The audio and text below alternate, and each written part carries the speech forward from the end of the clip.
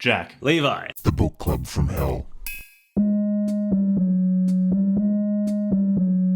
Hello everyone, this is Jeremy with the Book Club from Hell, and I'm the reanimated corpse of Terence McKenna, and I will wander the earth for 40 days and accost strangers, telling them all about the wonders of the hemp industry, before dissolving into a peace sign-shaped cloud of bong smoke. We have a very special guest today. Levi and my friend Edward has joined us for an Evola episode. That's right, Julius Evola is returning, and we have read his final major work, Ride the Tiger, a survival manual for the aristocrats of the soul, first published in 1961.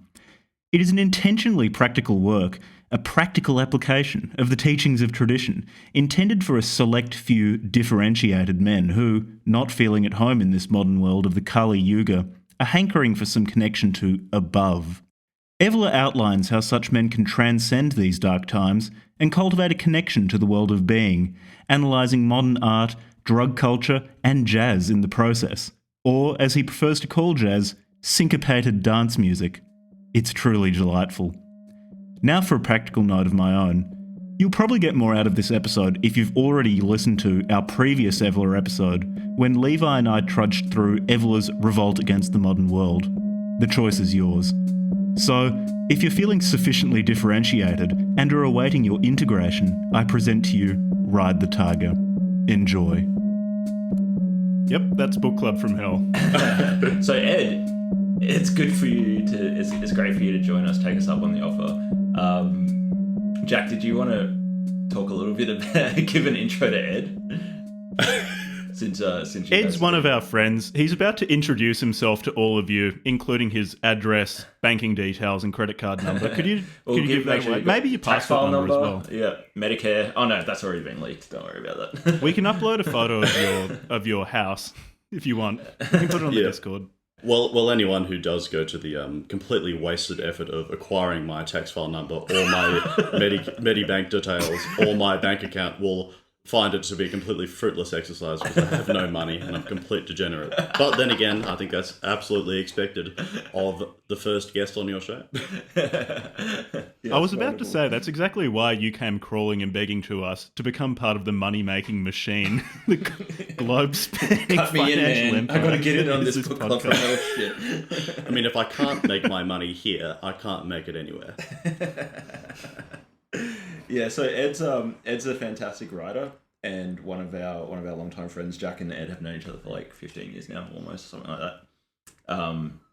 Yeah, so we're excited that Ed's coming on, and he's got a very similar sense of humour to us. So it's a good mix. Yeah, if Ed voluntarily read Evola, that probably is the most descriptive and instructive thing you could learn about him.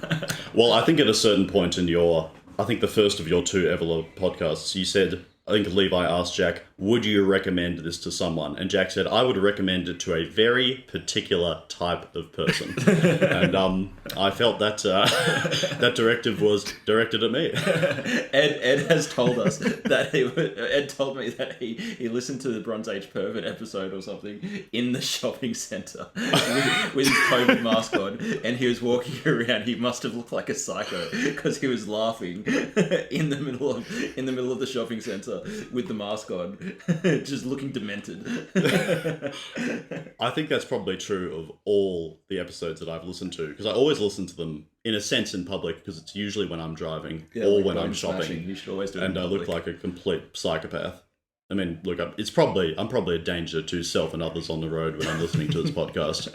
I did actually listen to the entire audiobook of I think in one weekend I listened to 36 hours combined of your podcast, punctuated by listening to the audiobook of Mike Marr's Harassment Architecture. And I was actually sitting outside. I was at a stoplight, and I had my windows down and Mike Marr's book blaring. And as I was doing it, I thought, should I turn this down, because he's currently saying something highly anti-Semitic? But then I thought, what would Mike Marr do? So I turned it up. That's a fantastic algorithm for life. What would Mike Marr do? What? Can we get one of those WWMD. fish stickers? You know, like the What Would Jesus Do stickers? But it's a Book Club from Hell and it's Mike Marr instead. Gothic violence dude on it. Yes, so it's an absolute pleasure to be joining the internet's two foremost anthropologists Anthropologists. or historians of unorthodox ideas. Yeah. Ed, could you tell us any of your intellectual influences that you that have had to... You mean aside from Julius Evola and aside Mike from Marr? Evola and Mike Marr, yeah. I mean, in a sense, I feel like listening. The point at which I started listening to this podcast was almost an intellectual year zero, where I could just put everything I'd learned in the past aside and only build a self up entirely constituted of very sound intellectual theories. More seriously, I'm not sure what intellectual credentials I have, if any, to be joining this podcast. But then again, I don't think you guys have many either. The so fewer that's the fine. better. The fewer the better, yeah. It's actually negatively correlated with performance. I guess one interesting thing I would say that in contrast to Jack and Levi, I come from an explicitly non-scientific background. So, Intentionally non-scientific. Intentionally Studied non-scientific. Chinese medicine. Yeah. Yes. Undergrad. Yeah. So I studied an arts degree. Ed's an SE5 practitioner. I don't know what that means. You will. In a few weeks, you will know what the SE5 is. I guess my formal credentials would include an arts degree, insofar as that's a credential, and a Juris Doctor, insofar as my having done it is a credential at all. I think it's more a condemnation of the University of Melbourne for having so certified me than anything else. Outside of that, I guess I write quite a lot. Well, no, I don't quite a lot. I've written a fair amount on politics and essays, columns for lamentably mainstream publications like Quadrant, The Spectator, The Australian, blah, blah, blah. I don't know. I guess my political views are probably the same as you guys, but you guys don't actually delve too much into your own. So, you know, I'll endeavour not to let my latent fascist sympathies bloom to full efflorescence. Yeah, no, it's good to have you. I've been looking forward to getting you on the podcast. I think you'll enjoy it. Cool. So I'll let you guys talk. Levi out. Leave it. Well, I'll ask questions every now and then, but I'm happy to chill. I didn't read this week's book. But you did read Revolt Against the Modern World. And I feel like Revolt Against the Modern World helped me a lot in understanding Ride the Tiger. Well, that At was least in some of the magnum parts. opus. When he started talking about the metaphysics of sex, then I definitely felt my lack of Evola knowledge on that one, because that seemed to be largely based on an Evola book that I haven't read. I am tempted to read that one, though. To dive further into the Evola-verse. Yeah, temptation to read more Evola is probably not something that I would say has resulted from my having read Ride the Tiger. It was an interesting experience. I think after listening to your two guys' Evola podcast, I can't say I listened to all of the second one, Jack talking to himself, because if Evola weren't disjointing enough, Jack just answering non-existent questions was even more disjointing. But I was excited. That was the best episode. That was the best episode. All of Jack's solid episodes are the best. I was excited by the prospect of reading Evola, and I'm also not one for reading any book longer than about 300 pages, and to be honest, I skimmed through a fair amount of this one. But this is a relatively short book, and at least from the title of it, a survival manual for aristocrats of the soul, I thought, well, this is a practical Evola, sort of the how to do traditionalism. So I thought that's would be an interesting place to start. But I By must Evola say standards, this is practical. This is extremely practical. I mean, it was reasonably easy to read in most parts, but also it just smacked of the sort of continental philosophy that I really had quite enough of in my arts degree. Although it was refreshingly right wing.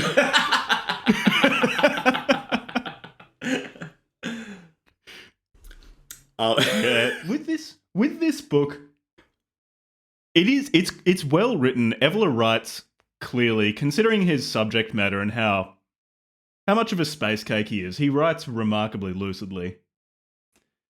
We can probably just go through chapter by chapter, almost, because each chapter builds on the subsequent chapter, in addition to his broader body of work, but I'm not covering the other 24 or 25 books that he wrote during his lifetime. Was this the last book he wrote? Well, I'm not sure. I was Actually, gonna I think ask you that's about that because this I think book was this was written the in last thing he wrote. it was written in 1960, and I think some of that historical experience must play into the actual tone of the book itself. Because what I was surprised about, or maybe I shouldn't have been surprised, but in the first chapter or two when he's introducing it, he's quite explicit, maybe more explicit than I would have gathered from your discussion of Revolt Against the Modern World, which I think was that pre-war. But it seemed that he'd completely removed himself from the possibility of any kind of political program existing today or then today. So, Jack, would you say that this book was that historical experience actually informs the Evola of 1960 as opposed to the Evola of Revolt Against the Modern World? Hard to say. Even in Revolt Against the Modern World, he seemed to mostly advocate for cultivating an internal life or an internal connection to above. I think is probably a more Evolian way of putting it, rather than trying to directly influence the politics of his day. I think Revolt Against the Modern World was post-war or post-World War II. Oh, was it? Right. And he definitely fell out of love, if he ever had been in love, with the fascist movements of Europe because he felt them to be insufficiently traditional, and had a real problem with what he described as materialistic totalitarianism rather than an organic empire. He was much more of a Holy Roman Empire kind of guy than a Nazi Germany man. Yeah, this book, what he ultimately seems to be advocating for is just dropping out of the world and cultivating a connection to a higher plane through. We'll get into how he says you should do it. I really want to stress, by Evola standards, this is remarkably practical. However, not a practical manual for any of us three, because he makes very clear from the first chapter that this is for a very particular type of person. I would say that it is extremely practical in the sense that you can judge its practicality by the title itself. Ride the Tiger, because this is not a title without a meaning. He opens up the first two chapters of the book by saying, at this point in time, in the Kali Yuga, there are sort of three approaches one might take. Let's assuming that the Kali Yuga is a tiger, a fairly nefarious animal. He says, you might be able to fight the tiger, you might be able to run away from the tiger, but being a man of practical wisdom, he says, the best option is in fact to ride the tiger, literally ride the tiger until that point in time at which it gets exhausted, falls down, and you can kill it. And so he says, analogously, we must ride the indefinite Kali Yuga until it gets tired, and then we can be the differentiated man, as he phrases it, can be in a position of opportunity to strike and kill. Yeah. I was really disappointed. I thought this would actually be a manual on circus tricks. I thought I'd be able to learn how to be the world's strongest man, ride tigers, walk the tightrope. But no, he just started talking about esotericism and all sorts of weird shit about fascism. I was very disappointed. I gave it 1 star on Amazon as a result. I just thought it was falsely advertised. Did you actually go into Amazon and give it a 1 star? I was hoping how to learn how to do a headstand. No, I bought this off Booktopia. I didn't get it on Amazon. I wonder what his estate is doing with this book sales.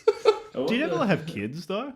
He complains a lot. We'll get to his section on having children. Many children. That would be consistent with his ideology, wouldn't it? To have had a harem. No. Childbearing. He explicitly women. says that you should not have kids at. Really, he was an second half of the antinatalist. book. Huh. Yeah. That's strange. I wouldn't have picked it. Well, I mean, he's an Italian. All right, Jack. So after the initial chapter or two, it opens up. It situates us in the Kali Yuga. He does say that one might seek to take a more practical, let's say, more active traditionalist practical posture in the hope that the Kali Yuga might die within the age might die within our lifetime, and therefore we'd be able to strike. But he says that this is not practical. Unlike the rest of his philosophy, this isn't practical. So,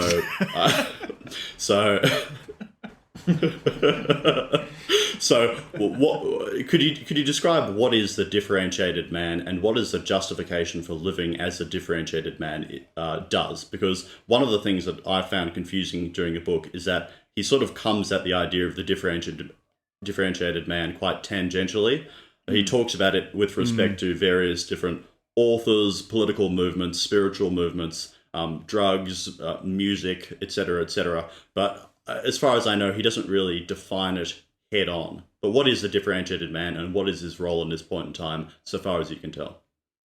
Yeah, so this book is written very explicitly for a particular type of person. Evola basically just gatekeeps almost everybody who reads it, or perhaps everybody who will pick it up, by saying this is only written for a particular type of person, and this is the only type of person who really is a good candidate for being a tiger rider, who might contemplate becoming a tiger rider without it being totally ridiculous.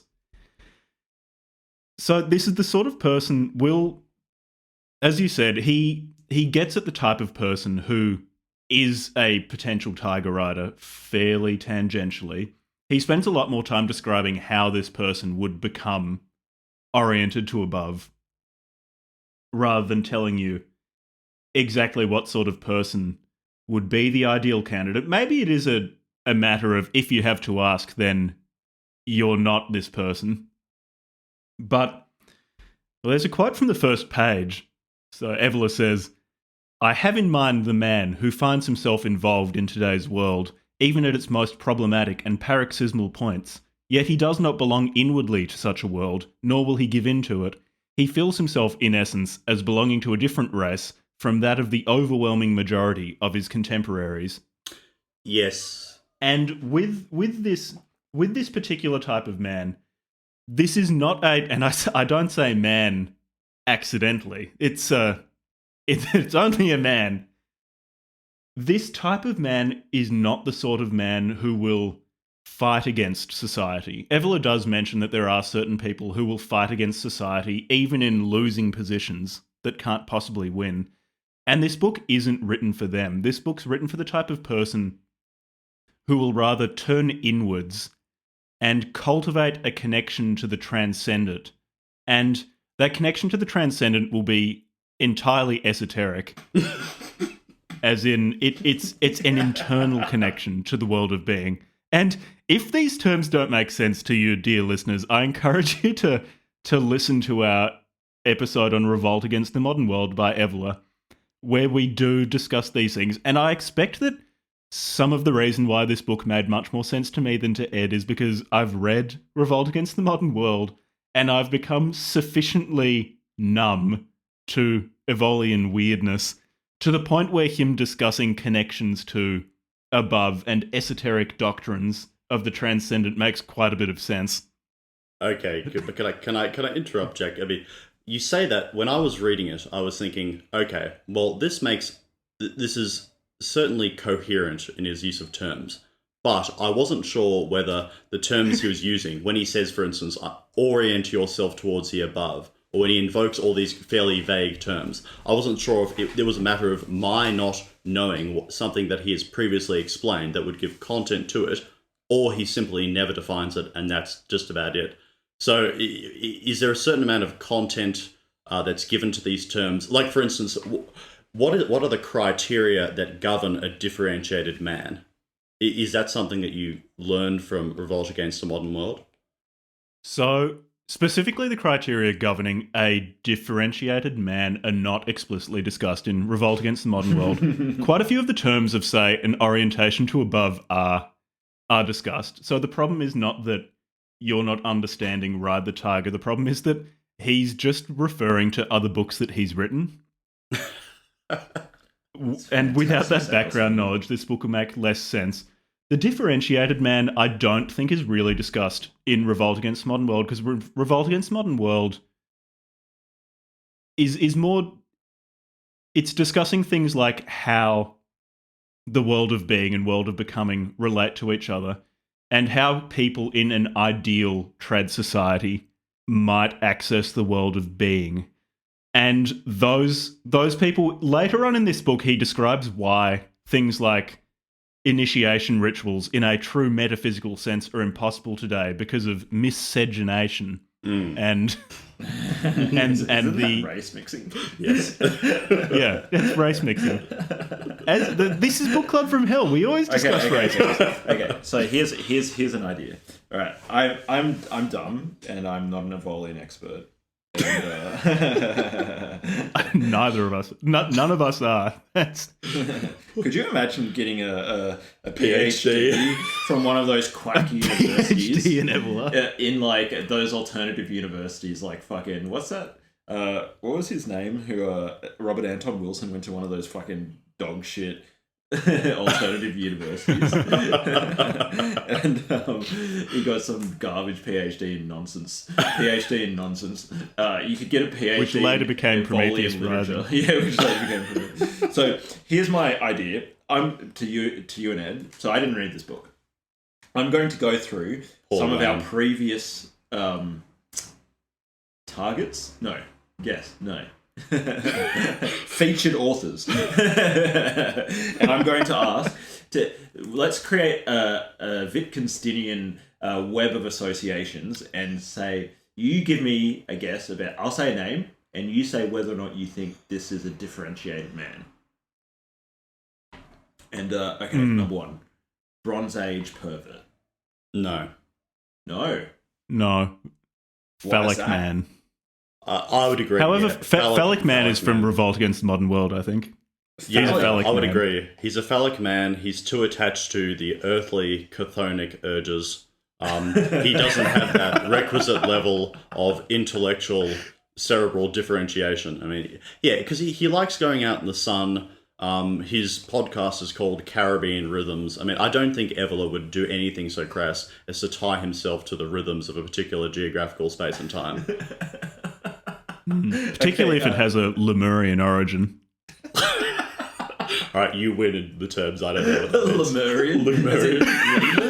As in, it's derived from. No, remember in Revolt Against the Modern monkeys? World, he gave like the Evola geography lesson where he talks about how so there was Hyperborea in the North Pole, Yes, I which remember Hyperborea. until they Atlantis. engaged in race mixing and it was knocked off the Earth's axis of rotation, was a really good spot.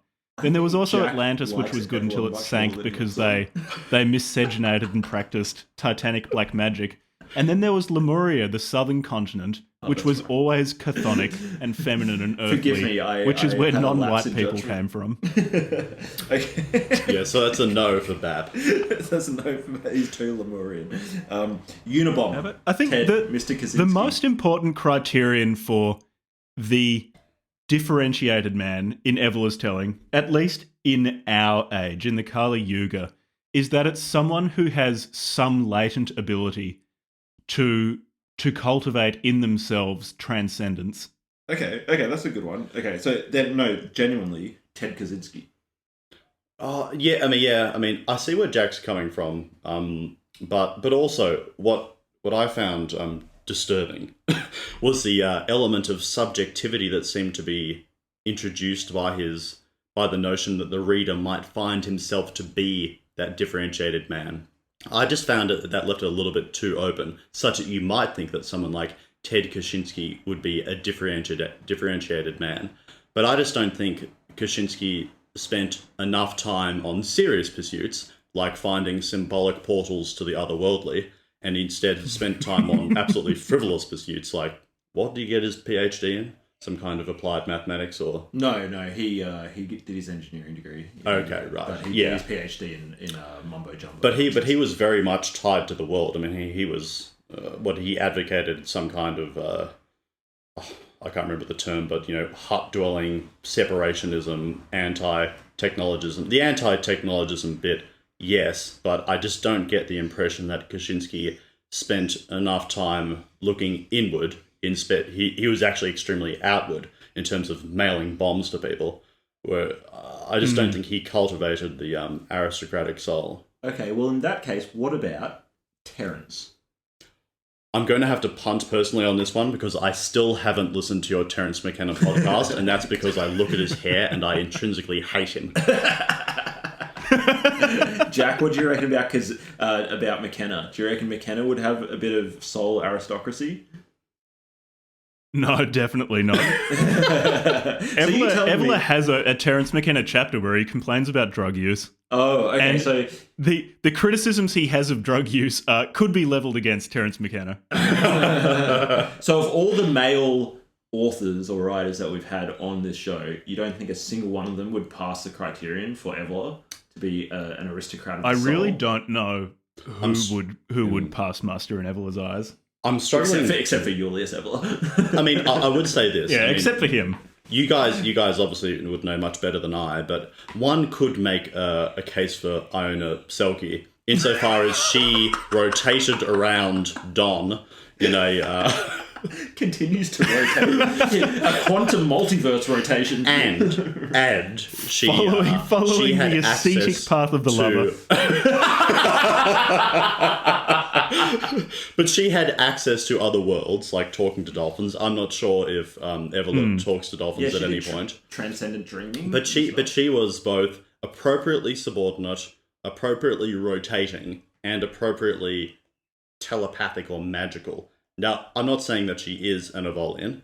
I don't think she would describe herself as an Evolian, at least so far as I can tell from what I've listened to. But she's, off the top of my head, that's one of the more plausible cases. I mean, I think there might be an intersection between those who appreciate her writing and those who appreciate Julius Evola's writing. That is a profound observation, Mr. So, Ed. Ilona Selka's main drawback in terms of being the Evolian differentiated man is that she's a woman. Her husband, however, Don Paris, PhD, might be our best candidate. But what if I would have put it to you this man. way, Jack? What if Don died and she threw herself on the funeral pyre? Would that make her the, if not a differentiated man, as ennobled as it is possible for a woman to get? Evola does, in this book as well, quite positively refer to the practice of sati, where Hindu widows would throw themselves on their husband's funeral pyre. So I imagine he would quite like that. So if Don Paris, PhD, were initiated in some way, if he were able to escape the second death, then Ilona Selka, in throwing herself on his funeral pyre, by following the ascetic path of the lover, would actually be ontologically transformed by Don's integrated, by his initiated substance of being. So, obviously, which would be quite special. That really would be something quite special. And can I ask you guys a question? We've not clarified at all what the differentiated man is. I was wondering, what is the Kali Yuga exactly, according to Evola? The Kali Yuga. I'm going to punt to Jack on this one because I'm actually blanking on the particular myth to which he's referring. It's the age of Kali, but she has some qualities, doesn't she? Yeah, most pertinently to Evola that she's female. So Evola subscribes to a cyclical view of history, where history always starts with a golden age, which is great. It's a world of tradition. It is where the world of becoming that we inhabit is in communication with the world of being.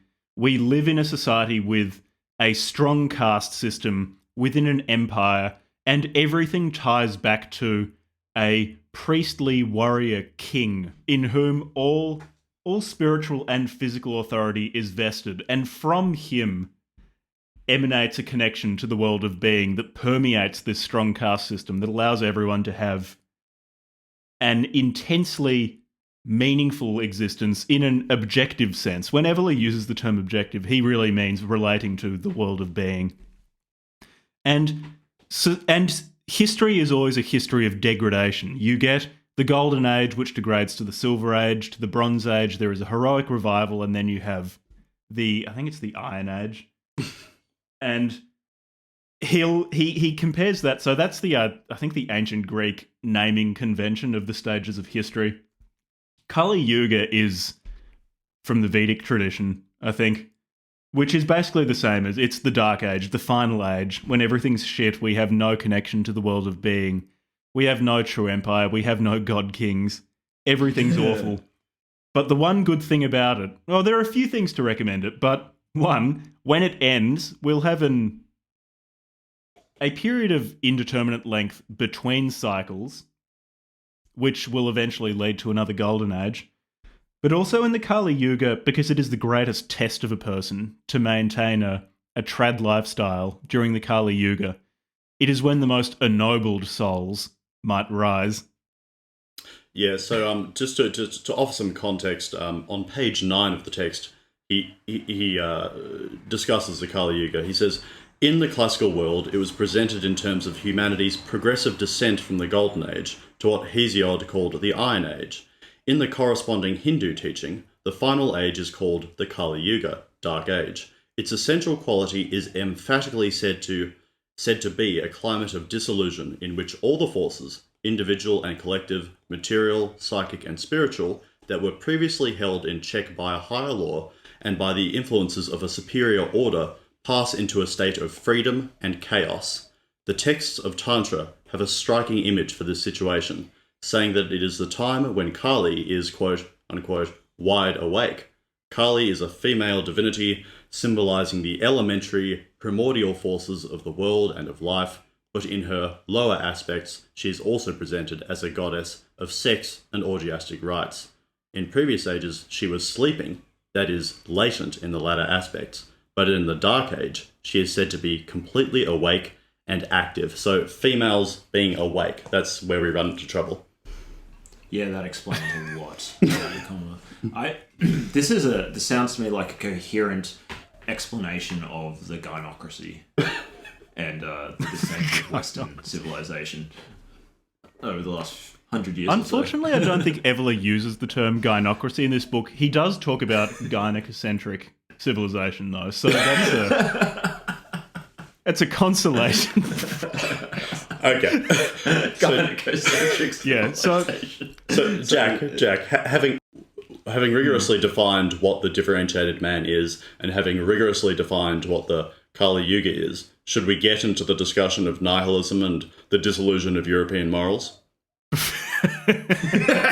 Before we do that, I just want to finish out this section of us offering a rambling preamble to the meat of the book by giving an overview of how he thinks one should conduct themselves in these final days, where he really advocates for stepping back from the world and letting the world burn itself out.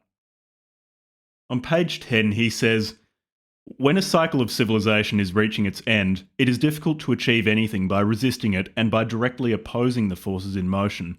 The current is too strong. One would be overwhelmed. The essential thing is not to let oneself be impressed by the omnipotence and apparent triumph of the forces of the epoch. These forces, devoid of connection with any higher principle, are in fact on a short chain. One should not become fixated on the present and on things at hand, but keep in view the conditions that may come about in the future. Thus the principle to follow could be that of letting the forces and processes of this epoch take their own course, while keeping oneself firm and ready to intervene when the tiger, which cannot leap on the person riding it, is tired of running. The Christian injunction, resist not evil, may have a similar meaning, if taken in a very particular way. One abandons direct action and retreats to a more internal position. Yes. And much of this book, is giving context to and practical advice for how to cultivate this esoteric internal position where a person today, even if they can't be metaphysically initiated like might have been possible in previous ages, they exist in some sort of posture with relation to above or the world of being, to a higher or objective world in Evola's eyes, such that events might transpire to allow them to become ontologically transformed. There are so many terms we're using here that if someone hasn't listened to the earlier episodes, will probably be really confusing. And I can't be bothered rehashing everything we talked about in the revolving. This is just Modern impetus World to go episode. back and listen to the first half of the of Revolt against the One World, or the This is second half as impetus well. to You can read listen to Evola's both. entire over. All 27 books or whatever. Read all of them. Did he really Anyway, write that as many? Ed Yeah, was- about 30 books. He wrote like 25 or 26 books or something. He wrote a lot. The guy didn't die soon enough. Yeah, so the next chapter is part 2, In the World Where God is Dead, European Nihilism, the Dissolution of Morals. This part I actually quite enjoyed. Most of this is a discussion of nature. And it's quite fun because it's a combination of actually quite a clear description of some of nature's philosophical beliefs, some criticisms of nature, and then combined with Evolian wackiness. So if someone finds nature interesting, I'd recommend European Nihilism, the Dissolution of Morals in Ride the Tiger. It's quite fun for a particular person. Yes. Now, just for our audience, Levi has left the room, having chaperoned me into the august cultural world of the book club from hell. So, so it's just me and Jack from here on in. So, Jack, he talks about he makes lots of reference to nature, and he seems to take as his point of departure the notion that God is dead, which I think every single liberal arts undergraduate will be familiar with.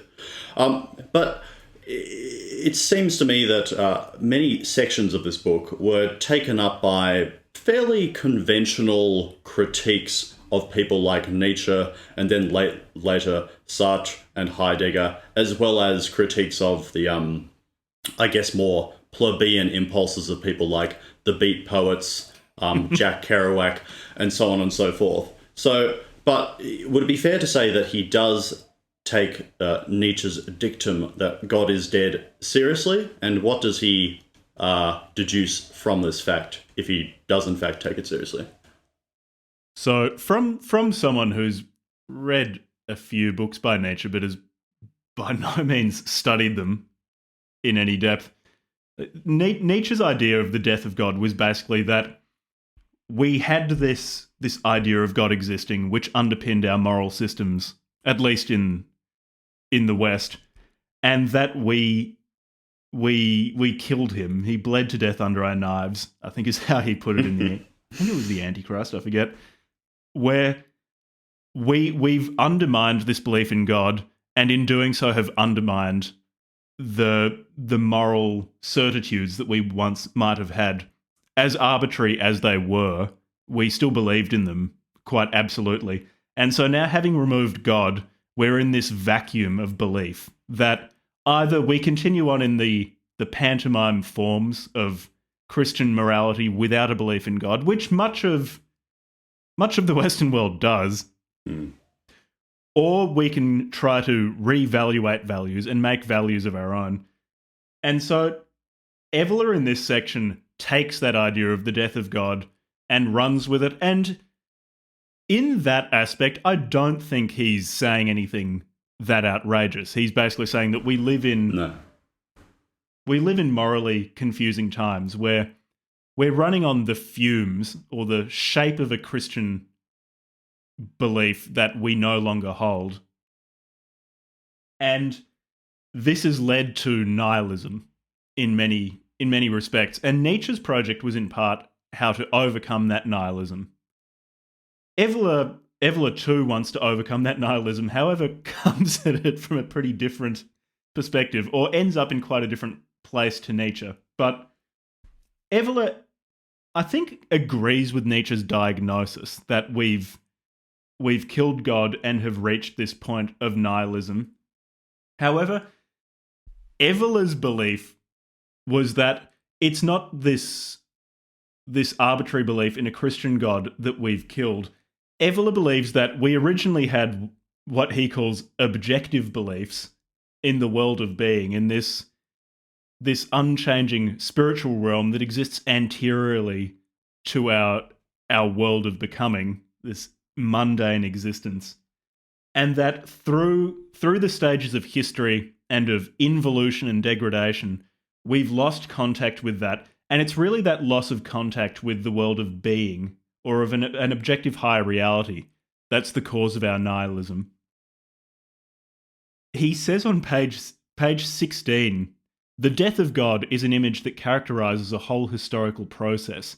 The phrase expresses unbelief turned to a daily reality, a desacralization of existence, and a total rift with the world of tradition that, beginning in the West at about the period of the Renaissance and humanism, has increasingly assumed the character of an obvious and irreversible state of affairs for present-day humanity. Yes, I think it's interesting that you brought that up, because I was about to ask, whether or not he views Nietzsche's dictum that God is dead as the culmination of a much earlier lapse into degradation, because obviously the sort of God that Nietzsche was referring to is more of a theistic God, or at least I would historically assume so. Whereas Evola would surely think that we had removed ourselves from the higher things at a much earlier point.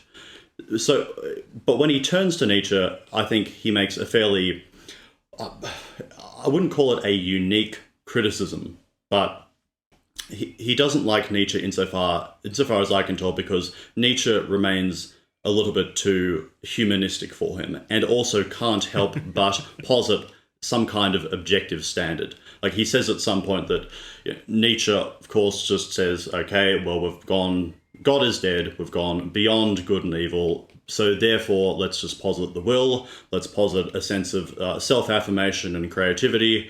But Evola says, if you don't have any objective standard of good and evil, or any standard by which to measure anything, you may as well posit anything as you might posit Nietzsche's idea of the will to power. So am I reading that correctly? Is that his sort of point of departure from Nietzsche? Because I think he makes more or less the same criticism about existentialism in general, and Sartre and so on and so forth, for quite a few chapters. Yeah, I think that's the basic outline of his disagreement with Nietzsche. His basic disagreement with every philosopher that he disagrees with in this book, with the exception of René Guénon, is that these people don't acknowledge that there is this underlying reality anterior to our world that happens to be shaped in exactly the way that Evola says it's shaped, and he doesn't really give you a reason to agree or disagree with that. Somewhat like Nietzsche, actually. Nietzsche tended to just say stuff, and if you agreed, it was great, and if you disagreed, then you didn't really have anything. But insofar as anybody doesn't agree that there is this Evolian world of being that we've lost contact with through these 4 stages of a degrading history, and that access to this world of being is only available to very particular people, to differentiated men who through we'll get to living beyond good and evil, which is a necessary condition for becoming an integrated man from the differentiated man. And through testing oneself and achieving ontological fracture to become this differentiated man, you can get some sort of access to this world, but imperfect. Evola's disagreement with many philosophers is basically, you don't subscribe to my cosmology or to my structure of the universe that I've just decided, and therefore you're wrong. He'll make quite reasonable criticisms of them, but at their core, and the further along these criticisms go, the more and more arbitrary the criticisms get. Yeah, so to actually put some meat on the bones of that, for instance, in the chapter from the precursors of nihilism to the lost youth and the protest movement, what are the kinds of, I think anyone in the audience would probably assume the kinds of criticisms he's going to make, but could you talk about what are the criticisms that he makes of the protest movement, or rather, why is the protest movement happening at this point in time, 1960, post-war, and why is it symptomatic of this particular stage of the Kali Yuga? This is a theme in Revolt Against the Modern World. He describes our current historiography of hailing things like individual freedoms, democracy as an involution. I think he calls it shipwreck euphoria or something like that. That something terrible is happening. We're losing connection, or have totally severed our connection to this higher spiritual Evolian reality. And instead of recognizing this to be the tragedy that it is, we are such degraded human beings. He calls us traumatized, that we see it to be a good thing. And protest movements, or people thinking that protest movements are a good thing, is degenerate because those protest movements want degenerate aims, and the people supporting those movements are degenerate because they support those degenerate protest movements. And all of these things are really taking place in this vacuum of meaning. We on some level all recognize that we don't have this spiritual objective link anymore, and so are scrabbling for any sort of meaning that we can rustle up. It's just these things don't help. It says on page 20, he says, Evola doesn't help, or protests don't help. Levi's back. No, Evola helps. It's just all of the other stuff we've come up with. He says, religion is the opium of the people, and now economics is the opium. Oh no, he was quoting Hemingway. He quoted Hemingway saying, in this Hemingway novel, I forget which one, I think it was a short story. He says, religion is the opium of the people, and now economics is the opium of the people, along with patriotism. What about sexual intercourse? Was that an opium of the people? But drink was a sovereign opium of the people. Oh, an excellent opium. Although some prefer the radio, another opium of the people, a cheap one. So we've come up with all of these opiums, and so much of this book is describing what he always puts in inverted commas as a crisis of something, a crisis of morality, a sexual crisis, a crisis of marriage. And all of these crises are bourgeois crises. They're the bourgeois world being in trouble. So when people talk about marriages falling apart, he says, well, actually, this isn't a true crisis, or not a crisis that is universal. It's more the degradation of the modern world, of the bourgeois world, because traditional marriage hasn't existed for a long time, and so what is now in crisis doesn't matter at all. Yes, yeah. So he is quite sure to he makes sure the reader knows that we can't pretend that we can return to the world of yesterday in terms of embracing traditional in the conventional sense, not the capital T sense. We can't embrace traditional values of yesterday, bourgeois values, return to Christian marriage or Catholic marriage or anything like that. He says, no, that's all illusory. But it seems to me, I was quite impressed that he did actually have the contemporary range to refer to lots of people, at least I was familiar with, like Jack Kerouac, Allen Ginsberg, Henry Miller, Norman Podhoretz, the neoconservative critic. But at the end of the chapter, he does just pretty much say all of these are symptoms of the same fundamental trauma, and he sort of just checks them off as if he's checking off a list of what is completely obvious. So he closes and he says, "It is not necessary to dwell any further on these testimonies of a traumatized existence, nor on those whom one might call the martyrs of modern progress. As I have said, all that interests us here is their value as symptomatic indices of the times. The forms mentioned here have also degenerated into extravagant and ephemeral fashions, but there is no denying the causal and necessary connection that unites them to the world where God is dead, and no substitute has yet been found for him. When these forms pass, others of the same type will certainly crop up, according to circumstances, until the present cycle is exhausted." So it seems to me that, at least for the first half of this book, he examines all these contemporary movements as more or less symptoms of the same thing, and he sort of traces it back through Nietzsche and Heidegger and so forth. But does that gel with your reading of it, Jack, or am I missing something essential that he says in these opening chapters? Yeah, I think that's right. At least, well, I think that's right. Insofar as I'm able to understand Evola, I think that's right.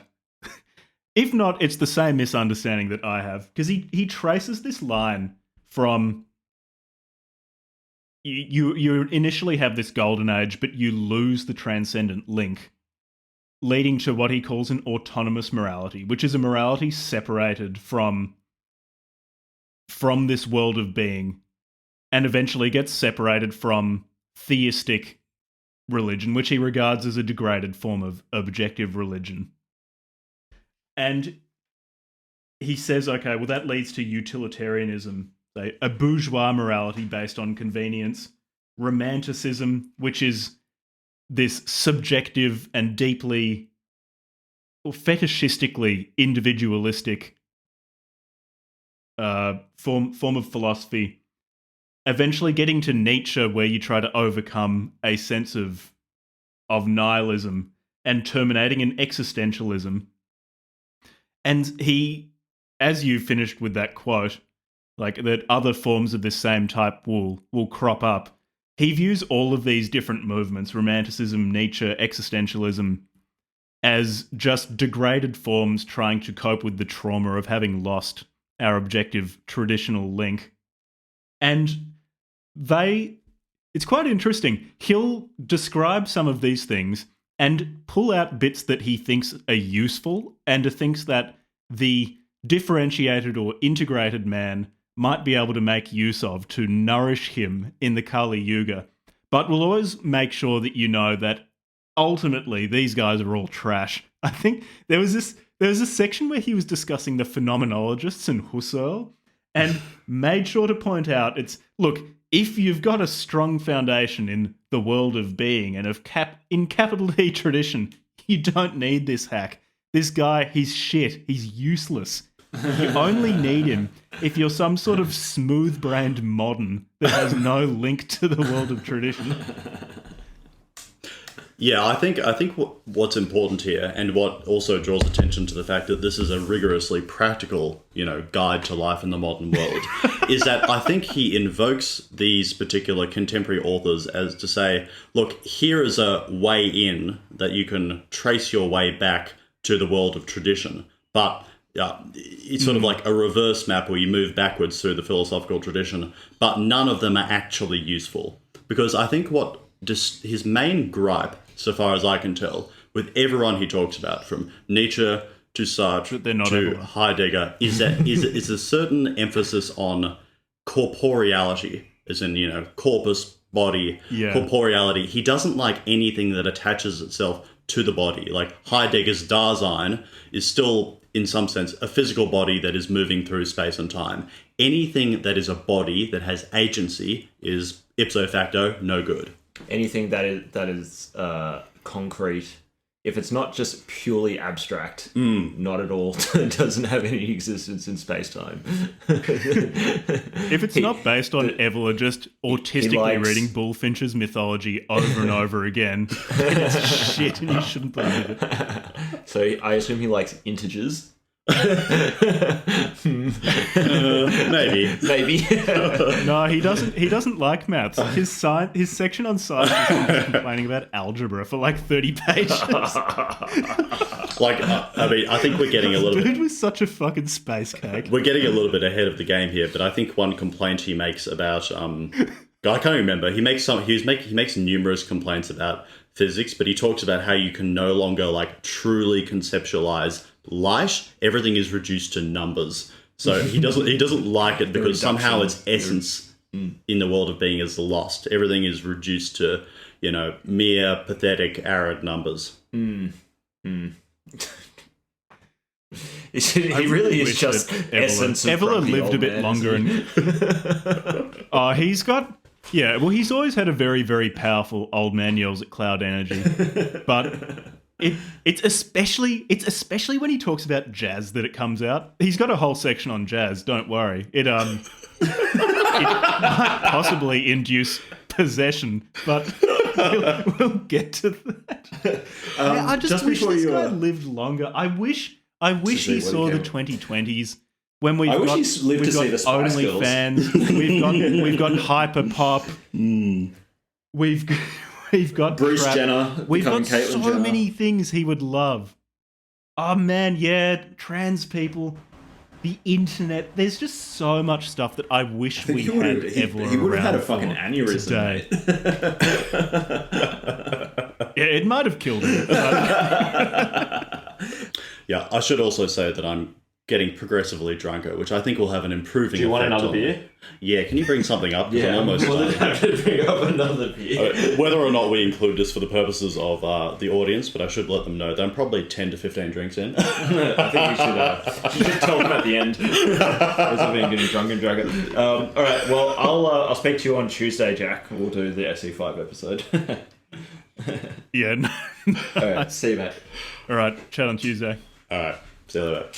It is interesting that you're saying you're getting drunk, Ed, because I've been asked, on the Discord, someone asked if Levi and I had been taking drugs, like getting stoned or something like that for some of the episodes, and seemed quite surprised when we said we hadn't. So you're the first intoxicated guest, or first intoxicated presenter on Book Club from Hell.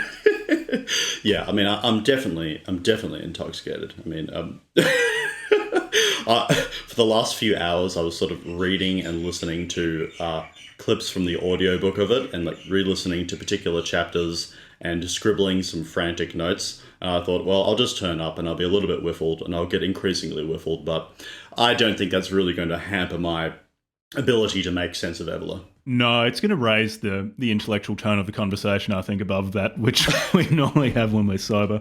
Okay, so I feel like we could take forever to get through this book, but in part two, in the world where God is dead... Let's get to the idea of being beyond good and evil. Yeah, okay. So, I mean, but do you want to put a sort of a full stop on either in the world where God is dead, part two, or just cut through part three, the dead end of existentialism? Let's jump up. How about 6, active nihilism, nature? Yeah. Because he's got this bit before about the protest movement and the socioeconomic myth and things like that. And those are just more variations on a theme of, say, with our socioeconomic myth, it's just another mistaken, idiot modern form of historiography where we view social problems throughout history to have their basis in socioeconomic factors, which, of course, any sensible person will understand to be entirely wrong, because it's an entirely corporeal explanation of the world. It makes no reference to inner transcendence, and a priori is wrong because of that. I mean, do I even need to say this? No, you don't. It's obvious to any thinking human being. So, all right. So there are a few chapters here which are actually useful. They're like real world, real shit useful, where he starts giving you what I read this book for, about how obviously I'm a differentiated man. I knew this when I picked up the book. It says, it describes itself as a survival manual for the aristocrats of the soul. I thought that and thought, fuck, Jack, that's you. That's me. That's Cutbo to a T. And sorry, Jack to a T. That's me. And so, what are some of the things that this admittedly vaguely defined differentiated man, the raw material, the clay that will be molded into the integrated man, can do to become this integrated man? Well, one of the first things is he takes Nietzsche's idea of going beyond good and evil, mostly expounded in Nietzsche's work, Beyond Good and Evil. I actually read that too, so I feel like I should be able to explain it. I hope I can. So, this idea of going beyond good and evil is a natural continuation of the idea that God's dead. So, we've killed the Christian God by just not believing in it anymore. In Evola's telling, yes, we've just disposed of another dissolute, involuted distortion of true objective morality, or a true objective way of acting, because Evola bristles at the term morality, despite actually being quite normative later in the book in how you should act. He, like everyone who complains about morality, manages to slip in their own morals or how they think you should behave under some silly guise. I mean, if they're the right ones, though. Yeah, if they're the right one. Yeah, naturally, if they agree with the person stating them, then that's ultimately the test of truth, is if I agree with them. So, I mean, I agree with all my beliefs, and I don't think that's a coincidence. There's some deeper reasoning behind it. Which is probably what Evola, if you pushed him, wouldn't have said, but it's what I want him to have said. It's what I'm imputing to him. Anyway, what was I even talking about? I just wanted to interject there. I mean, in one sense, we can be dismissive and vulgar and say, well, he's just one of those people that asserts something to be the case and because it's what he happens to believe to be true. But he is someone that has a proper orientation towards being, an upward orientation towards being. So he does actually posit an objective criteria for us taking him at his word. Because if I were to say to you, well, look, Jack, I believe X, Y, and Z, you would be well within your rights to say, Ed, fuck off. But if you apprehended that I had an orientation of being that was upward looking and transcendent, you would take me at my word because it's just true. So I think he's defensible on that score. Yeah, when you have a potently polar symbol rotating above your head, like a swastika or a black sun, then you know you can trust a person. In this book, actually, he didn't talk about swastikas, which I was a bit disappointed about, because his long sections in Revolt Against the Modern World, where he talks about how the swastika is actually really cool, was just... it was so delightful, just the justifications he gave for why swastikas are actually really good. But if people want to hear why Evola really, really liked swastikas, listen to our Revolt Against the Modern World episode. Anyway, so with Nietzsche, so you kill God, you develop a nihilism. He's got these stages of nihilism where you realize God is dead, that this foundation for your beliefs didn't exist, and you can't go back. You can't convince yourself that it exists again. This is a one-way valve. And then you've got this tragic phase of nihilism where you try to see nihilism as a strength. You believe you act like a teenager who's read half of a Camus novel or something like that, and decide that it's a measure of your strength to see how far you can go without a meaning to things, or for how long you can bear to live in a meaningless world. It's almost like a reverse speed run. You see how long you can survive in some sort of state. Then eventually, you proclaim yourself to be a god, to prove yourself worthy of having killed God. I've always thought that was a bit of mental jujitsu, but look, fine. That's a lot of Nietzsche anyway, as he just says stuff. Mostly, I think, because it sounded quite strident, which is not necessarily a precondition for me agreeing to something. But this isn't an episode on Nietzsche. The validity of a point of view can be measured against its stridency. I think Nietzsche said, "I'm not a man, I'm dynamite," as quite a positive thing. God, he was a fuckwit. I enjoy reading his books, but don't necessarily agree with all of them. Like Evola. I mean, I found Evola, so I don't need to agree with him. Yeah, you have gone beyond good and evil and found the world of tradition. And so that's exactly it. Once you've gone and reached this stage of nihilism, what do you do? So you can do all sorts of things. You can be an existentialist and feel condemned to be free and take this freedom as a massive burden. And it is, at least in Evola and Nietzsche's telling, a form of freedom in that you're living now without morals. You can do whatever you want, but also nothing you do really means anything. Yeah. And so what Nietzsche said, and why Nietzsche claimed to be the first man in Europe to have overcome nihilism, was that he said, okay, well, if there are no morals, or no morals based on a dead god, or ones that at least you can believe in, then you create your own. You DIY your own ethical system. And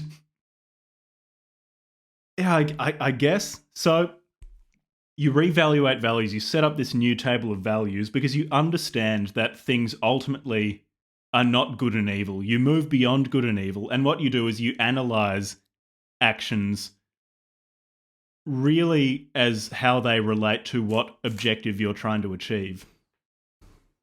And you view them almost as natural processes, so you don't regard something like sunlight as good or evil, it's simply a fact. And in a similar sense, you view actions as simply facts that you're not imputing or not ascribing a Christian good or evil value to, because these acts are simply facts, objective facts, and exist as beyond good and evil.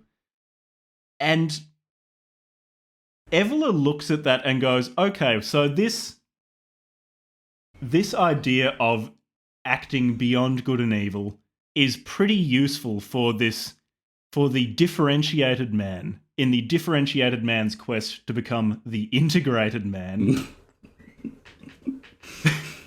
Integrated. And the integrated man. He was looking at differential and integral calculus. It's highly unlikely given how much he complained about that. Yes. But I mean, it would be. But what he says though is that the problem with Nietzsche is that it really is a reduction to pure egoism, and I think that's where his overarching view of that Evola is acorporeal, whereas Nietzsche and his successors are still trapped in the prism of corporeality. So the problem is that you can posit your own values if you want. You can engage in a transvaluation of morals and so on and so forth. But that really doesn't mean anything to anyone or anything outside of yourself. So it's really just a dead end. And I think it follows that the same kind of dead end arises in Sartre and so on and so forth. Exactly. So, I mean, this is exactly what Victoria Police told me when I was caught putting kilograms of LSD in the Melbourne water supply. I said to them, listen, you're all nihilists living in the ghost of your dead god. And you look at me, I am the Ubermensch. I've reevaluated values, and the transvaluation of my values have led me to conclude that what Melbourne needs, what the second largest city in Australia needs, is a potent hallucinogen in the water supply. And look, the senior constable on duty was a fellow differentiated man and took me aside and said, all right, listen, I'll let you off on this one. You're exonerated. Just don't do it again. And it's exactly it. When everything collapses into an individual subjectivity, then how are you meant to convince anyone else that putting LSD in the water supply was a good idea? You can't really. And I suppose Nietzsche would say, well, it doesn't matter. Evola, however, makes quite an interesting criticism of Nietzsche when he says that with these revaluations of values, the only thing that can really distinguish them is how effective they are at imprinting themselves upon the world. And Nietzsche made extensive criticisms of Christianity and of Christians as being people who tried to hold back these supermen or overmen, the people who'd reevaluated values. And Evola points out, well, isn't Christianity just another arbitrary moral system that is in some way outcompeting these supermen because it is holding them back? Because we should probably talk about the will to power. This is turning into a Nietzsche episode. Give us a quick précis on the will to power. All right, so all transcendent values, higher truths, so on, are interpreted as functions of life for the Nietzschean Superman, the Ubermensch who's reevaluating his own values and becoming the meaning of this world or the justification for his own existence. Okay, and so the essence of life is will to power. This is one of the things that Nietzsche's just decided. Where does he get this from? Okay, so I don't fucking know. This is just typical Nietzsche he might have gotten along with that. Actually, no, they wouldn't have gotten along at all. I don't think so. Okay, so intellectual bedfellow of Evola's, insofar as Nietzsche just made up shit and then just said, if you don't agree with me, you're a fucking idiot. That's not a direct quote, but I'm paraphrasing. So he does a similar thing to Evola, where he just says, okay, the essence of life is will to power. What's will to power? Well, Arthur Schopenhauer, I think Schopenhauer was writing slightly before Nietzsche. I'm not sure if they were contemporaneous, but he basically said the fundamental Schopenhauer driver influenced Nietzsche. I'm pretty sure it's true. Because what was the equivalent to will to power? All I really remember of Schopenhauer is reading a section of Schopenhauer where he told me he says, "Don't read books, learn by living." And it's like, well, what the fuck do you have to offer me then, Arthur? Don't read books. Books are dumb. Written in a book. It's these continental philosophers. There's a certain amount of continental penis envy for the man of action. It's like, don't read the book while you're writing a book. Go, I am dynamite. You're like, no, you're not. You're just a completely unprepossessing little philologist. Just shut up and go back to your nerdy pursuits. You're just a professor of philology he was at Basel University or something. Then he got cucked by his best friend. Did he? I think it was he was in love with some. Okay, so I preface all of this by saying I read a Wikipedia article on Nietzsche's life probably years ago, and my memory already resembles Swiss cheese. So don't listen to me. I'm an idiot, but I vaguely remember that Nietzsche was in love with a woman and she ended up shacking up with his best friend. And then he lost his mind to neurosyphilis and and hugged horses. I think one could profitably define a Nietzschean as someone who has been cucked by reality. I don't even know what that phrase means, but it's so evocative that I can't help but agree. It was what you were saying before. It's the true truth value of any statement is really to be measured by how stridently it's expressed. You don't need to worry about these stupid things, these details like internal consistency, relevance to the real world. No, it's all about how stridently someone says something. But it must be said that Evola does actually have something to say here, because he is very against the notion of subjective responses playing any part in either how you receive something or how you act upon the world. I mean, because I think one of his criticisms of not only Nietzsche, but basically everyone, is that they still are imprisoned within the notion of concepts like good and sin. And I think at some point he says, no, there is an objective world of tradition that transcends us, and it's better to say, rather than someone has sinned or someone has acted well, is to say that they have acted correctly or in error, insofar as it corresponds with the upper transcendent realm. Was I? Oh, did I even finish talking about what the... No, sorry, we were... Superman. What was I saying? Anyway, I said something about... Nietzsche said that the essence of life is the will to power, and we then started shitting on Nietzsche. It was definitely a dumber man than both of us. Especially me after 15 drinks. As you were. Anyway, so... Because all transcendent values are functions of life, and the essence of life is the will to power, and the Superman is this being who can wield the will to power. The Superman, in some sense, is an expression of the will to power. They make this will to power the foundation of their being, and so they can create new values, and so new functions of life, and therefore functions of will to power. They're making values. They're going well beyond good and evil. But this leads us to this criticism he made of Nietzsche's antagonism to Christianity. That on page 39, he says, "Now, it is obvious that in function of a mere will to power, all distinctions vanish, There are no more supermen or sheepmen, neither affirmers nor negators of life.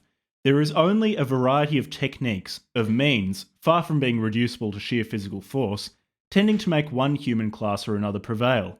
Means that are indiscriminately called good in proportion to their success.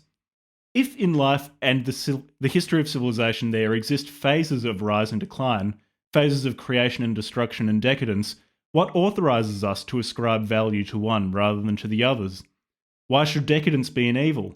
If it is all life and all justifiable in terms of life, if this is truly taken in its irrational, naked reality, outside any theology or teleology as nature would have wished, even anti-nature and violence against life enter into it. Once again, all firm ground gives way. As an aside, one of Nietzsche's criticisms of Christianity is that it's violence against life, that it makes people... It prevents people from living this full, unrestrained Dionysian existence because they're doing something silly like restraining themselves in anticipation of being judged by God in the afterlife. St. Peter won't let them into heaven. Yeah, that's definitely true because it's also a point where Nietzsche and Evola might agree because they're mutual admirers of Islam in contrast to Christianity. I mean, Islam being a much more worldly religion, being much more focused on domination rather than, as you say, submissively trying to prepare your soul for the afterlife. Yeah. So Evola's taken from Nietzsche this idea of acting beyond good and evil. And while obviously Evola has some problems with the particulars of how Nietzsche derived what is admittedly something of an arbitrary system, Evola, fortunately, for the practical man, this is practical aristocratic advice for the practical aristocrat of the soul. Evola removes Nietzsche's arbitrariness from this idea of going beyond good and evil and inserts his own. He's swapped out the arbitrariness for an arbitrariness that he agrees with because it's his idea. It's a fixed arbitrariness, not a relative arbitrariness, though. It's got that to be said for it. No. It's objective arbitrariness. What Evola gets to is, so for your prospective tiger rider, for your differentiated but unintegrated man. What the fuck is an integrated man? This is practical. 7 things you want. For your practically 7 inclined. things you've never known about the integrated man. We're too afraid to ask. It'll be like a pop-up or something like that when you're browsing reputable websites. Like, one crazy trick to make you into an integrated man. I mean, I would click that tab. And that crazy trick is being oneself. Just be yourself, bro. This is... Well, as Levi has previously said, this is ripe material for a self-help guru, In a volume self-help guru. Sorry, I interrupted. We can be interrupting each other over and over again.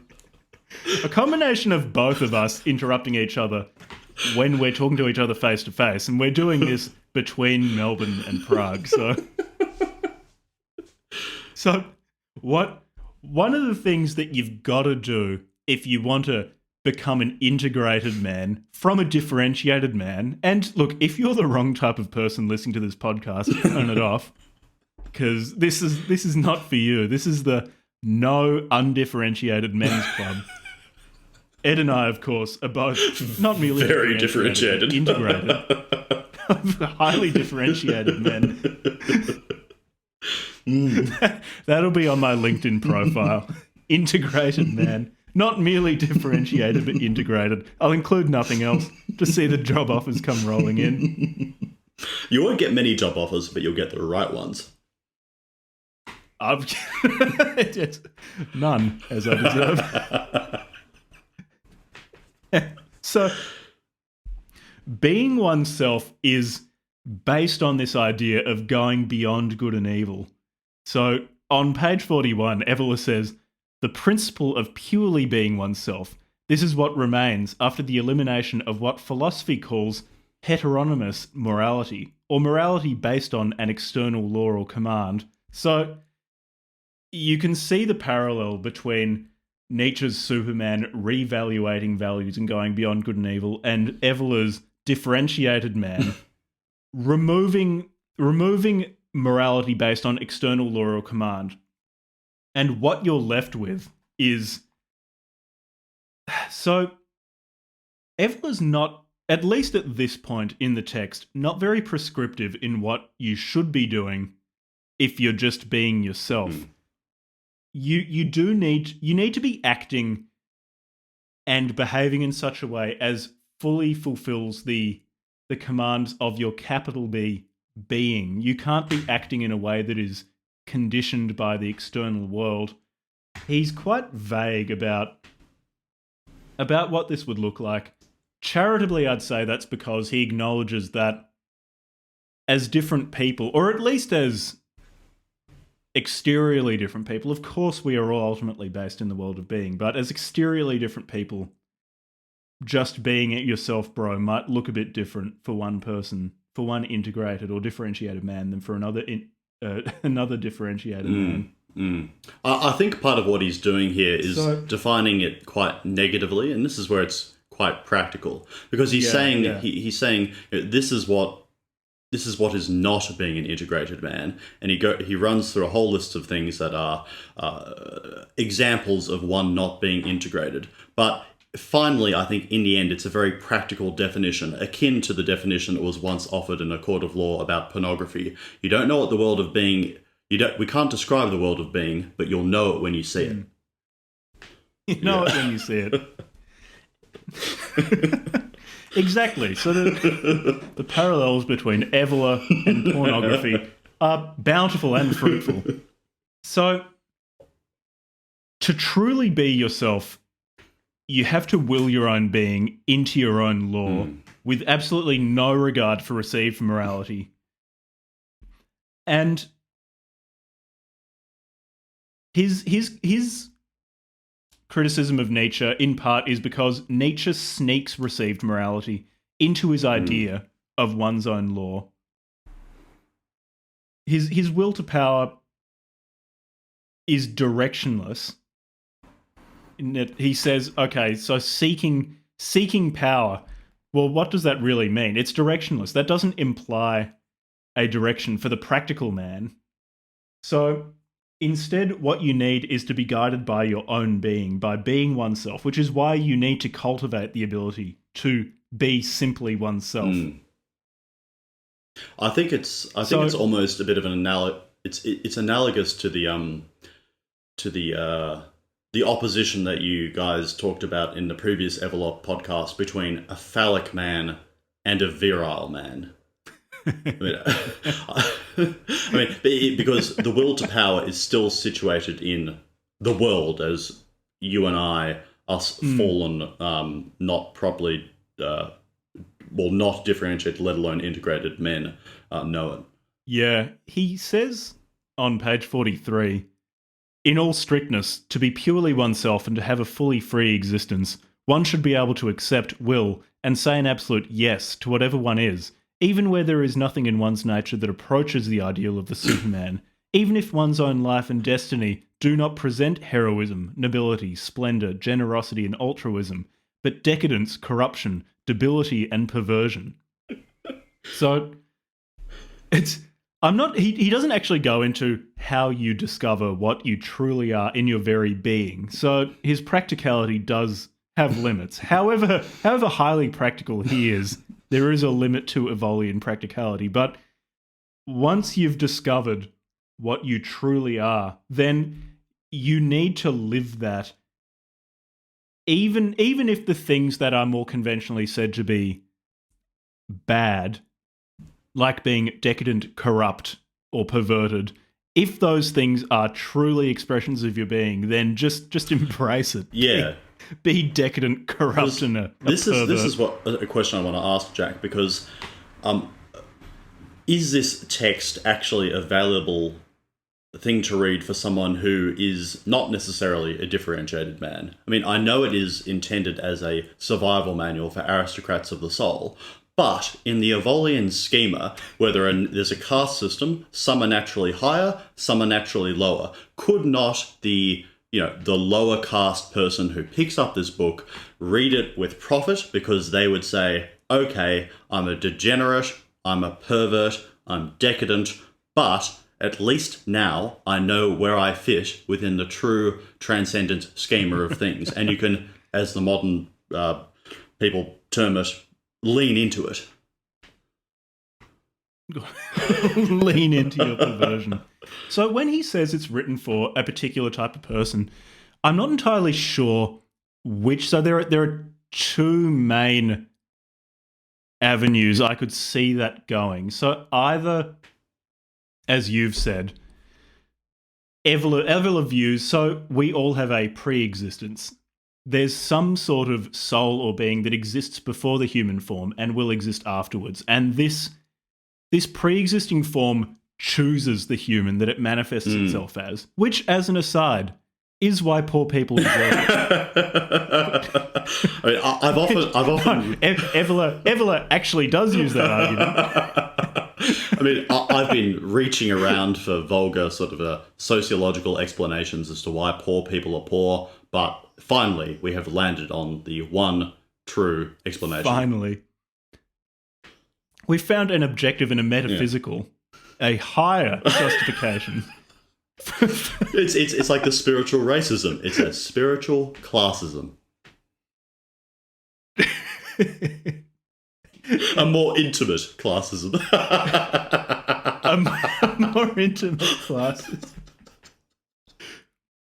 So either you, so even you might be, your pre-existence, your pre-existing soul might have chosen to be utterly plebeian in this life, but you might be the right person to read this book in the sense that, yes, while you are lower in that hierarchy, you have enough self-insight to understand your place in the order of things, and therefore you're the right person to be reading this book. And in just being yourself, you'll become a lowly worm that is aware that it's a lowly worm and behaves as such.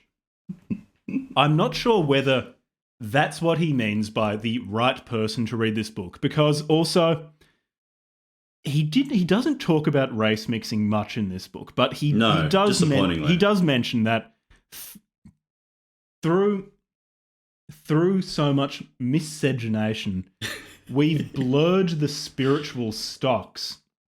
Because originally the spiritual stocks were much more pure, that someone was born and through the breeding of only the spiritually correct people with other spiritually compatible people, maintained a spiritual position within a spiritual hierarchy. So someone might have been born to a priestly caste, someone might have been born to the warrior caste, someone might have been born to the plebeian caste, and their natures were pure because they were not spiritually race mixed.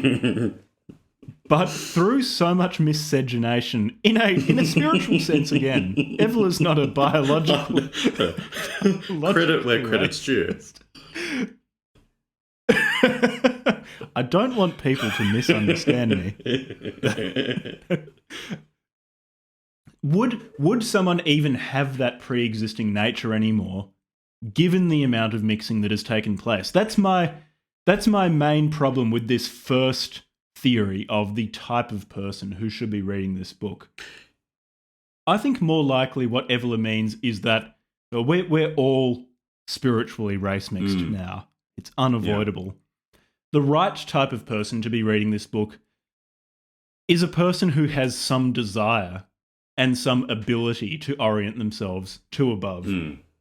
And these sort of people still do exist. They're just very degraded compared to what the Hyperboreans or the Atlanteans were dealing with before they miscegenated and practiced Titanic black magic to make Atlantis sink. Yeah, so I guess if we were to put sort of a crude narrative form on it, I mean, we might be lower spiritually miscegenated products, but if we can ride the tiger for long enough until it dies, at least however low and base we are, we might be able to start or begin the road back, such that perhaps we can reinvigorate a progress towards a more spiritually pure person. I mean, I don't think any reader of this... Oh, I just found... I found a bit of practical advice for the practical differentiated man. So, page 61, Evola, empirical. He's practical. So, once one has discovered through experiment which of one's manifold tendencies is the central one sets about identifying it with one's will, stabilizing it and organizing all one's secondary or divergent tendencies around it. This is what it means to give oneself a law, one's own law. Okay, so I think we might have just put this issue to bed. Evola is practical. Page 61 of the Inner Traditions edition of Evola's Ride the Tiger, that's it. It's of Ride the Tiger. That is where you get practical advice. So you've got to experiment. Leave yourself open. Go on a gap year. Find yourself. When you're in a youth hostel in Budapest and the other people sharing your bunk room ask you, "Oh, so what brought you here? Why are you backpacking around Europe?" You go, "I'm here to find myself.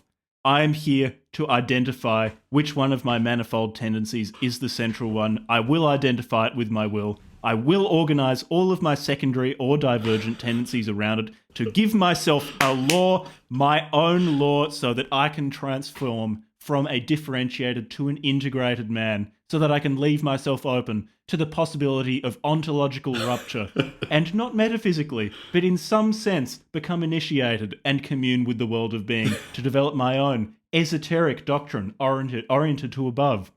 At this point, they're backing away and say, "You're scaring me. I'm calling the police." No. But I think that actually could have an ennobling effect on those around you. So, for instance, everyone at least imagines hostels and backpacker places to be hotbeds of sexual transgression and all this kind of thing.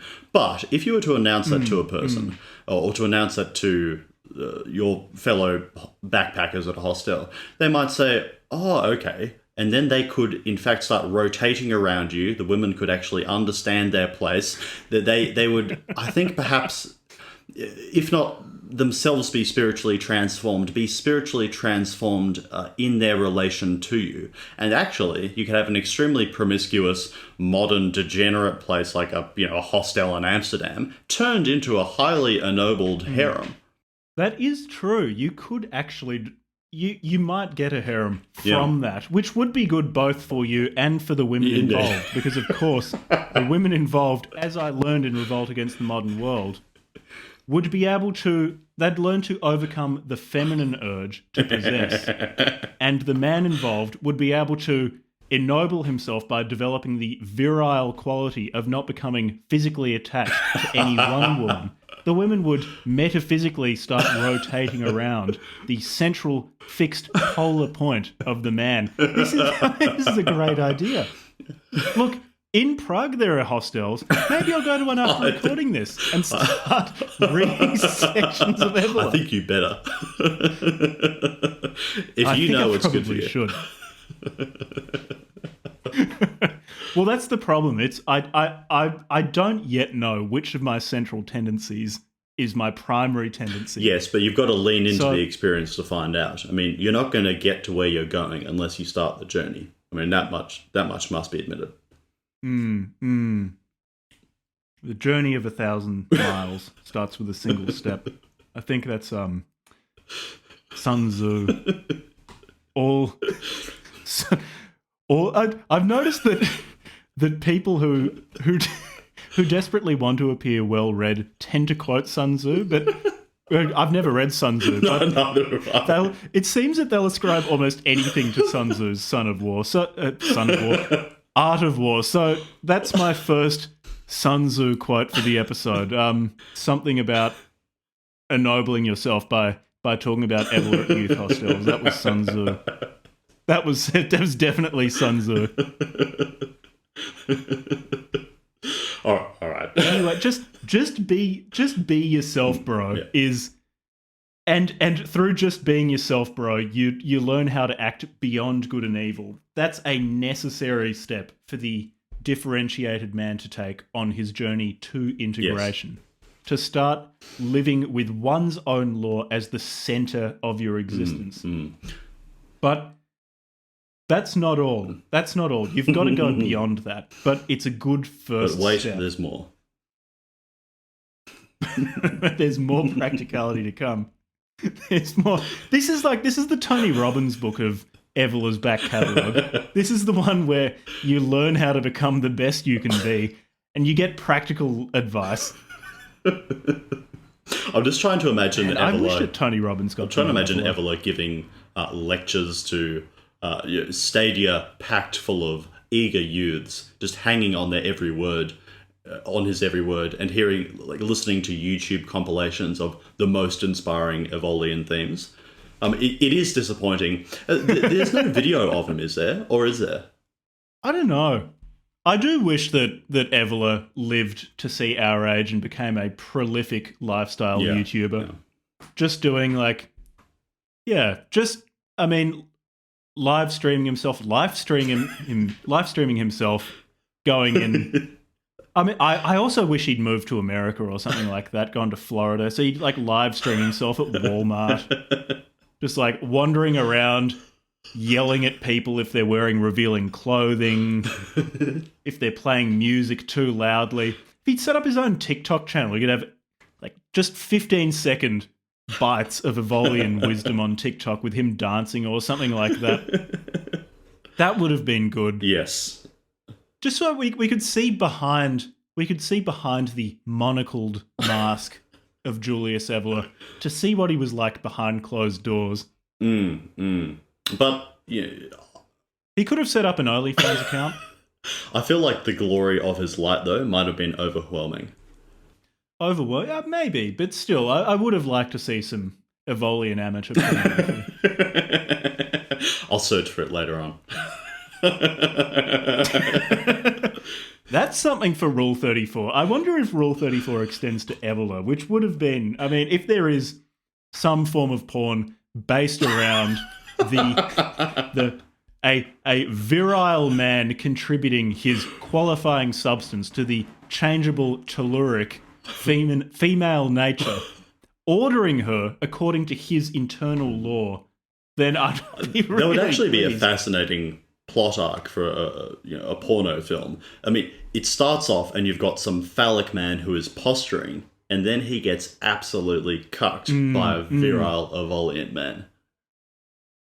Evolian, who is able to perform the magic as a function of his connection to the world of being. He impresses this woman by performing rites. And if you thought they liked big dick, she can sense that it is having an effect, that these rites are impressing a triumphal seal upon an entity within the world of being, bringing this entity under the virile man's control, but at the same time nourishing this entity. Yeah. She says to him, "I would love to have your spiritual children." And it would be and he says, Get the fuck away from me, bitch. You're of the wrong caste.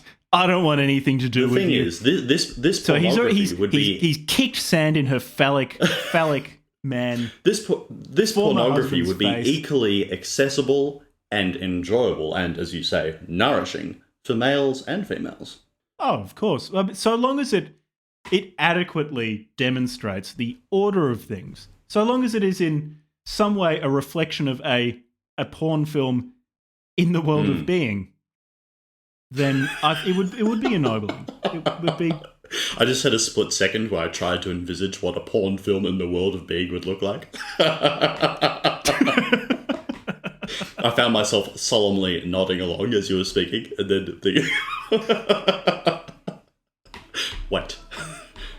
Unfortunately, it probably is something that is beyond the ken of people like us. I mean, I've never been initiated. It's not possible. No, it's in our age, unfortunately. But if there's someone that is able to be initiated, has the requisite noble stock, I don't know him. I haven't met him. But as you and Levi routinely say, if you're out there and you're listening to this, give us a buzz. Give us a buzz. Tell me what transcendent world of being porn's like. Okay, now we should probably return to the themes of the book. So, is there anything more to say? I thought the whole book was about porn. This book is about everything. That's the problem with it. You can come at it from any angle you like, and it is has complete explanatory power for every phenomena you can come across. It's a unified field theory of life.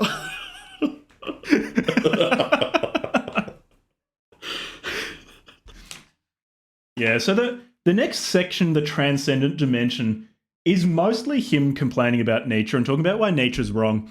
I enjoyed this section, but it ultimately doesn't tell us much about what the practical man should be doing. And for people who want to read Evolian criticism of nature or of Sartre, etc., I recommend reading this book, but I think most listeners are actually interested in the practical Evolian advice for how they can live their lives according to their own law, and eventually according to a transcendent law that goes beyond themselves. Yeah, that's something I want to ask, though. I mean, at what point is the connection made between finding your own law and finding the transcendent law? Is it that the inward-looking self is a precondition to finding the transcendent law? Where is that connective tissue?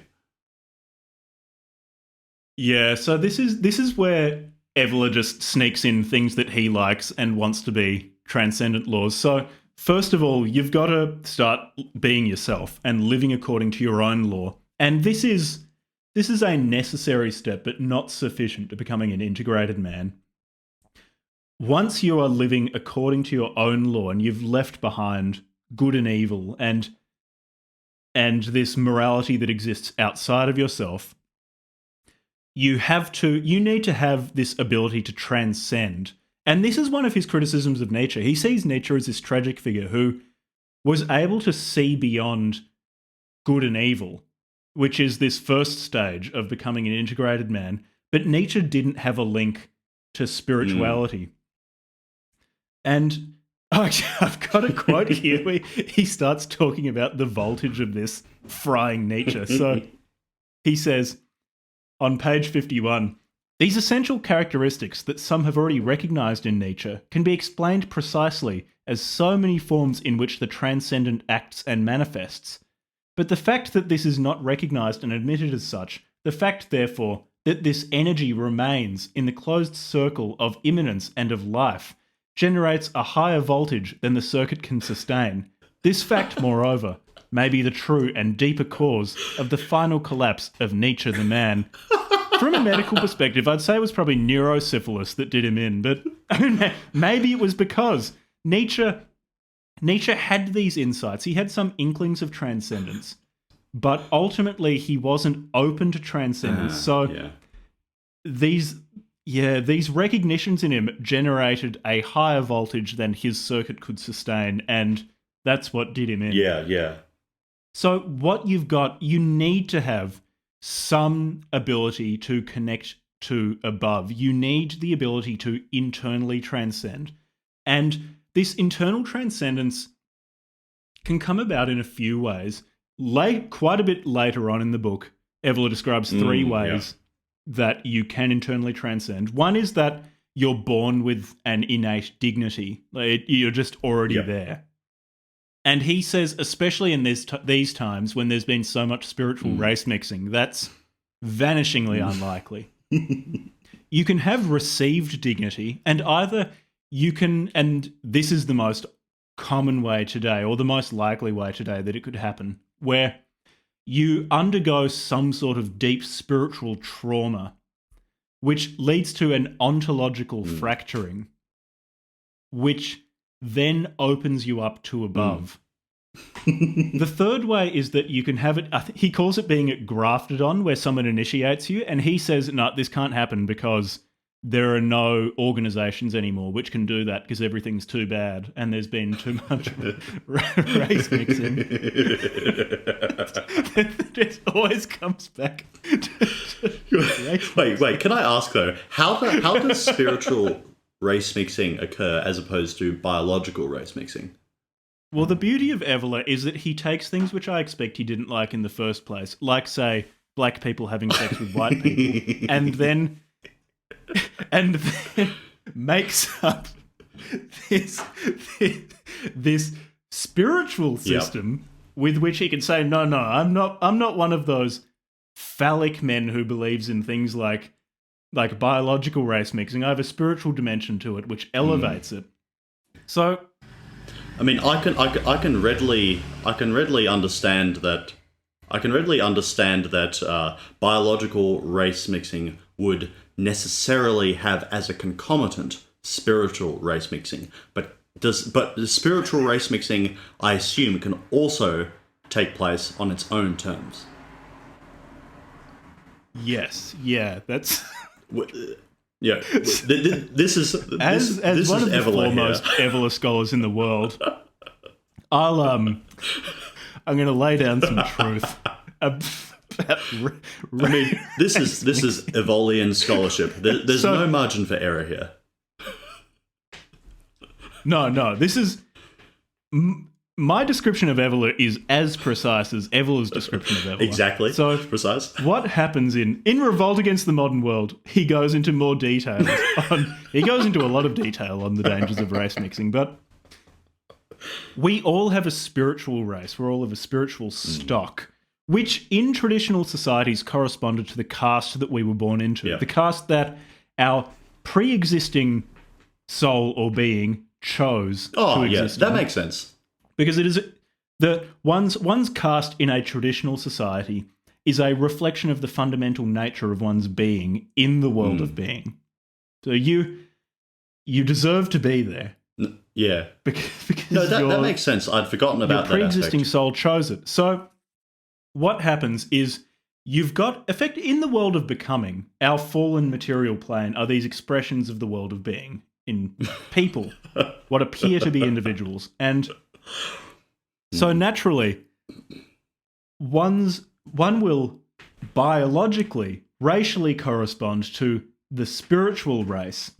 And so, yes, if people of two different biological races have a child, that entails a spiritual race mixing as well. This is why I say I expect that Evola just didn't like people of different races having children together.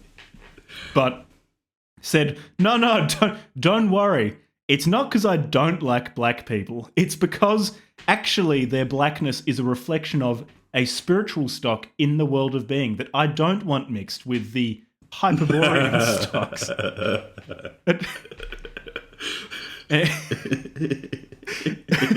Whenever you use the term Hyperborean, I just love it. It's like being surprised by truth.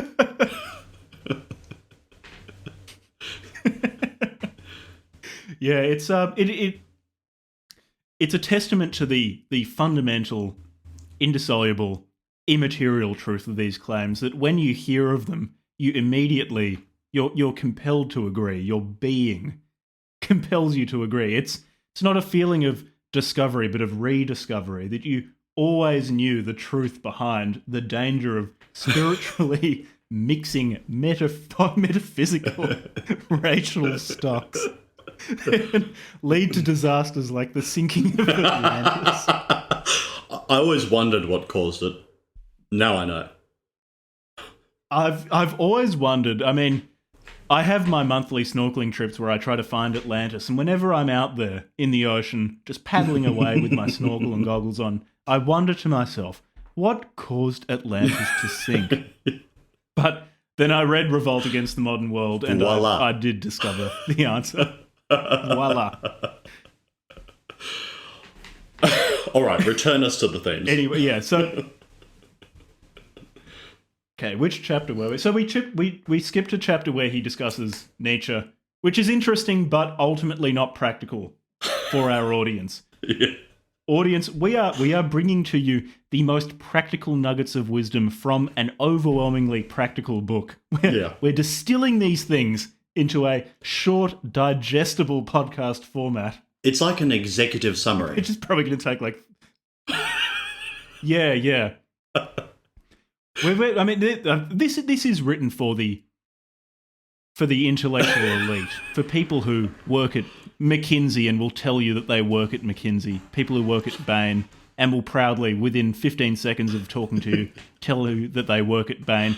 This is for people like them. This is for the people who insist on anything written on the internet tells you how many minutes precisely it takes them to read, because they have such busy schedules that, well, if this article on the 5 things you need to know about the FTX meltdown takes me 3 minutes instead of 2 minutes to read, that I can't fit it into my busy schedule. This is for those people. This podcast on Julius Evola on how to become an integrated man. Because is for that there type are busy of person. people out there. There are people leading busy lives, or investment bankers and so on and so forth, but they want to know how spiritual racism or how spiritual miscegenation occurs and why it's bad. And this is where they'll find that information in their busy schedules. Yeah. Exactly. I mean, McKinsey, as we speak, are writing one of the famed McKinsey reports on spiritual race mixing and miscegenation. Yeah. And look, I've been asked to advise for them. I'm not sure if I'm allowed to say this or not. I've signed an NDA. I'll take this part out of the podcast, but I am consulting there on the Evolian view of spiritual racism. And I've got to say, look, they've got some good people there, but none of them know their Evola like I do. When you're good, you're good. I'm just being myself. This is my central tendency that I'm organising my subordinate tendencies around. My knowledge of Evola. Precisely. Okay. Are we done with Nietzsche? Or are there final words to be said on Nietzsche? There are a few things to be said about Nietzsche still, that he's taken a few concepts of Nietzsche. I think what we should bear in mind for this book is that Evola is very well read, and what he's doing is he's taking bits of the philosophies of people in the modern world that the integrated or the differentiated man in his quest to become integrated can learn from. And that's part of Evola's practicality, is he acknowledges that none of us grew up in a trad society. And so some of the more traditional forms we might find confusing. So he's taking forms of the modern world that a modern man might understand and be able to incorporate into his own life to become integrated. It's a gentle introduction. The practicality of this book is overwhelming at times. Yeah. So what was he saying? Yeah, so Nietzsche's case, tragic case, instructive case. It's a warning that even if you cannot live according to your own internal moral code, you can reevaluate your own values. If you can't connect to above and transcend, then that'll do you in. It'll short circuit you. Yeah. So beyond Nietzsche, if we move on to Sartre and Heidegger and so forth, are there essential things that we need to cover here, or is it more or less an elaboration of the same things? Because it was my impression that mutatis mutandis, there were sort of different criticisms, but they were more or less the same in the end. Or am I wrong? Yeah, I didn't take too many notes on the existentialists section because I think it almost could have been totally cut apart from the discussion of Heidegger's Dasein, or I don't know how to pronounce it. Well, yeah, Dasein, it's just being there, isn't it? That's a translation. Yeah, no, fucking Heideggerian. That cunt just made up so many fucking words and wouldn't tell you what they meant. Anyway, this isn't a podcast on me complaining about Heidegger. This is a podcast on Evola complaining about Heidegger. Yes. before we leave Nietzsche behind totally, there are a few things that are important to understand from the Nietzsche section that will come up later. So I've got a bunch of quotes. Please. Yeah, so some quotes to clarify some of his points. So this one is about making your own law. So on page 62, he says, with the recognition of one's own nature and the making of one's own law, this problem, and as an aside, the existential problem, is only resolved partially on the formal plane. That is the plane of determination, or, if one prefers, individuation, which furnishes one with an adequate base for controlling one's conduct in any circumstances. But this plane has no transparency for one who wants to get to the bottom of things. Absolute meaning is not yet to be found therein. So, is what we were saying before about, say in the case of Nietzsche, he, on the formal plane, or the individual plane, was able to start acting beyond good and evil, but that plane is not enough. You actually need to get deeper. And once you get deeper, you actually start behaving according to values that, funnily enough, Evola really likes.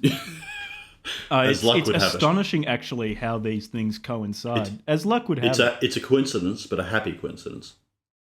Yeah, so he goes on to say, it is then that he must undergo the second degree of self-proving, which is like an experimental proof of the presence within him, in greater or lesser measure, of the higher dimension of transcendence. This is the unconditioned nucleus that in life does not belong to life's sphere, but to that of being. So, through an ontological fracture, you come to commune with being. You develop this inner transcendence, and that is what ultimately will inform your conduct. You've moved beyond this point.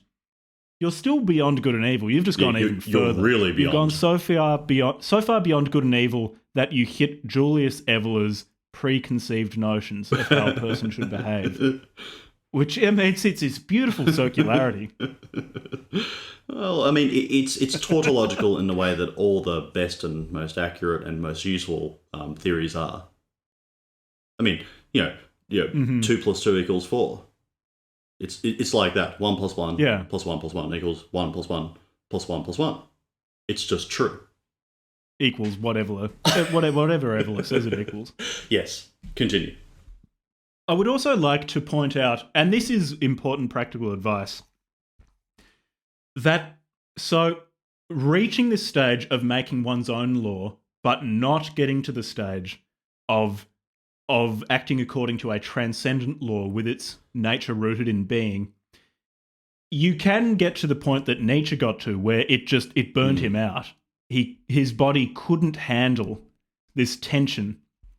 Another danger is possession, though. If you don't develop a relationship with the metaphysical, with the world of being, you can become possessed. He says on page 63, this unity with the transcendent is also the condition for preventing the process of self-unification from taking a regressive path.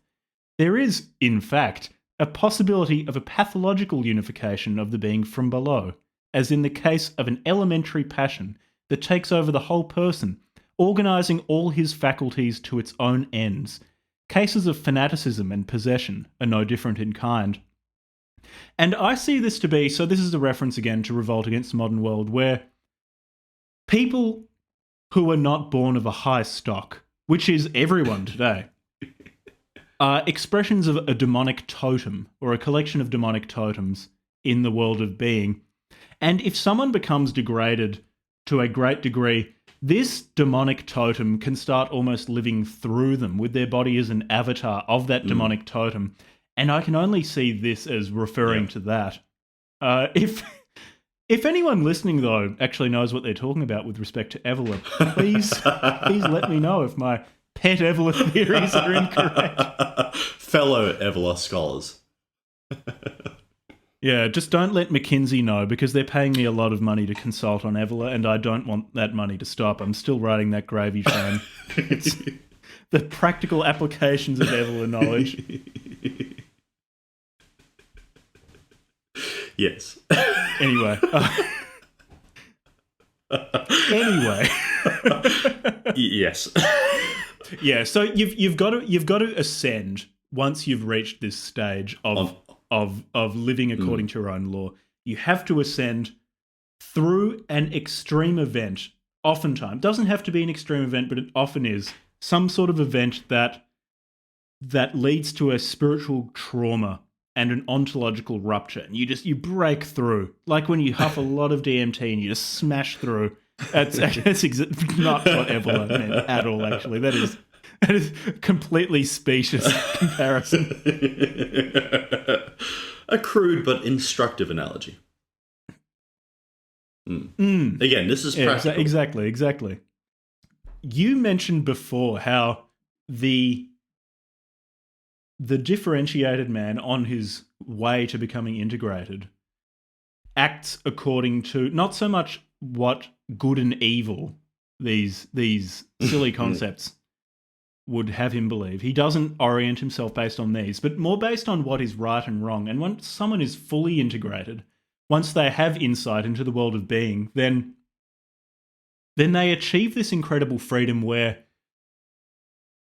they will behave in such a way as to fulfill some sort of objective of theirs, and they no longer consider their actions in terms of right and wrong, but in terms of error. Is my action going to direct me towards my goal or away from my goal? So Evola says on page 71, pure action does not mean blind action. The rule is to care nothing for the consequences to the shifting individualistic feelings, but not in ignorance of the objective conditions that action must take into account in order to be as perfect as possible, and so as not to be doomed to failure from the start. One may not succeed, that is secondary, but it should not be owing to defective knowledge of everything concerning the conditions of efficacy, which generally comprise causality, the relations of cause to effect, and the law of concordant actions and reactions. So you define your actions as correct or incorrect with relation to this transcendently ordained objective that you've divined by integrating yourself.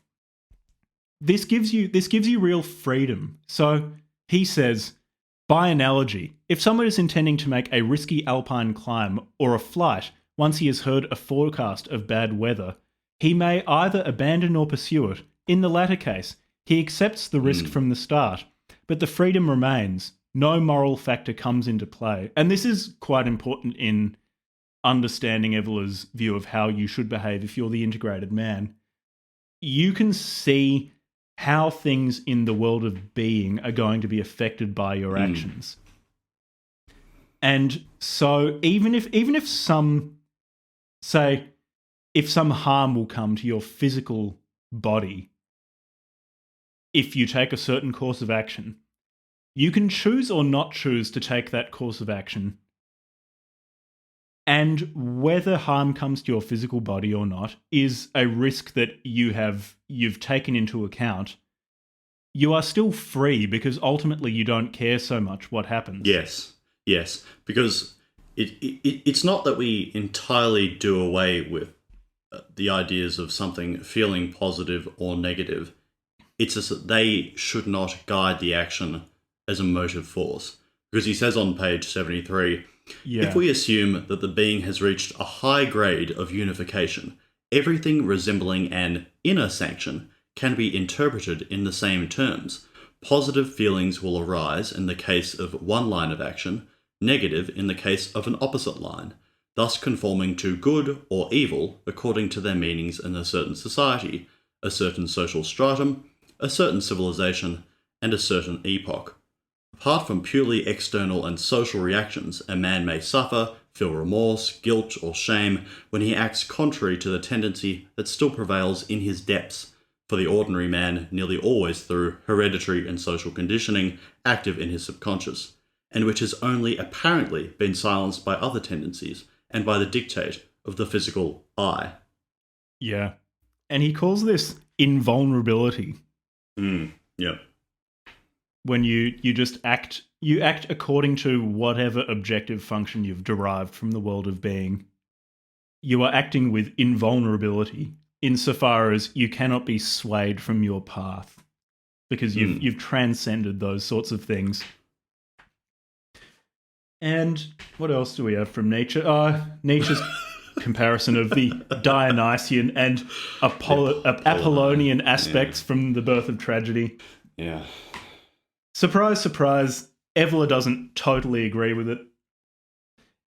Evola's got this particular state that he says the integrated man should have. He calls it a form of lucid inebriation. Yeah. That's and great. It's this openness to experience that Nietzsche's Dionysian person would have. This openness to any sort of experience. However, he saw Nietzsche's description of the Dionysian man as not something to be aimed for because that Dionysian man is ultimately earthly and spiritual and not acting according to a higher law.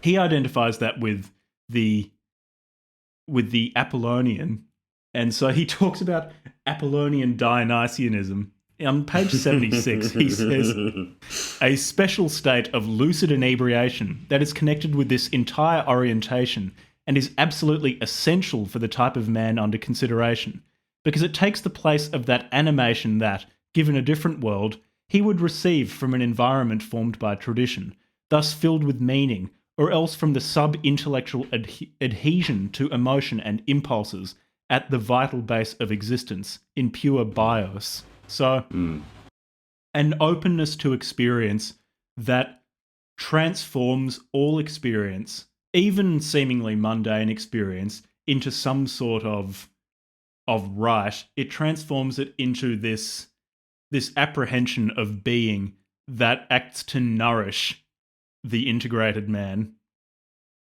Yes. And it's the only source of nourishment, Evola says, that is available to this man in our current time, the Kali Yuga. Yes, because, I mean, I might be misreading here, but as I recall from The Birth of Tragedy, Nietzsche sets up the dichotomy between Dionysian experience, I probably should have actually defined that. Chaos, the chaos and creativity and so forth, and then Apollonian thought, which is he associates with Socrates and playwrights like Euripides. So there's a notion of Apollinine, which means sort of guided by the sense of order, and then there's Dionysian, which I guess is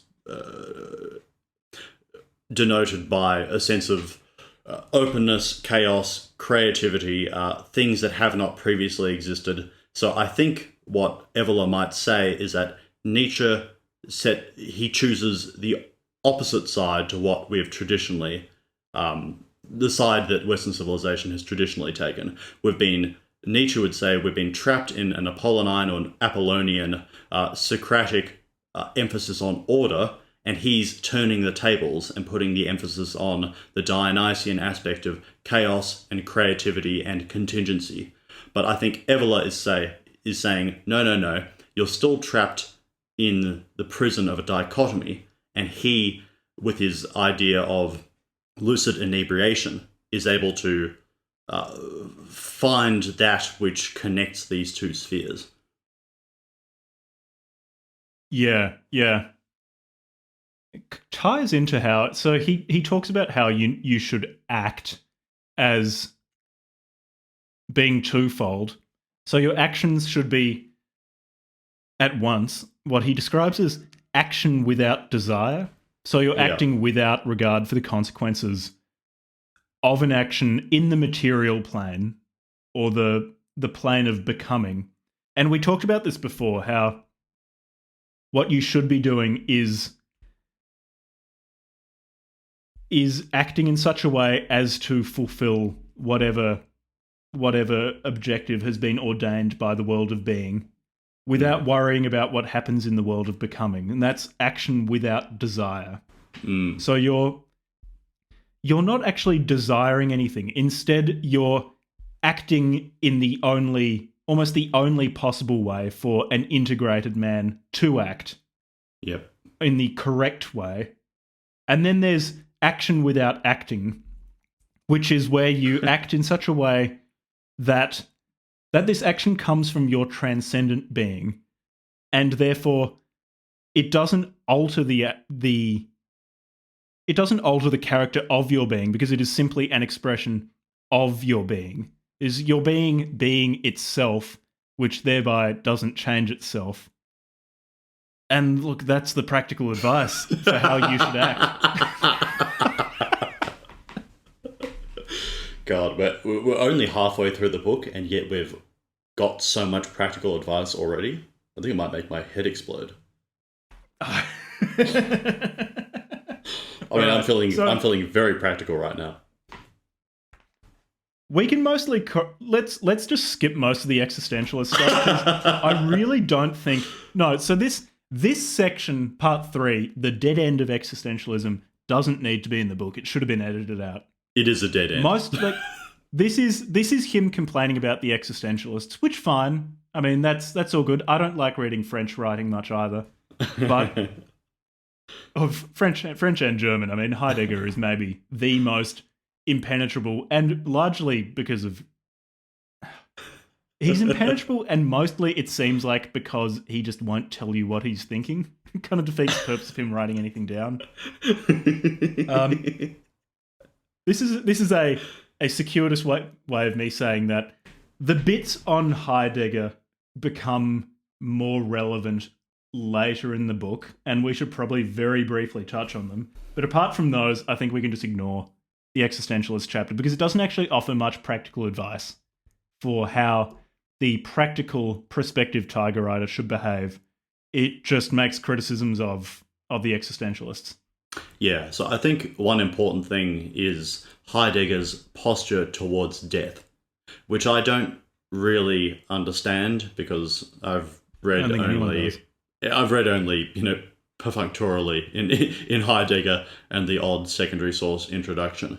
But I mean, it's sort of a crude, dumbing down way of putting it. But what I gather is the case in Heidegger is that he finds it essential for a being, or a Dasein, a being there, to at all times act with the consciousness of death fully in front of him, and to confront it as both a subjective and an objective experience, and for people to feel the extreme subjective reality of death, even as they apprehend the objective reality of it. So I think Heidegger might take umbrage to callow atheists, or perhaps Epicureans or Lucretians, who make claims like death is simply the same as what you were before you. It's simply the same state as that which you were before you came into physical existence. Ergo, it's nothing to be frightened of. Heidegger doesn't like that. Heidegger wants you to always have death in view and be sort of being towards death. Now, I think that's what Heidegger says. Now, Evola takes exception to this, because I think he thinks that Heidegger is still operating in the corporeal, more egoistic, subjective mode. I think, am I right? Is that your apprehension of both what Heidegger says and Evola's posture towards Heidegger? I know even less about Heidegger than you. I have a copy of Being and Nothingness, and Being in Time. Opened it. I can't even remember the name of the book. I think I read about 10 pages and thought, fuck this. This is a total waste of my time trying to work out what this man was trying to say. So I don't know. My knowledge of Heidegger is probably more informed by Evola's retelling of Heidegger than from Heidegger himself. All right, well, give us Evola's retelling of Heidegger then. So for Evola, he says on page 86, with respect to Dasein, for Heidegger, the basis of Dasein is nothingness. One is only flung into the world as a mere possibility of being, in existence for the entity that I am, the metaphysical question concerns my own being. I may either attain it or fail to do so. So, Evola seems to have read in Heidegger, which granted, because of Heidegger's ability to define his own terms, is quite open to interpretation, that being for Heidegger is something placed in front of a person. And there's almost this, it is a project that someone is working on during their life, but won't reach until they reach the point of death, when they finally reach this project placed in front of them. And all they can do while they're alive is chase this being placed in front of them, or, if they fail to do that, live inauthentically.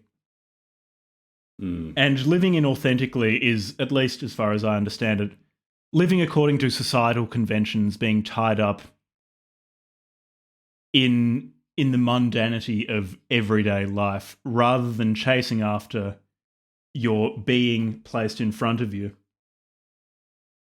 And so everyone's got a few problems with this.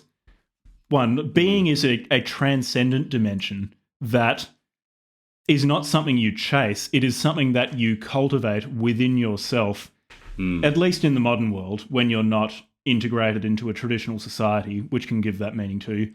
It's a connection that you can make internally. It's not something that you're always pursuing and is always out of reach.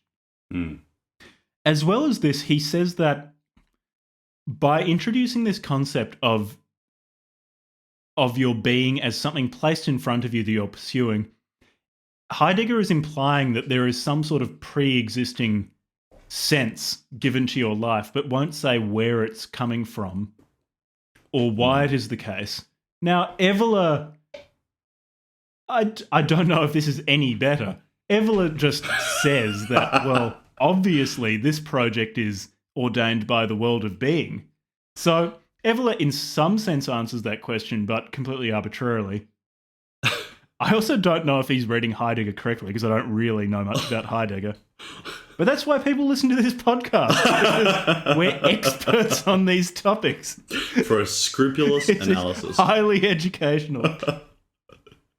Yeah, I mean, I'm not sure. I'm literally not sure if this is something that I read in this book or somewhere else. But I feel like Evola at one point said that the problem with Heidegger was that his idea of a throne Dasein that is always chasing itself as a being oriented towards death is another way of stipulating the Socratic or Ciceronian or whatever maxim that to philosophize is to learn how to die. I think that's one of the issues he has with him, is that Heidegger is... Yeah. Heidegger is still that's in the operating. Art of War, actually. Or at least in the latest McKinsey report, or the forthcoming one. I think the entirety of Ride the Tiger is in the Art of War. Actually, I forget which part of the Art of War it's in. But the entire corpus of human knowledge, I think, is from Sun Tzu. Yeah. But he takes issue with the idea of an ego reconciling itself to death, rather than in some way dissolving his consciousness into a permanent state that encompasses death insofar as death is a subset of being. I'm not sure if that made any sense. Yeah, look, Heidegger doesn't make much sense. Evola doesn't make much sense. And so when you have the Evolian analysis of Heidegger, you can't, no matter how practical it is, which I want to reinforce, it is practical. It just doesn't necessarily make sense. Yeah, that's right. Yeah. How about we get on to part 4, dissolution of the individual, because the existentialist part is just not that helpful for a tiger riding candidate, but things do become a bit more helpful again. So, I mean, is it at this point... I mean, look, I know that Evola goes on to criticize lots of different things, but is it at this... Oh, no, he still covers phenomenology after this. But I mean, Yeah. I'm just trying to think, at what point in the book does he finish with the philosophical criticism of his intellectual antecedents and inferiors, and then get on to the project of being more positive? If there is such a point in the book, because I'm not sure I could locate it. They tend to be blended together. Him talking smack about his intellectual forebears and him drip feeding you practical advice on how to integrate yourself and orient to above. But part 4, dissolution of the individual, is him. He talks about modern individualism and what the integrated man, or the prospective integrated man, can learn from these things.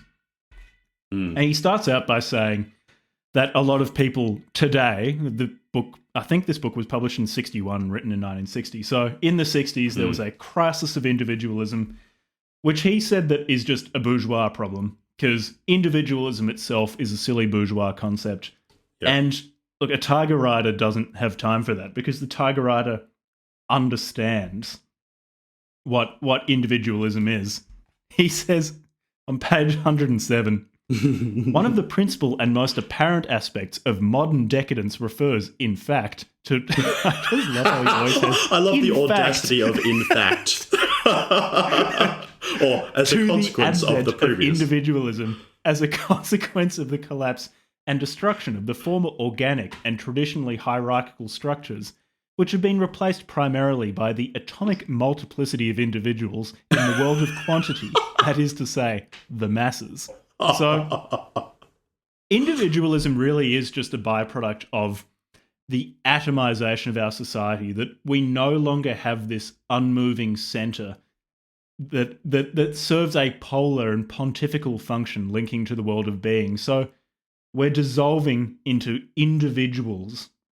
And that when he was writing, he said was under assault by the next obvious in human development, which is collectivist totalitarianism, where even this idea of the individual is dissolved and subsumed totally into the mass, the rabble, pure quantity rather than quality.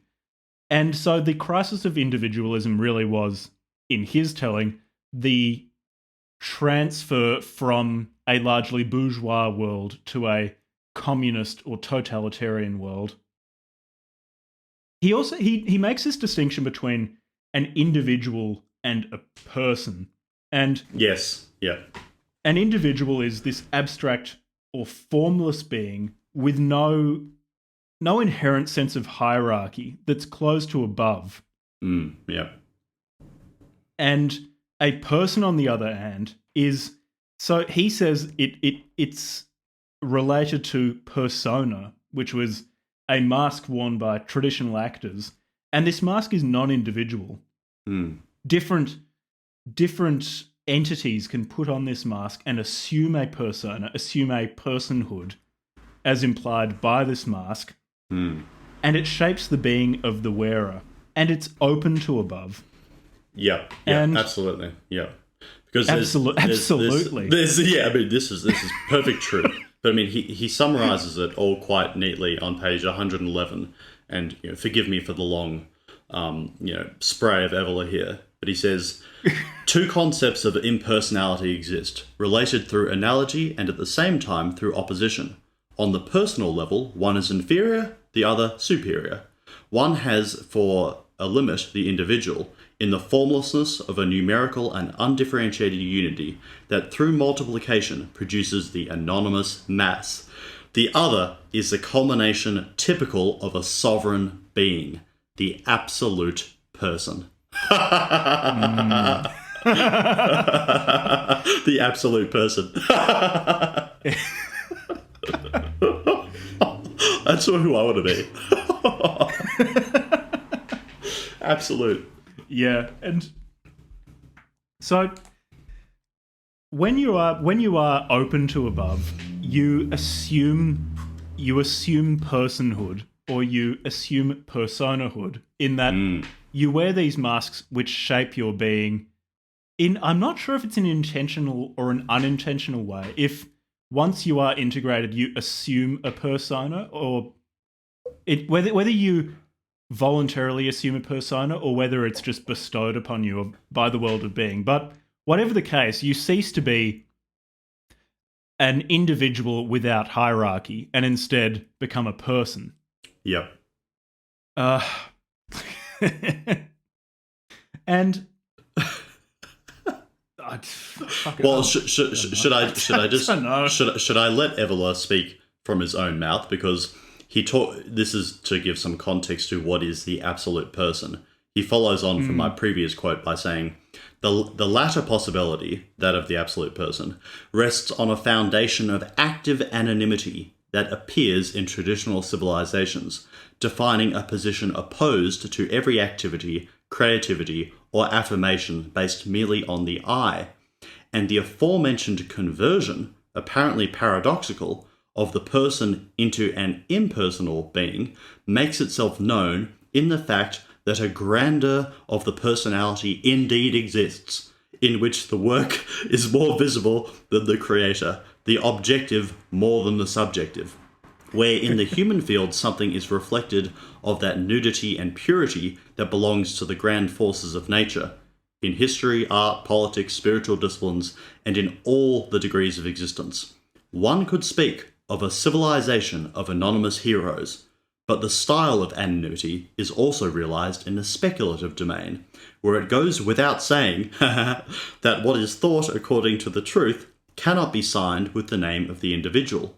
One also recalls the custom of abandoning one's own name and taking another that no longer refers to the individual, to the man, but to the function of a superior function or superior vocation, where the personality is summoned to a higher obligation, for instance, royalty and pontificate, monastic orders, and so on. Now, I'm not sure that resolves your temporal question of what follows what. It certainly didn't for me. But I think that gives some context to the idea of the absolute person.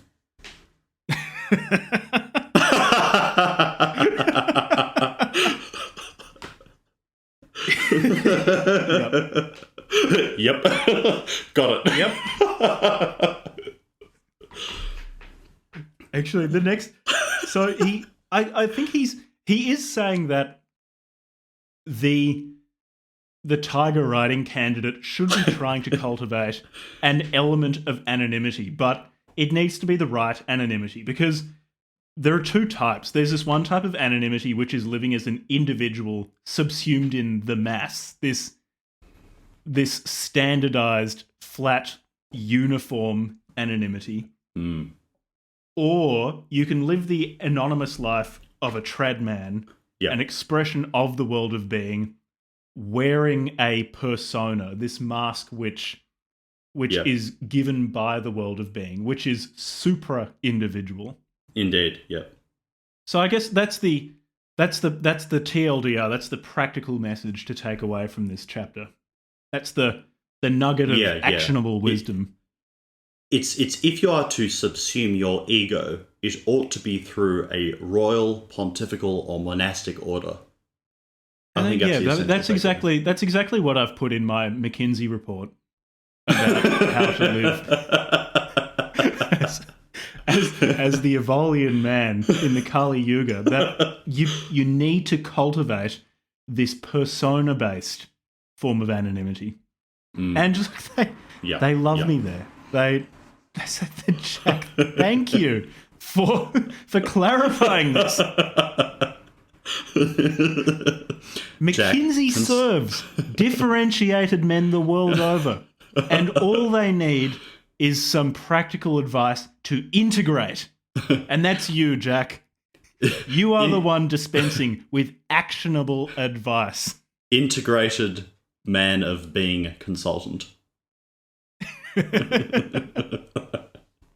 Look, there's management consultancy, and then there's management of being consultancy, and I'm a management of being consultant.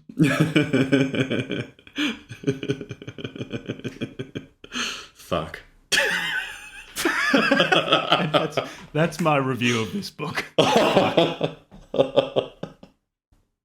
The next bit actually was destructions and liberations in the new realism was a bit more practical, a little bit more practical, in that it's Evola taking a look around at the cultural landscape and saying, okay, what from this can the differentiated, or, I mean, all things going well, integrated man take from the world?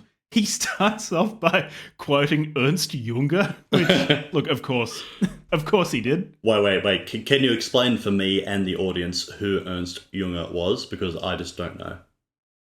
Ernst Junger he fought as a soldier in the First and Second World Wars, although didn't like the totalitarian bent of the Nazi regime, and I think was implicated in a plot to kill Hitler. But basically, he was a highly decorated and, by all accounts, highly effective soldier. I forget if he was German or Austrian, who believed that war could act as an impetus for a man to become perfected, that in war people become heroic in these life-threatening situations, and that it was possible, almost not in the same way that Evola talks about becoming an integrated man. As Evola makes clear, Junger got it wrong, but in some sense Junger talked about how in an era of mechanized warfare, which is so inhuman, that the individual combatant would get spiritually shattered unless they passed into a new form of existence where they were extremely objective and lucid and also able to act and stay upright and exist beyond the categories of individuals, of ideals, values, and the goals of bourgeois civilization. This person who'd passed through the horrors of 20th century mechanized warfare they transcended bourgeois values. So and we've actually been asked a few times to cover some of Ernst Junger's writings on this podcast, so there'll probably be an episode after this where we actually do go into more detail on Junger. Would that be an example of moving from the vulgar, undifferentiated form of anonymity to the perfect person form of anonymity? It's definitely groping in that direction. I mean, Junger wasn't Evola, so he was wrong. Yeah. But he was doing the best with the tools correct. he had. Yeah. He's yeah, I mean, Junger's books, of course, are part of the bibliography of my McKinsey report on integration of the differentiated man. Footnote 112. Ernst Junger. He also talks about...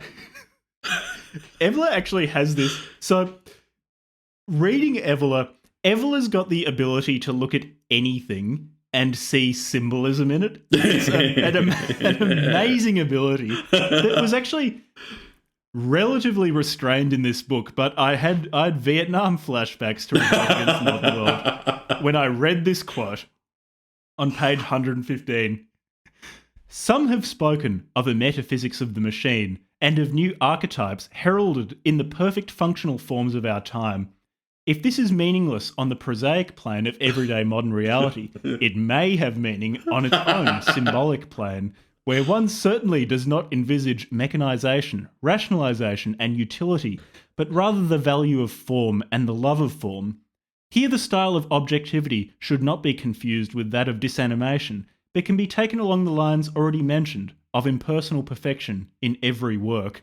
So what he's doing is he looked at this movement, I think in Germany between the First and Second World Wars, which I'd never heard of, called New Realism, where they fetishized machines, where they looked for objectivity as distinct and free from any emotion or subjectivity. And Evola looked at that and goes, okay, well, the Tiger Rider can take some lessons from this, in that the New Realists too are trying to live beyond good and evil. And in fact, they have the machine as a symbol, and a symbol that the Tiger Rider can learn from, of impersonal perfection in every work. Mm. So yeah, he's a practical Yes. guy. He's looking around Yeah. at the cultural landscape of the 20th century and saying, okay, well, what lessons can a tiger rider learn from all of these fallen cultural forms? And he's finding them. Yeah. When life gives you lemons, make lemonade. That's Sun Tzu said that, and I live by that Sun Tzu quote every I mean, day. or as Sun Tzu also said, you got to dance with the girl what brung ya. Yeah, I forget which page of The Art of War that quote is, but I remember reading that. Yeah, it was a really good Sun Tzu quote. Yeah. Yep. Yeah. And look, he basically for the rest of this chapter, he talks about how the new realists were good in that they talked about living beyond good and evil, but they had no connection to the world above. Mm. And that, that's the kiss of death. They got some of the way there, but ultimately, if you don't go through ontological fracture, this is what I always say to people when I meet them. If you don't go beyond living beyond good and evil, if you don't suffer this ontological fracture, you'll either end up as nature, you'll burn yourself out, or you'll suffer possession. Yeah, I mean, One or the other. I actually recall you. I mean, for listeners, a bit of context here. I was recently married, and I recall Jack was one of my groomsmen, and that was the piece of advice that he offered to me before I was married. And I must say, I can't say that I'm necessarily all the way there as a differentiated, let alone a integrated man, but it's advice, practical advice, that has stuck with me.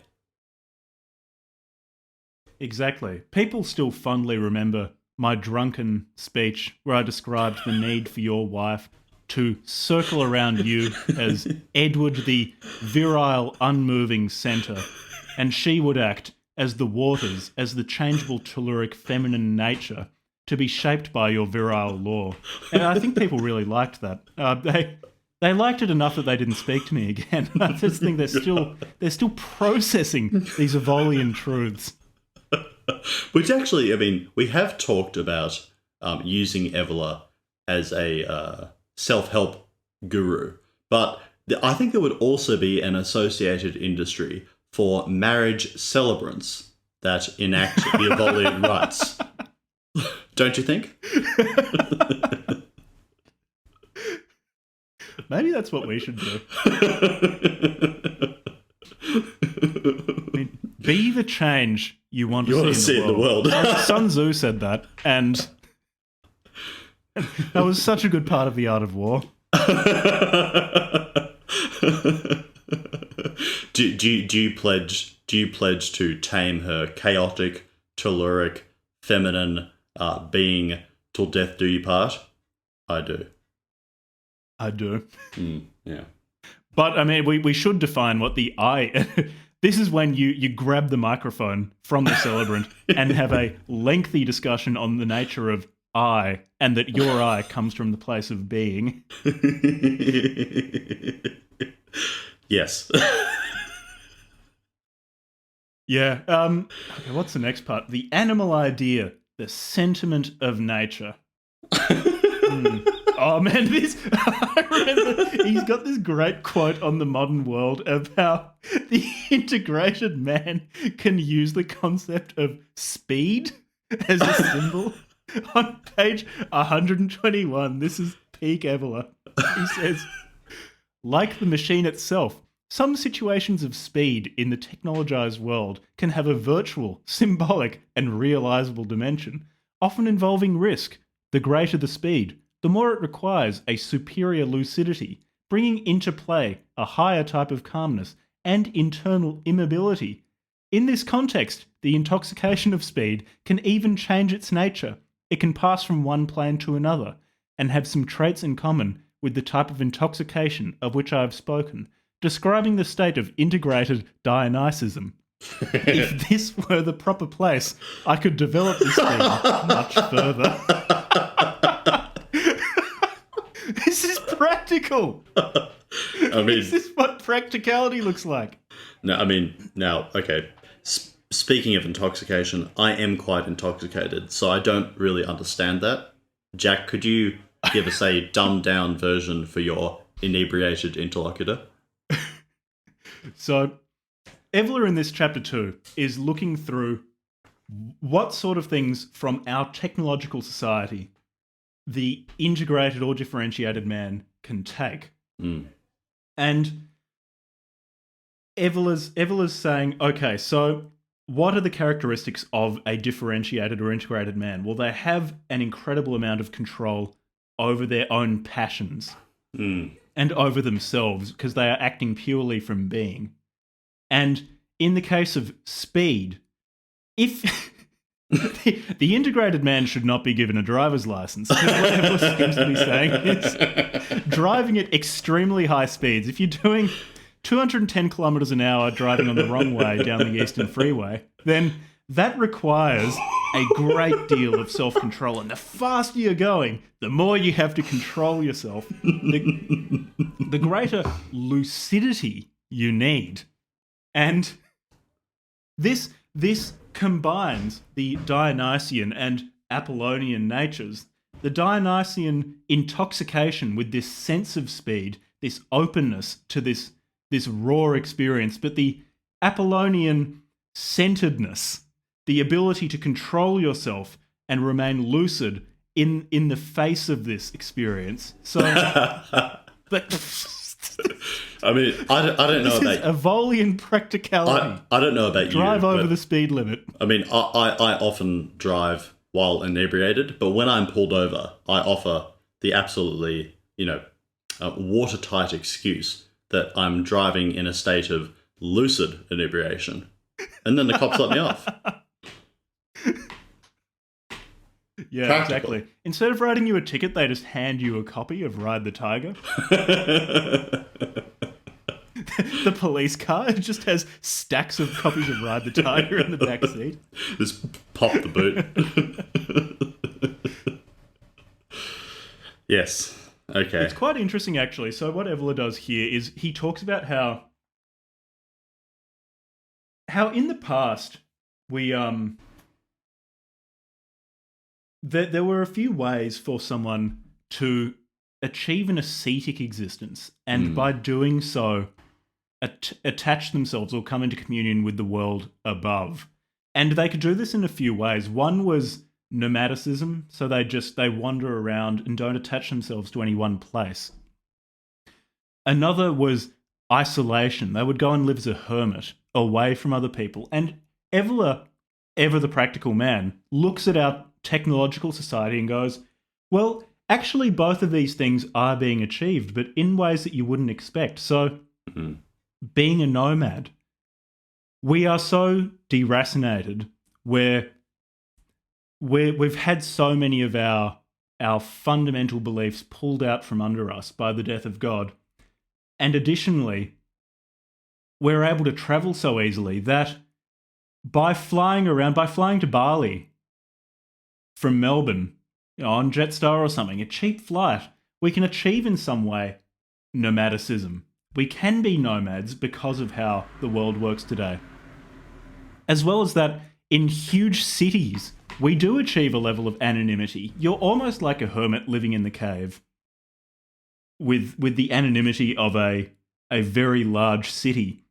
And so Evola has taken from our environment, he's taken the teachings of tradition and applied them to today and given to us these precepts. He said you actually can imitate in some ways the transcendence achieved by ascetics of the past.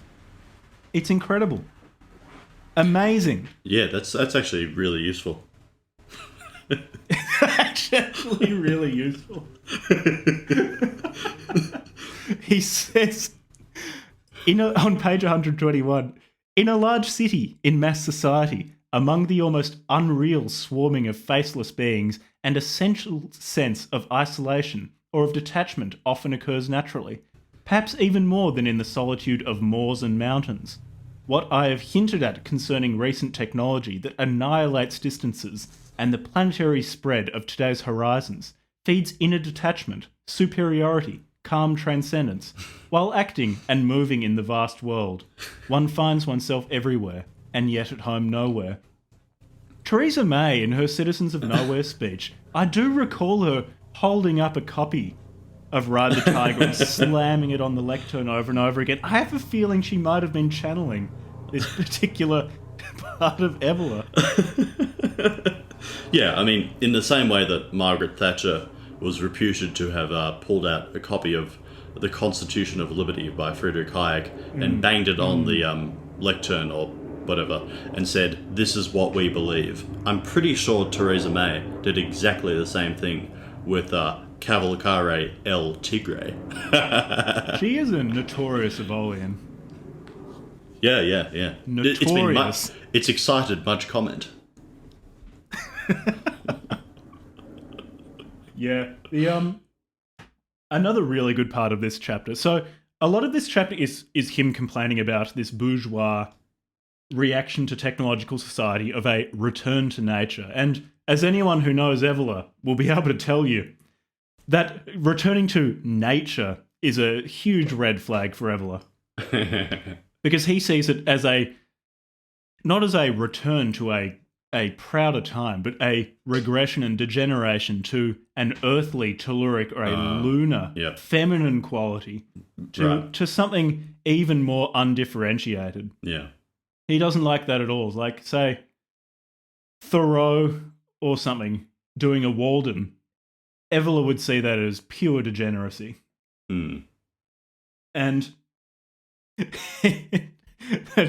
an excellent part of this chapter is where so as I was describing earlier, how the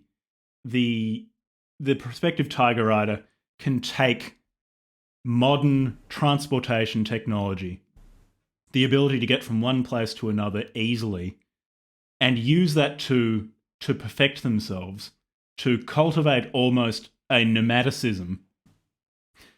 He does talk about the downside of being able to move around the world more easily. Mm. He says on page 124, "In the end, the phase of nature for the plebeians arrives, with the breakout of the masses, the common people everywhere, with or without their automobiles, the travel agencies, the Polavori, I don't know what that is. It's some foreign word and I don't speak foreign. And all the rest. Nothing is spared. The naturists and nudists form the extreme of this phenomenon. The beaches, teeming insect-like with thousands and thousands of male and female bodies, offering to the glance an insipid, almost complete nudity, are another symptom. Still another is the assault on the mountains by cable cars, funiculars, chairlifts and ski lifts. All this is part of the regime of final disintegration in our epoch. There is no point in dwelling on it." Yeah, it's a good thing that Evola never saw the advent of Ryanair and EasyJet, which allowed just the teeming masses to easily and cheaply get to where they wish to in Europe. I love imagining Evola on a beach on a warm summer day, just glaring at women in bikinis. Put some fucking clothes on.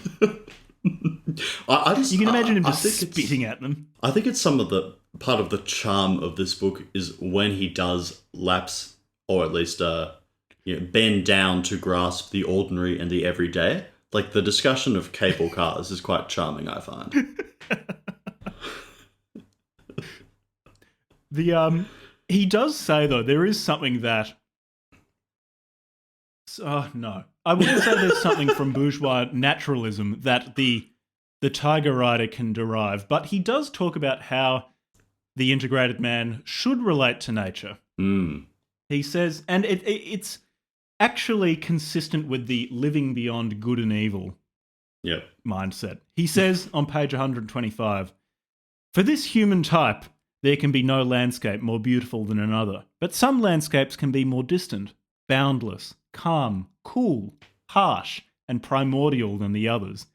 He hears the language of things of the world not among trees, brooks, beautiful gardens, before oleographic sunsets and romantic moonlight, but rather in deserts, rocks, steppes, glaciers, murdy Nordic fjords, shout out to Varg, the implacable tropical sun, great ocean currents, in fact, everything primordial and inaccessible. Evola's just the kind of cunt who'd probably go hiking in somewhere that he knows will be unpleasant and then brags to everyone afterwards like, oh, there were no tourists there. It was really authentic. Well, he says, it naturally follows that the man with this sentiment of nature relates to it more actively, almost by absorbing its own pure, perceived force, than in a vague, lax, and rambling contemplation. I mean, as he says, it naturally follows. It naturally follows. Yeah. I should probably also add, actually, when Evola uses the term active and passive, he has quite specific meanings. When you do something actively, you are doing it with your being. And when you do it passively, you are not. So when having said that, when I say he does it with a specific meaning, he does specifically define it, but then the meaning behind doing something with your being is itself much vaguer. So, well, I guess it would mean specificity that pointing at something vague. Yeah, it's not. You're not doing it in the vulgar sense of becoming. You're doing it with your being. I think that's a pretty clear distinction.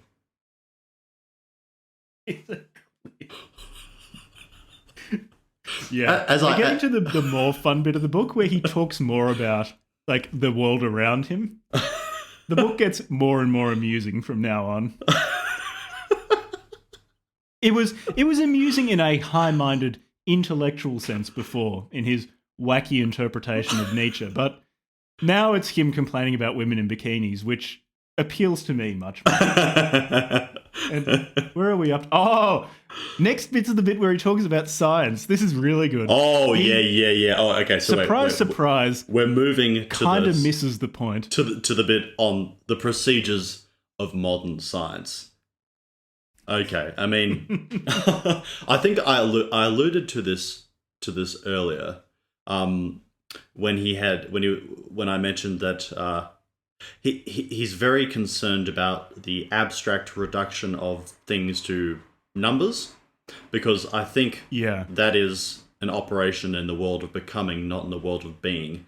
And it's hard to precisely say what he means, but my impression, at least, is that when you describe processes or phenomena such as the Earth revolving around the sun, he finds this perhaps descriptively useful in the world of becoming, but really it's neither here nor there, because the level of abstraction involved robs it of its spiritual or being dimension. So I think I mentioned earlier that he takes great exception to the idea of being able to render notions like the speed of light with reference to numbers, and thereby missing what light actually is in its very being. Yeah, he's got a few problems with science, and I think the most fundamental problem he has is an epistemological problem. So I'll let Evola speak for himself. Yes. I will put on the Evolian persona and read his quote. Yeah. From page 131, he says, "In fact, the concept of truth in the traditional sense is already alien to modern science, which concerns itself solely with hypotheses and formulae that can predict with the best approximation the course of phenomena and relate them to a certain unity. As it is not a question of truth, but a matter less of seeing than of touching, the concept of certainty in modern science is reduced to the maximum probability. That all scientific certainties have an essentially statistical character is openly recognised by every scientist, and more categorically than ever in recent subatomic physics.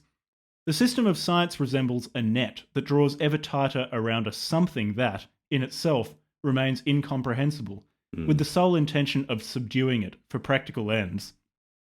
So, this is my belief, at least, that there is a truth external to human beings, that we probably asymptotically approach that truth with scientific theories validated by experimental evidence, but we're not going to reach that absolute truth because we're approaching it through, say, human sense perception. We are formulating particular theories from a purely human perspective because we can't step outside of ourselves. What we generate as knowledge are effectively descriptions of the world that become, in the best case scenario, so strongly predictive that we would say, yes, well, this is describing something exterior to ourselves. This is approaching truth at a close enough distance that we're willing to at least colloquially describe it as true. And Evola's problem with this is that it seems to be that basically scientists or modern science is not saying, we know this for sure. And when I say scientist, I don't mean the I fucking love science New York Times crowd who take science to be effectively a religion surrogate. I mean actual scientists who are practicing science, in that you perform experiments to try to eliminate competing theories and formulate a theory that is as close to true as you can get it to be. It's not a settled body of knowledge. It's just, as Evola says, a body of knowledge that is the most likely thing to correspond to external reality. I don't see a problem with that. I just see it as an acknowledgement of the human condition, that our access to the world is limited by our senses, by our ability to think. No. Despite the fact that we probably are Turing complete in our brains. No. See, this is where you're going all wrong, though, because it's. I mean, yes, you might be right in referring to the limitations of our sensory apparatus, but the important thing to note is that this is fundamentally beside the point. Now, I haven't read much of Revolt Against the Modern World, but I do recall in the opening to it, he describes his, let's say, historiographical method and his critique of what is what contemporaries call his historical practice today. He says, the problem with history and trying to reach back into the prehistorical record is that we're using fundamentally the wrong tools. So if we rely on the tools of material evidence, say, that can only take us so as far back as the historical material evidentiary record goes. So you're using the wrong one. You need to go back beyond that, and that can only be done through analysis in the symbolic plane of being. And I think that's the same thing here. The same gripe he has with the modern historiographical method is the gripe he has with modern science. It's not to say that it's, it's not to say that it's not useful or unuseful. It's just simply beside the point. It's for, as you would say, smooth brain nitwits. I was surprised you didn't know that word. Well, yes. I mean, I was greatly edified to learn the meaning of it, but it's been enfolded into my everyday vocabulary. But I think that's the thing he's getting at. It's just simply beside the point.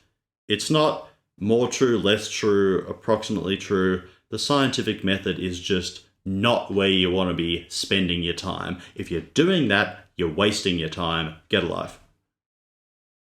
Yeah, basically.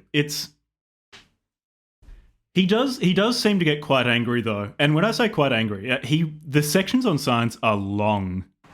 Science really, really upset him. He doesn't like that science doesn't have an objective basis. Instead, it tries to measure phenomena in the world of becoming. What it should be doing is instead reading ancient myth and then, through the exact same process that Evola arrived at truth from ancient myth, decide that there is an objective world of being that has the same structure as Evola has decided that it has. Evola's problem is that science doesn't say that it has all of the answers about everything. Instead opting for this statistical method, what it should do is just say that it's right. Say that it has all of it. It needs to have he the then has a courage lot of of its problems with convictions. effectively language. Mhm. Like, so he complains about how modern physics is algebraized, that more and more it uses mathematics to describe everything. The thing is, though, that, say, all languages are ultimately tools that you use to impart meaning, and mathematics is a particular linguistic tool that's most effective at describing the phenomena as found in physics. I guess you could try to explain Einstein's equations of say general and special relativity using say English, Mm. but they are much more effectively described using mathematics. And he takes real issue with people not using languages that he's comfortable with to describe modern physics. Yes, but I mean, again, to take the true and Evolian perspective, I mean, what you describe as mathematical language being the best language to describe it. I mean, the mathematical language is a highly abstracted language that reduces uncertainty. It doesn't. It doesn't. So what it does is it just reduces the world of phenomena to a very discrete sort of set of objects or concepts that you're dealing with at any given time. It can't encompass the grand magnificence of being. So it's really just the most rudimentary sort of language, and it's not the kind of language that Evola would deal in, because he can encompass all of being at once. And it's a quantitative language, and he's much more interested in quality than quantity.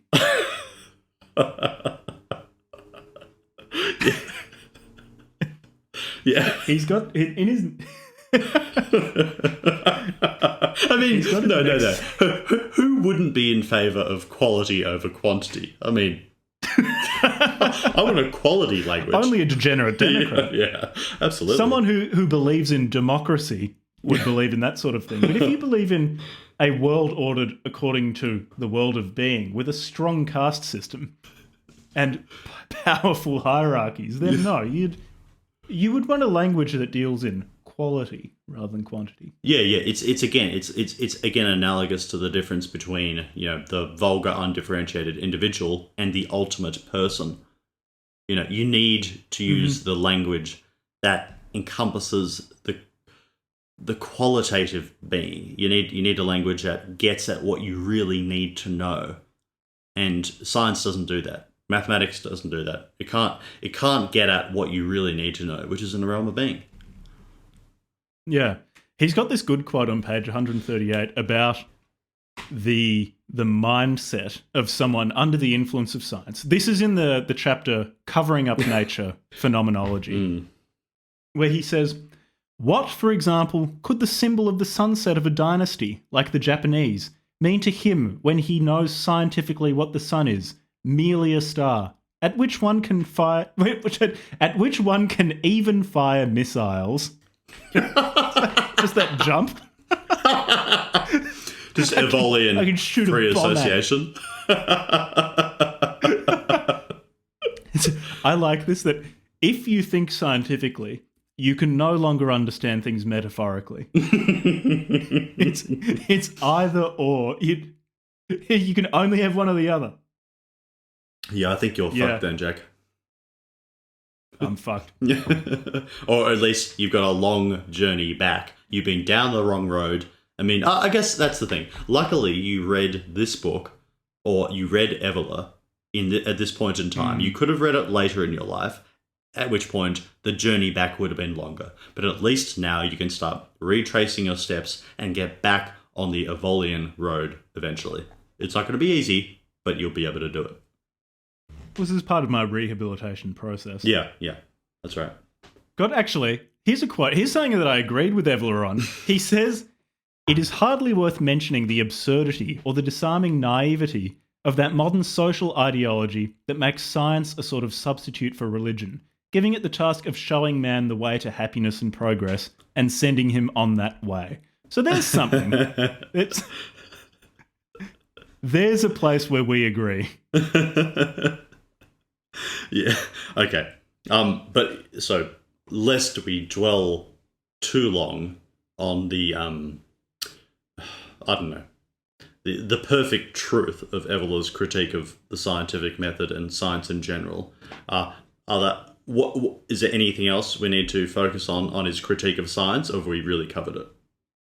No, we can move on. And then this chapter 2, he talks about Husserl a lot. Yeah. Don't really need to. I haven't read anything by Husserl, so I can't offer anything that interesting. Yeah. Not that I really offered anything that interesting about any of the thinkers we've discussed. But even less. Yeah.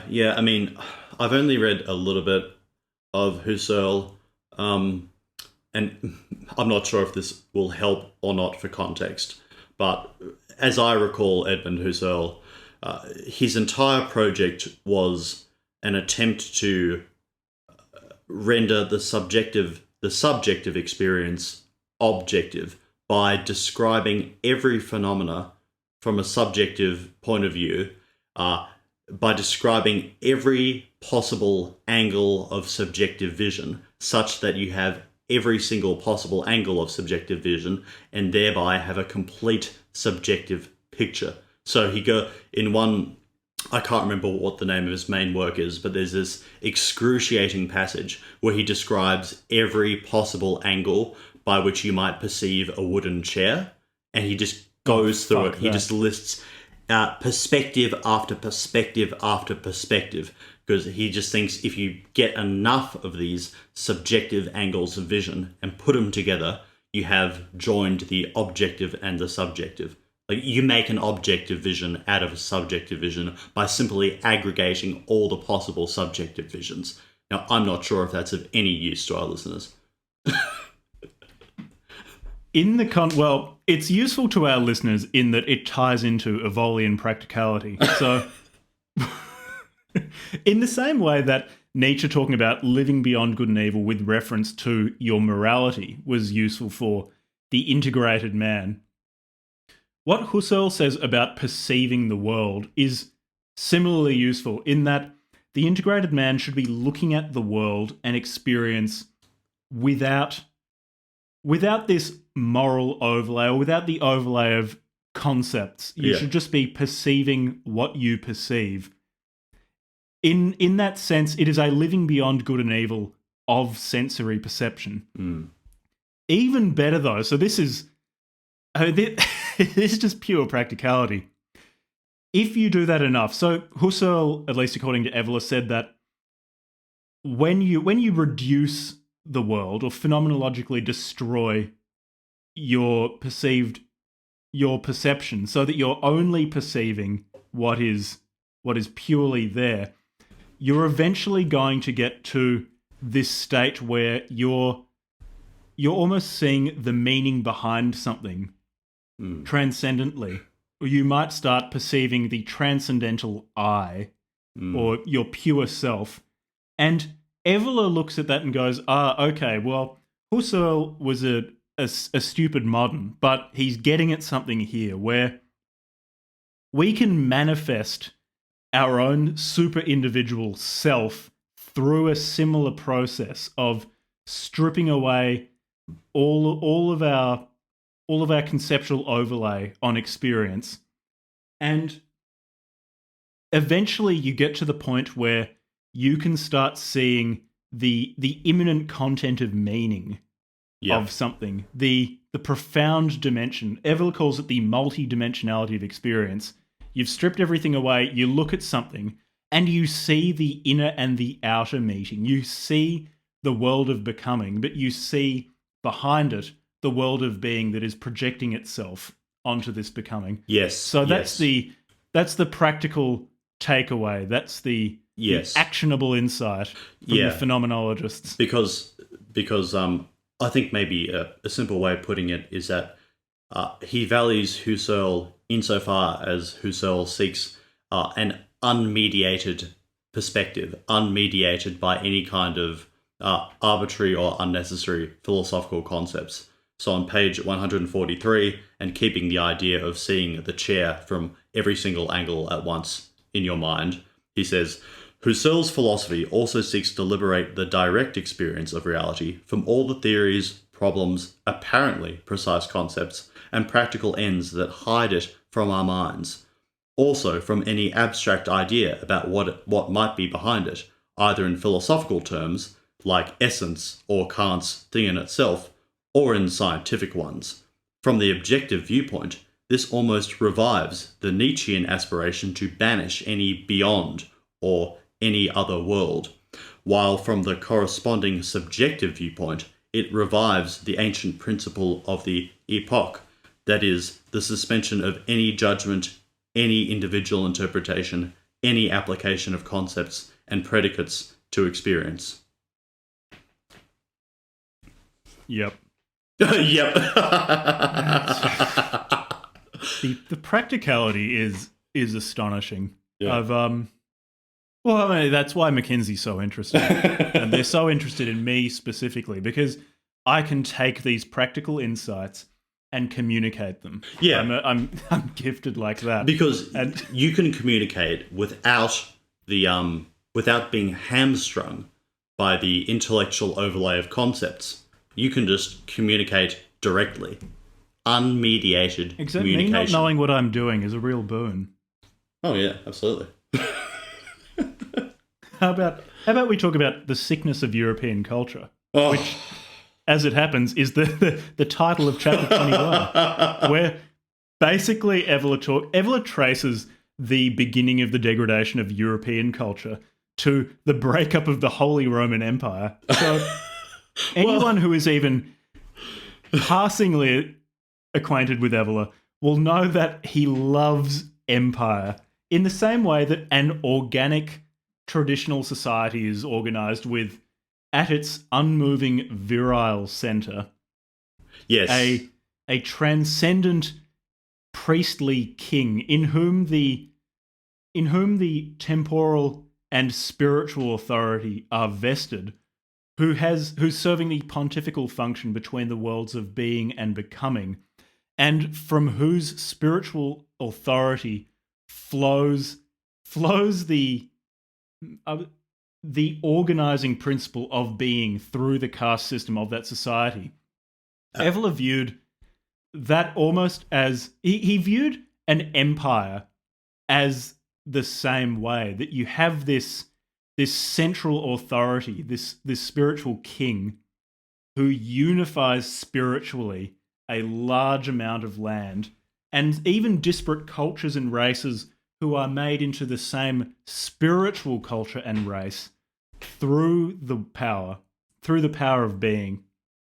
Absolutely. And yeah. the last gasp of that in Europe was the Holy Roman Empire, which fell apart in part because of the disgusting, degraded Catholic Church during the investiture crisis, which I still haven't forgiven them for. Jack. I think this is where you are uniquely positioned to offer our audience a bit of context here, because you are currently residing in what was once at least close to the seat of the Holy Roman Empire. So for our audience, could you describe what the Holy Roman Empire was and why it fulfills Evola's criteria of the, I guess, perfect empire or Platonic empire or what have you, or Evolian empire? I really don't understand this part of history much. I think it was in the year 800 that Charlemagne was crowned Holy Roman Empire and began the empire. Mm. And look, it was good then. Of course, we weren't living in a golden age at that stage in the year 800. Things had definitely degraded since the days of Hyperborea and Atlantis. But Europe was still pretty good because it was united spiritually under this empire. However, the empire started to lose power and eventually really ran into problems.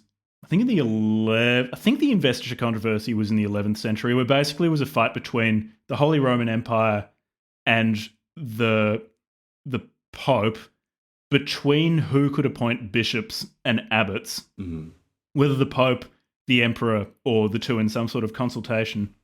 And it got really out of hand and led to the wars between the Guelphs and Ghibellines. And Evola loves Ghibellinism. He keeps talking about it. The Ghibellines were the faction, at least initially, who allied themselves with the Holy Roman Empire.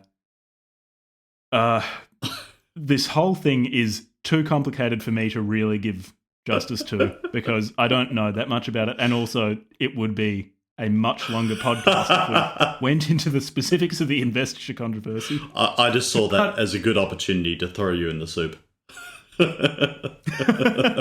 Now that I've demonstrated my ignorance, which I have not done during the preceding 3 hours of this podcast, the breakup of this empire represented the breakup of any sort of centralizing spiritual authority, and it exerted a centrifugal force. Evola loves centrifugality as a metaphor. Yeah. Where people in Europe started to develop their own cultures, their own languages, own ways of life in response to this breaking up of the virile center of empire. And the process of dissolution has reached its terminal stage today, where we've got a totally atomized society. He's got this quote on page 151, which describes where this centrifugal force has led to.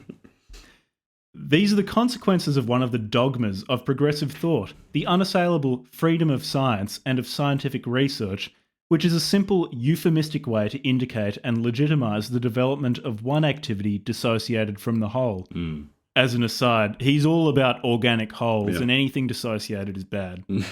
That freedom is not unlike the freedom of culture celebrated as a victory, with which the active processes of dissolution likewise manifest in an inorganic civilization. One of the most typical expressions of the neutralization of such a culture is the antithesis between culture and politics. Pure art and pure culture are supposed to have nothing to do with politics. In the direction of literary liberalism and humanism, separation is often turned into overt opposition. There is a well-known intellectual and humanist type who fosters an almost hysterical intolerance for anything referring to the political world, state ideals and authority, strict discipline, war, power, and domination, and denies them any spiritual or cultural value. So starting in the year 800 with the Holy Roman Empire was the last time there was this organic unity to European, and because I'm sure he's talking about the United States as well, European adjacent civilizations. And once that broke up, cultures started spinning out on their own and inevitably became more and more individualistic and detached from any sort of true objective truth. Yes. And you see, not only are we getting a fragmentation of peoples and of languages, but also of even disciplines within those individual societies, like how art and culture and politics have all disaggregated, where they should be a unified organic whole. Yes, and he describes the situation where on page 152, he says, precisely because an organic type of civilization no longer exists, precisely because the processes of dissolution have penetrated every realm of existence, all of that has ceased to exist. Today, we seem fated to have the alternative, false and deleterious in itself, of either a neutral art and culture devoid of every higher warrant and meaning, or of an art and culture subject to pure and simple degraded political forces, as is the case in totalitarian systems, and chiefly in those informed by theories of Marxist realism and the corresponding polemic against the decadence and alienation of bourgeois art. And that's where we are. Yeah, that's exactly where we are. Yeah. I mean, I see it, you see it, my dog sees it. All right, where are we going from here? All right, from here, I was quiet for a bit because one of my headphones started playing up, but it's okay. Okay. He complains about modern art a lot. Actually, I've got one quote where he describes what a civilization should be, and that might be instructive for people who still haven't listened to our excellent episode on Revolt Against the Modern World, where he says, the opposite condition, the normal and creative one, is not that of a culture at the service of the state and of politics in the degraded modern sense. It is that in which a unique idea, the basic and central symbol of a given civilization, shows its strength and exerts a parallel positive action, often invisible, both on the political plane, with all the values, not just the material ones, that should concern every true state, and on that of thought, culture, and the arts. It excludes any major schism or antagonism between the two realms, as well as any need for outside intervention. Yes.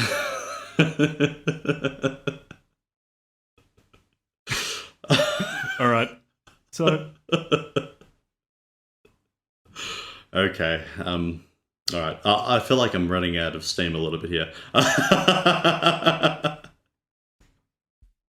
All right. Now, we've described what a perfect civilizational culture, one and the same thing, consists of. Where to next? We've got a chapter on disillusion in modern art. Do you want to talk about modern music and jazz and then drug taking? Modern art. Let's talk about modern art. Evola just regarded it as a degradation where, because of the direction of history and because we're at the terminal stage of it, modern art is just purely subjective, obsessed with interiority and the internal lives of extremely boring people because they're not integrated. There's not much to it. So in the West, there's the obsession with individuality. And then Evola was writing at a time when the Soviet Union still existed. So for him, the Marxist world was just as boring because Marxist realism was just propaganda for a false god, for something that was proposing the socioeconomic myth of human history, and for a crude totalitarianism based on the masses.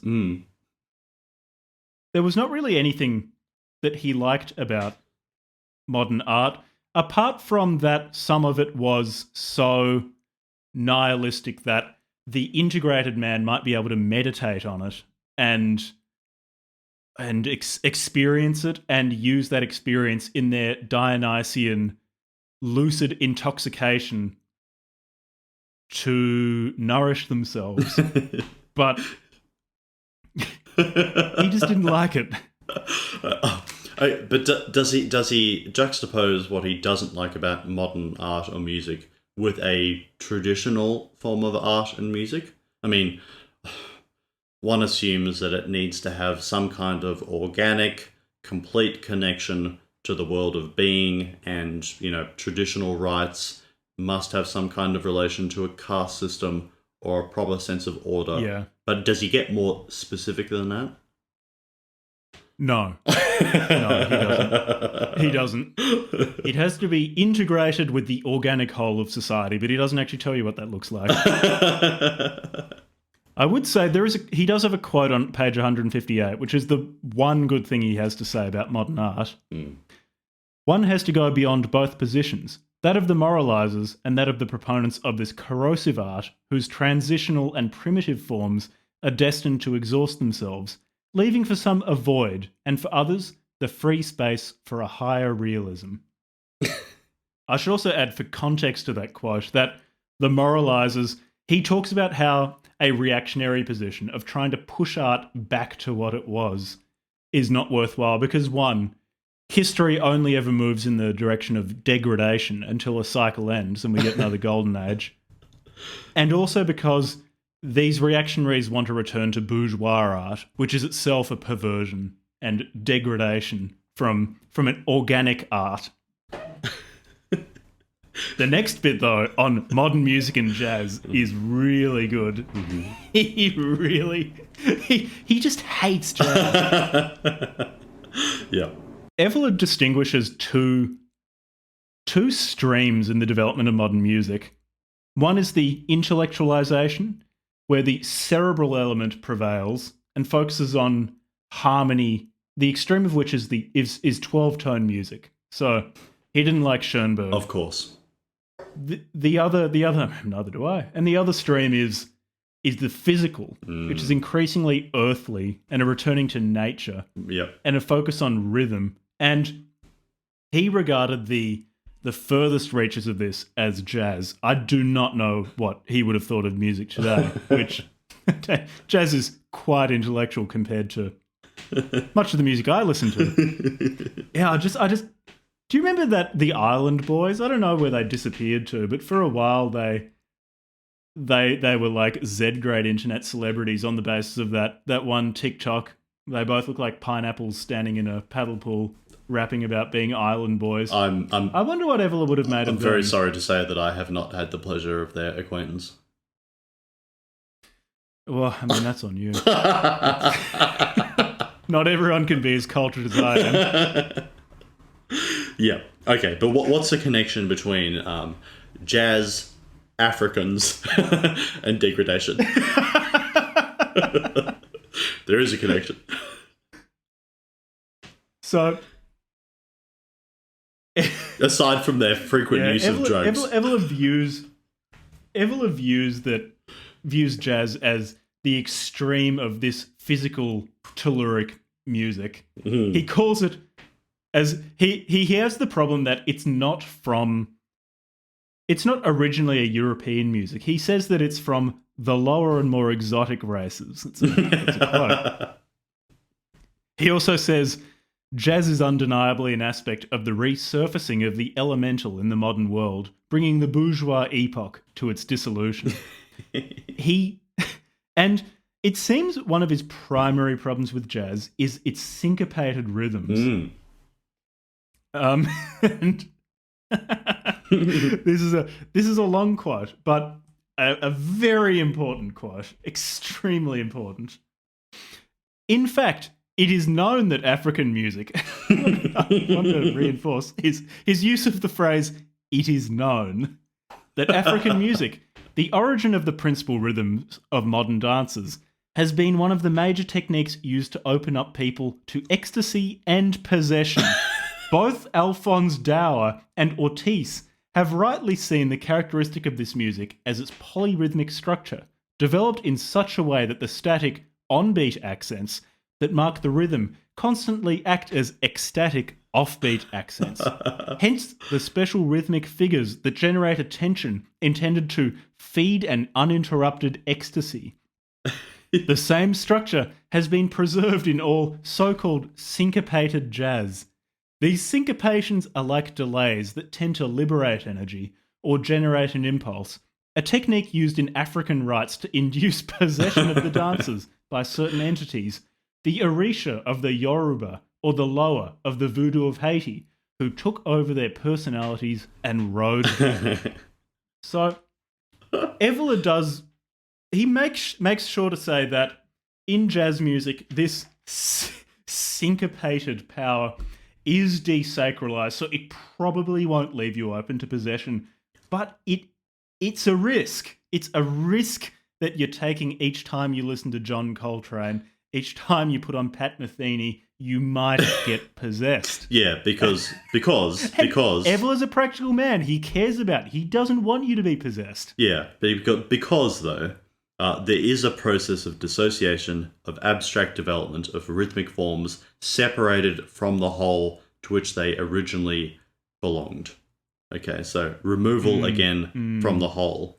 And he later says that the obsessive reiteration of a rhythm prevails, similar to the use of the African tom-tom, causing paroxysmal contortions of the body and inarticulate screams in the performers, while the mass of the listeners join in, hysterically shrieking and throwing themselves around, creating a collective climate similar to that of the possessions of savage ritual and certain dervish sects, or the Macumba and the Negro religious revivals.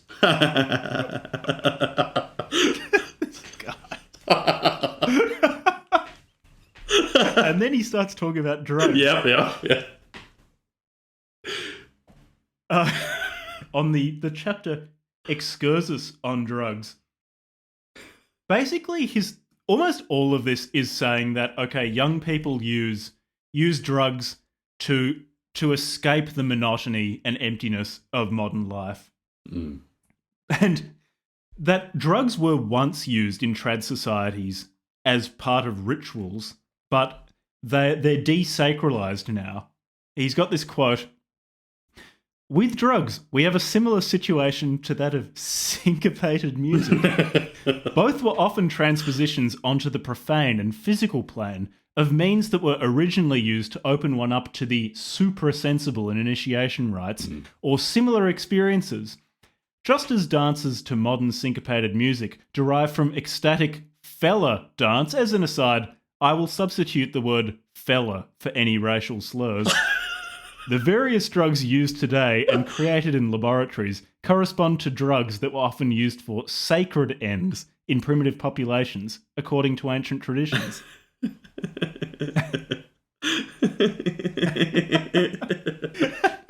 And then though, the interesting part of this chapter is where he starts talking about how the integrated man might be able to use drugs productively. And it just gets really fucking weird. So, we've got some Evola maths here. So he says on page 168, regarding how an integrated man could use drugs productively, he says, so in what happens with a normal person is that the drugs obliterate their being collapses, and they experience it passively, whereas the integrated man maintains a sense of being and enjoys drugs actively. So when your integrated man is smoking ice in Revolver at 6 a.m. on a Tuesday morning, he's doing it from the basis of his being.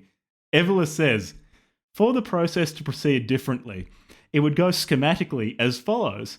At the point in which the drug frees energy X in an exterior way, an act of the self, of being, brings its own double energy, X plus X, into the current and maintains it up to the end.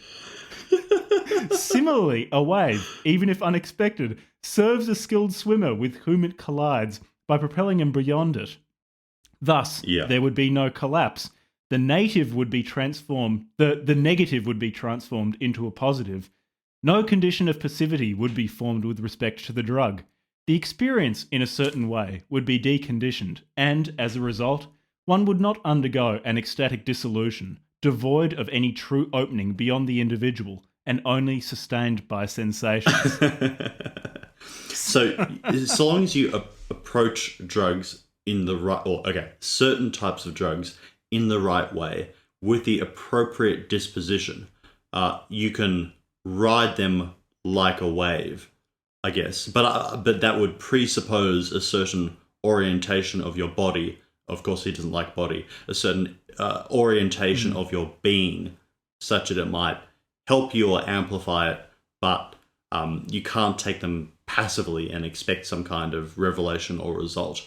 You know, you need to be a, what was the earlier phrase? The not the extreme person, not the authentic person, the something person. I can't fucking... Whatever. We've been recording for almost 4 hours. He does, though. He divides up drugs into 4 categories. It's what? Stimulants, depressants, psychedelics, and narcotics, and ignores the first 2 of those and says, no, they're all useless. We need not talk about them. I said earlier the integrated man smoking ice. So the integrated man wouldn't be smoking ice. No. So that's me misunderstanding Evola. Instead, he'd be popping OxyContin or smoking DMT, because he talks about psychedelics and says that they were used by some trade societies in good ways. However, in the modern world, you should be pretty careful of them because they can open you up to your psychic substratum, and I quote, even driving some compulsively to commit criminal acts. He also discusses narcotics and has this a quote about narcotics on page 170 where he says, there remains the category of narcotics and of substances that are also used for total anesthesia, whose normal effect is the complete suspension of consciousness. This corresponds to a detachment that would exclude all intermediate psychedelic forms and the insidious ecstatic and sensual contents, leaving a void. However, if consciousness were maintained with the pure I at the centre, it could facilitate the opening to a higher reality, but the advantages would be outweighed by the extreme difficulty of any training capable of maintaining detached consciousness. So Evola probably K-holed himself a few times and liked it. Yeah. And said that this is how people should take drugs. Because, I mean, in the very next paragraph, he does again offer sensible, sane, sober advice to the modern drug taker. He says, in general, one must keep in mind that drug use, even for a spiritual end, that is, to catch glimpses of transcendence, has its price. How drugs produce certain psychic effects has not yet been determined by modern science. It is said that some, like LSD, destroy certain brain cells. One point is certain. Habitual use of drugs brings a certain psychic disorganization.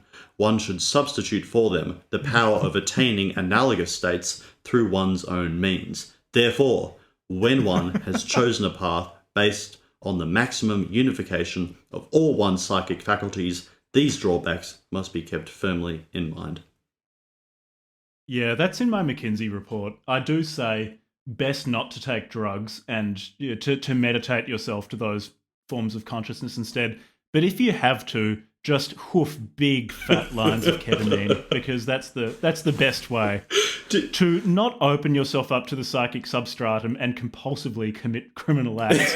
Yeah. But also you suspend your sense of self. So yeah, that practical advice for the practical man. Yeah, okay, but just what about? Just before we finish up on drugs, on a practical level, what modern drugs and our degraded day and age would Evola approve of? I mean, you mentioned him K-holing himself earlier. Which drugs do you think that Evola might approve of, given a certain ennobled predisposition? Like, you were taking them in the right way. Which ones might help, like a surfer riding a wave, to propel yourself forward to the realm of being? They're probably the opiates, I reckon, because those also narcotize you. So yeah, Evelyn might have approved of taking OxyContin or something like that for spiritual, non-recreational purposes. What about maybe propofol as well? It's just an anesthetic. I should say this is a perfect point for Levi to have re-entered the room. Yeah, I think most general anaesthetics Evelyn would probably get around if he could train himself to the point to maintain some unity of being while he was anaesthetized. Okay. I think we've done drugs. So I think we're getting to the... We're on the home stretch. Now, of course, there's various chapters where we can talk about marriage and the family, relations between the sexes, inevitably, before we get on to the closing segment, which discusses, modern attempts at the spiritual and the concept of death. Presuming we don't want to hit every single one of these subjects, where do you want to take us next, Jack? How about, very briefly, he's got this thing about apolitia, which is a posture towards politics that the integrated man should take. Oh, this is practical, which is basically though. That. Yeah. Yeah, this is practical. I've got a really long quote where he just sums up the entire chapter. Okay, shoot. Where... Okay, so it is important to emphasize that this principle refers essentially to the inner attitude. In the present political situation, in a climate of democracy and socialism, the rules of the game are such that the man in question absolutely cannot take part in it. He recognises, as I've said before, that ideas, motives, and goals worthy of the pledge of one's own true being do not exist today. There are no demands of which he can recognise any moral right and foundation outside that which they derive as mere facts on the empirical and profane plane. However, apolitia, detachment, does not necessarily involve specific consequences in the field of pure and simple activity. I've already discussed the capacity to apply oneself to a given task for love of action in itself and in terms of an impersonal perfection. So, in principle, there is no reason to exclude the political realm itself as a particular case among others, since participating in it on these terms requires neither any objective value of a high order nor impulses that come from emotional and irrational layers of one's own being. But if this is how one dedicates oneself to political activity, clearly all that matters is the action and the impersonal perfection in acting for its own sake. Such political activity, for one who desires it, cannot present a higher value and dignity than dedicating oneself, in the same spirit, to quite different activities, absurd colonization projects, speculations on the stock market, science, and even, to give a drastic example, arms traffic or white slavery. So, apolitia, basically it's acting beyond good and evil, considering the political realm as a realm that is no different from any other sphere of activity. You act in it according to a law emerging from one's own being, existing within the world of being. And it's just as meaningless as any other material, inorganic, non-objective pursuit that you could follow. The only thing that it is worthwhile in is, in some sense, Evola's distinction between the greater and lesser holy wars. The greater holy war is overcoming oneself and drawing oneself into transcendence and the world of being through the mechanism of the lesser holy war, the external act. In this case, through politics. That's kind of the whole chapter. There's not much more. It's practical, highly practical, but more an example of previous things we have discussed. Yeah, I mean, he closes the chapter by saying, in any case, the general situation characterized by Nietzsche remains.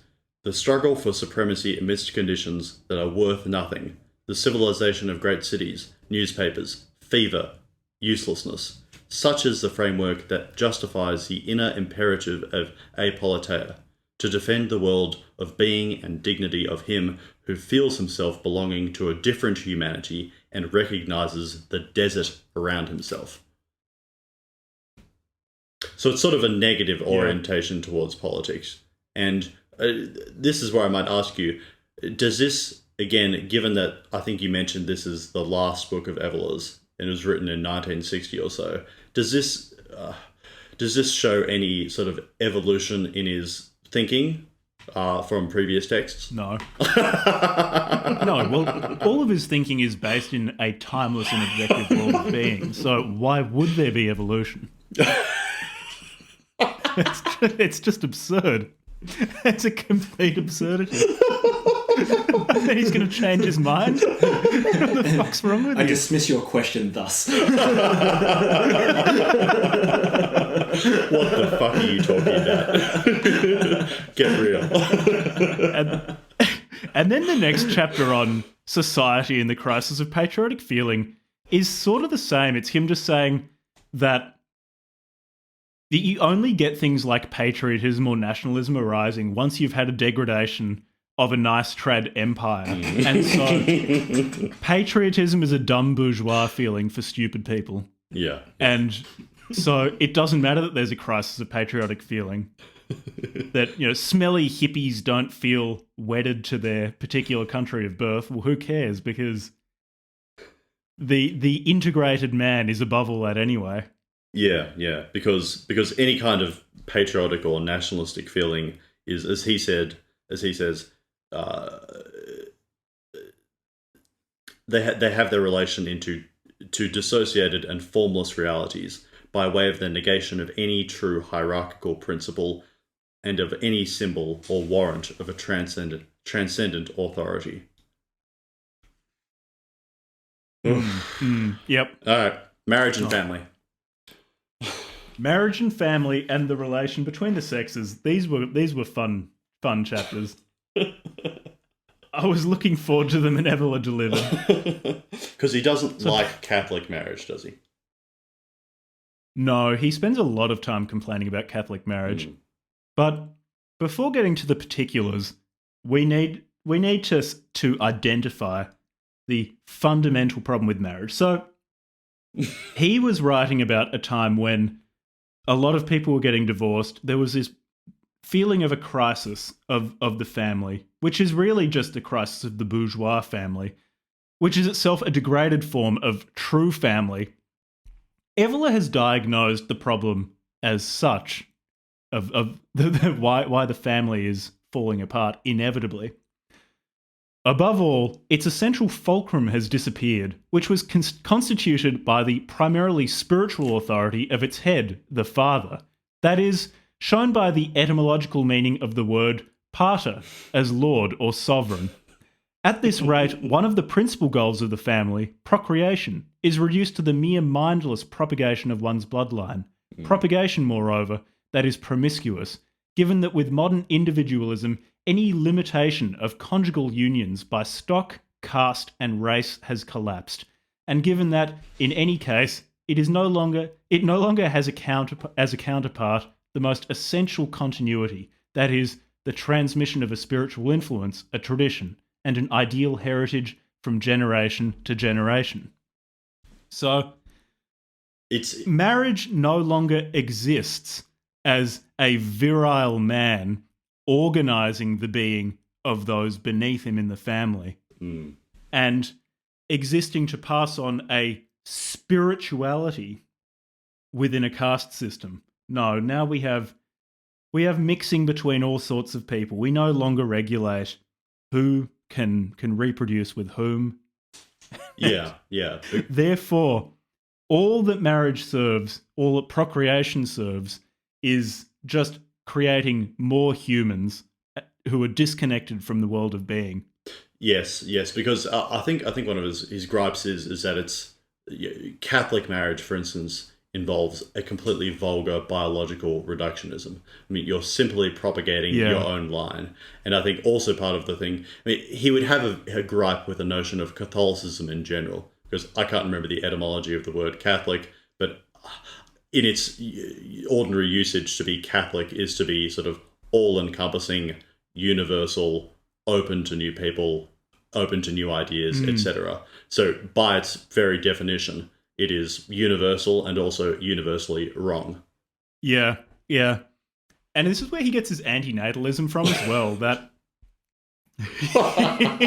there's no point having biological kids, at least. He does leave open the possibility of the ultimate cuckolding, of taking someone else's biological children and becoming their spiritual father. So this is like a virile the cuckolding. Ultimate objective cuckolding in the world of being. So he leaves open that possibility to the differentiated man. However, he does say that the circumstances within which that sort of thing could happen are quite unlikely. Therefore, it's probably not practical to pursue the spiritual cuckolding. He doesn't use that term, but I'm updating Evola's vocabulary for the modern world. I'm just imagining like going on to Pornhub and searching spiritual cuckolding. How many hits? Levi, Google that for us, would you? I'm not Googling that.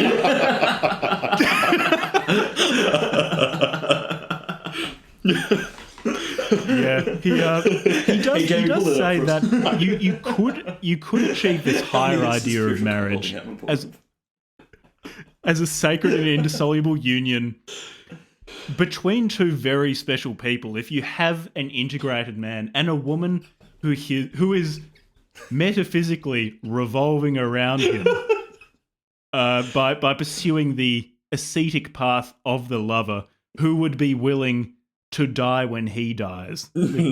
Someone who finds it unnatural to outlive her husband. But again, we'll get on to the state of modern women in a moment, and you'll understand why that is very unlikely.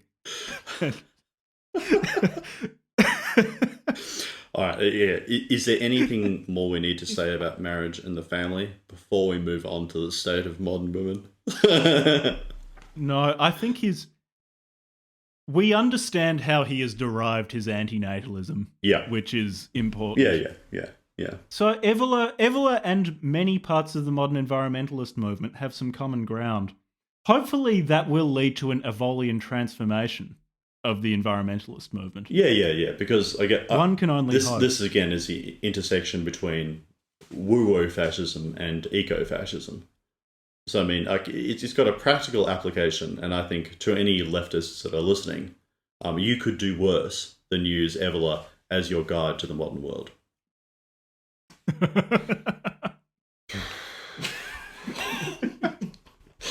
Yeah, we don't need to get into the finer points of his disagreements about the Catholic idea of marriage. Yeah.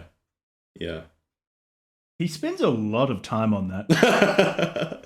Yeah, A lot of time. he really hates What he should have Catholicism. spent more time on is how to spiritually cuckold someone. The practical guide. Well, that's why he's left it How to do to his epigones on the book club from hell to flesh out these interesting, important, and very practical dimensions of his work. You know, he can't have covered all territory. There must be some truth This left. neo-Evolianism. Yeah, neo-Evolianism. Giving a schema for spiritual cuckolding. Intellectual schema. You should turn this into the neo-Evolian hour. All right, Jack led us into relations between the sexes. I mean, insofar as that wasn't covered already by the chapter on marriage and the family. So this section's mostly about sex. Oh, And Evola wrote a whole book on the transcendent aspects of sex, which I haven't read, so a lot of this made into less tantra sense to and me than the stuff. rest of the book. But Is yogi. he talks about how theistic morality is leading to complexes around sex, and that sex really isn't a measure, or one's sex life isn't a measure of whether they're a differentiated man or not. pretty basic At to least say. not in that, say, if you cheat on someone, that's morally bad. It's only if you allow a woman to control you, then that's bad, because a virile man's not meant to let that happen. that would be like I don't know, the periphery of a circle controlling the center, which just like doesn't make sense. Exactly.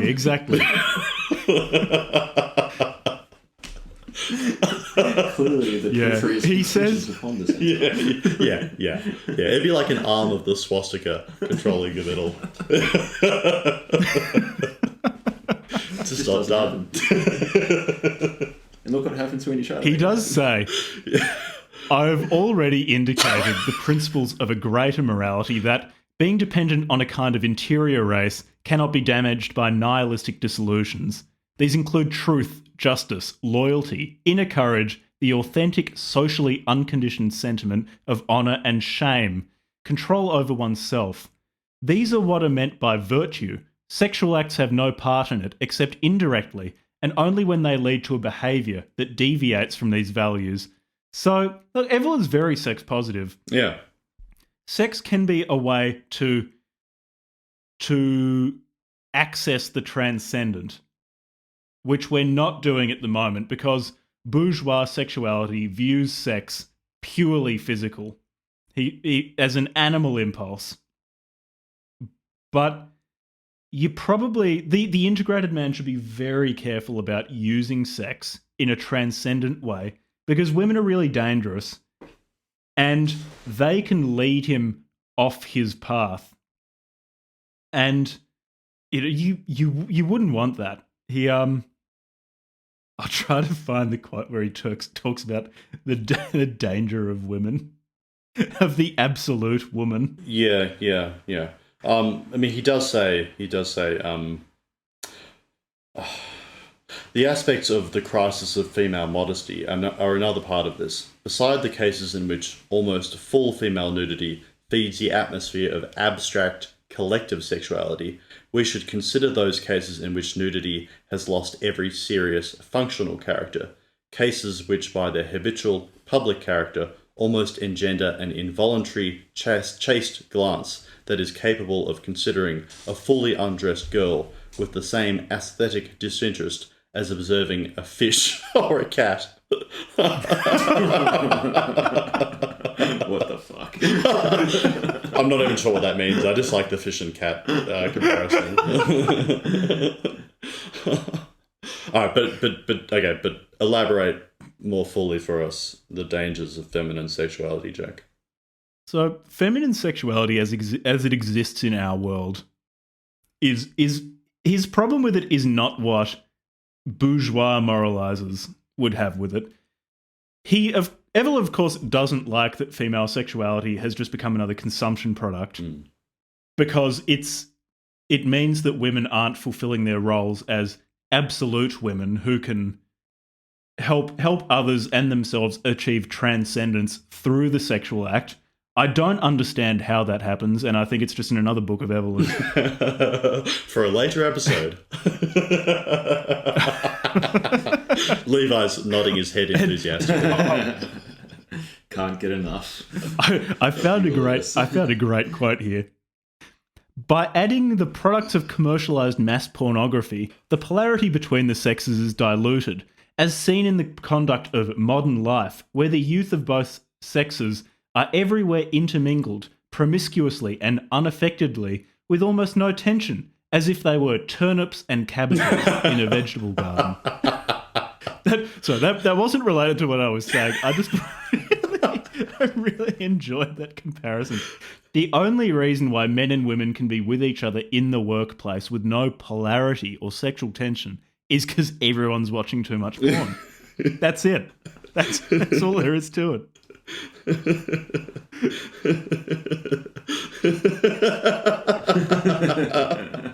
Oh shit! Okay. All right, but just to close out the chapter, he talks about profound sexual possibilities.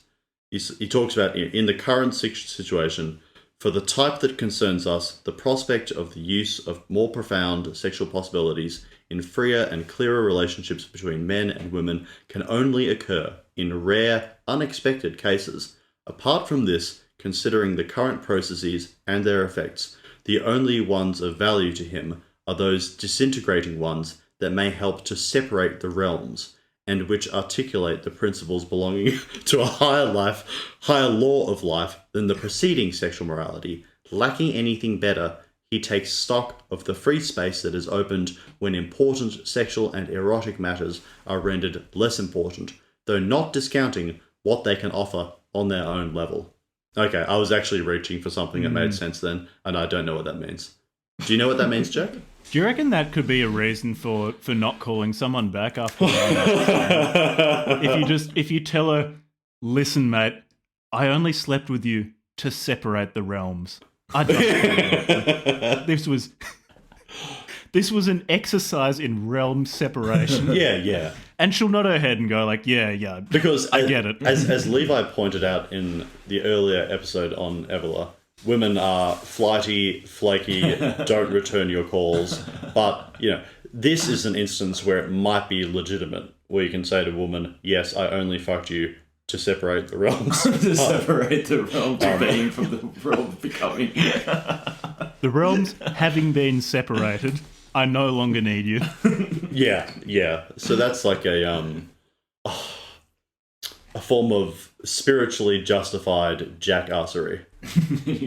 Spiritual fuckboy. Yeah. Spiritual fuckboy.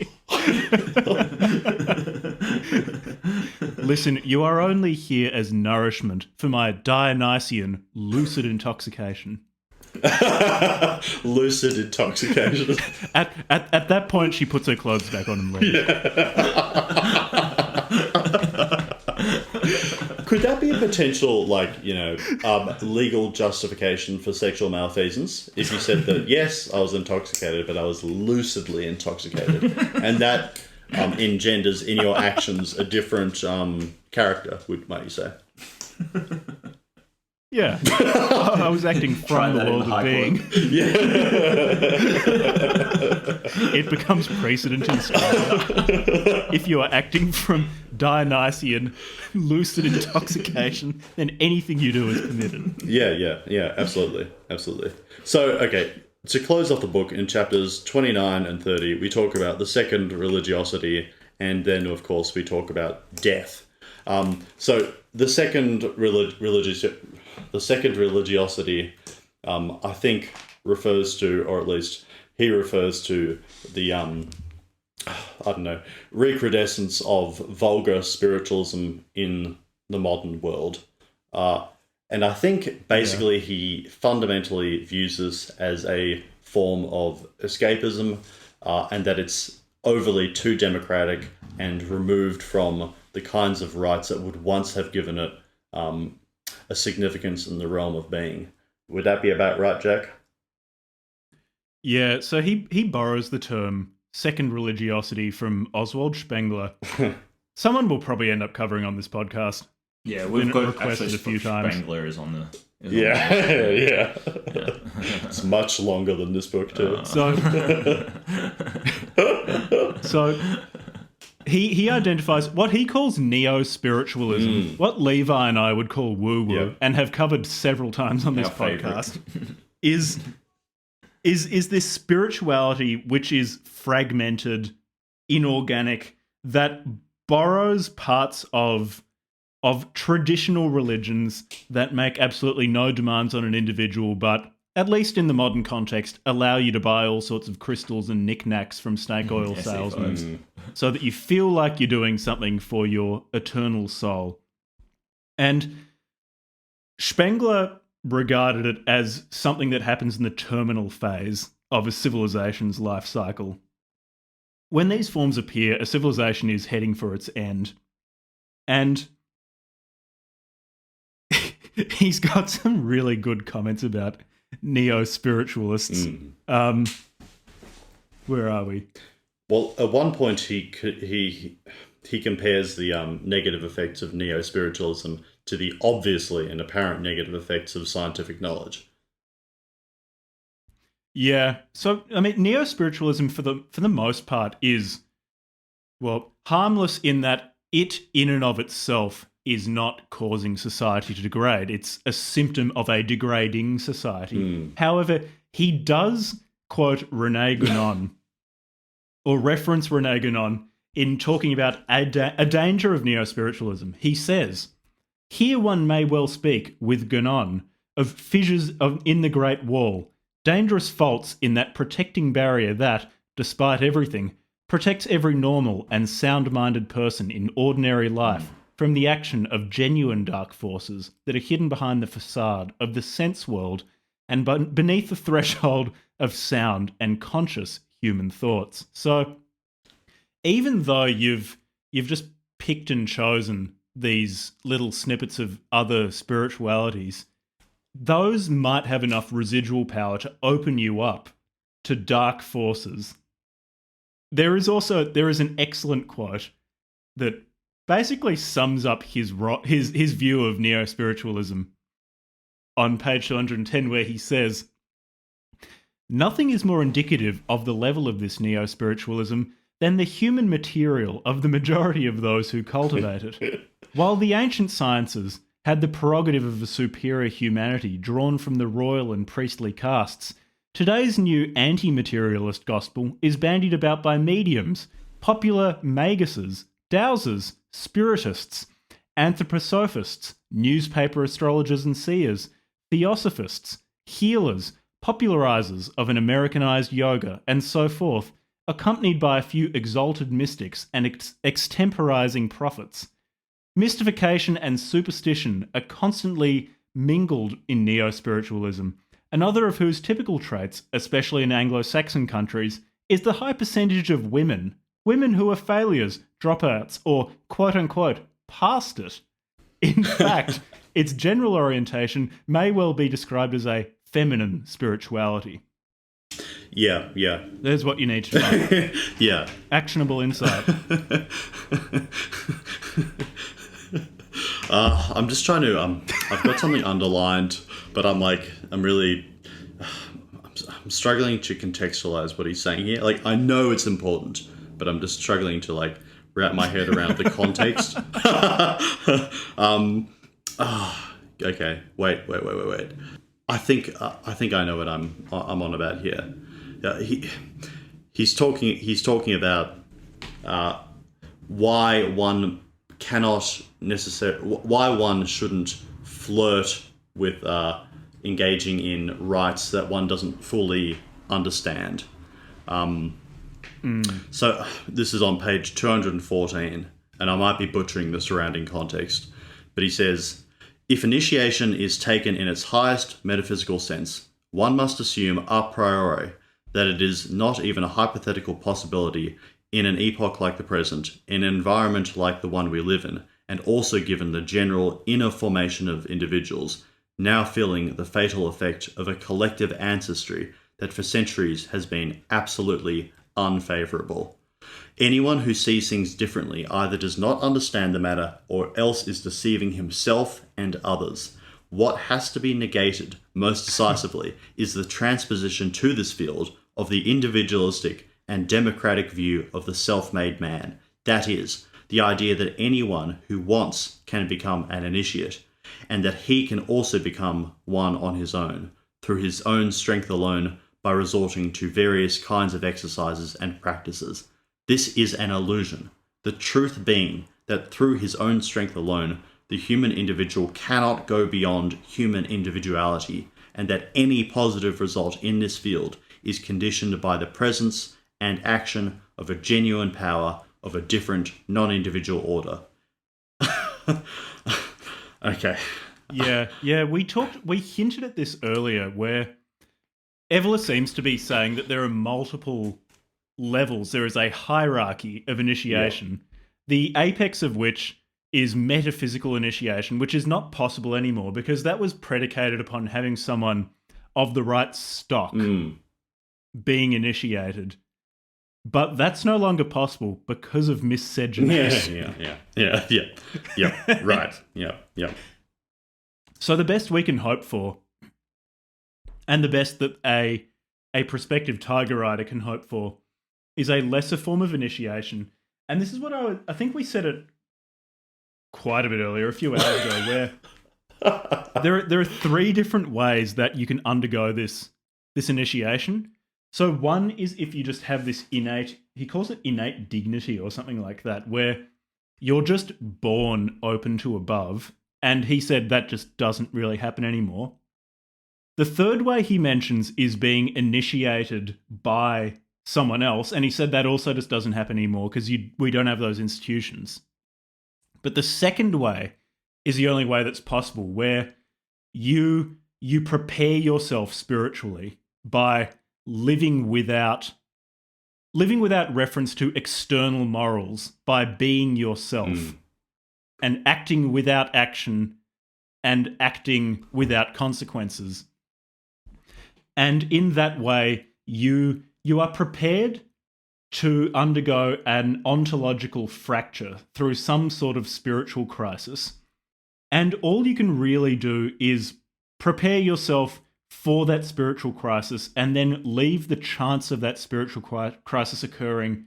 You leave it up to a higher wisdom. Yep. He says, that's all you can do. Well, he actually refers to it as, at the close of the chapter, he refers to it as the realistic view. He says, a realistic view of the situation. Realistic view. A realistic view of the situation. Let's be pragmatic here. A realistic view of the situation and an honest self-evaluation indicate that the only serious and essential task today is to give ever more emphasis to the dimension of transcendence in oneself, more or less concealed as it may be. Study of traditional wisdom and knowledge of its doctrines may assist, but they will not be effective without a progressive change affecting the existential plane, and more particularly, the basic life force of oneself as a person. That force that for most people is bound to the world and is simply the will to live. Okay, so that's a realistic honest self-evaluation of the serious and essential task facing the modern male today. That's another McKinsey action. Yeah. I mean, just footnote 412 in your report. Bang, got it.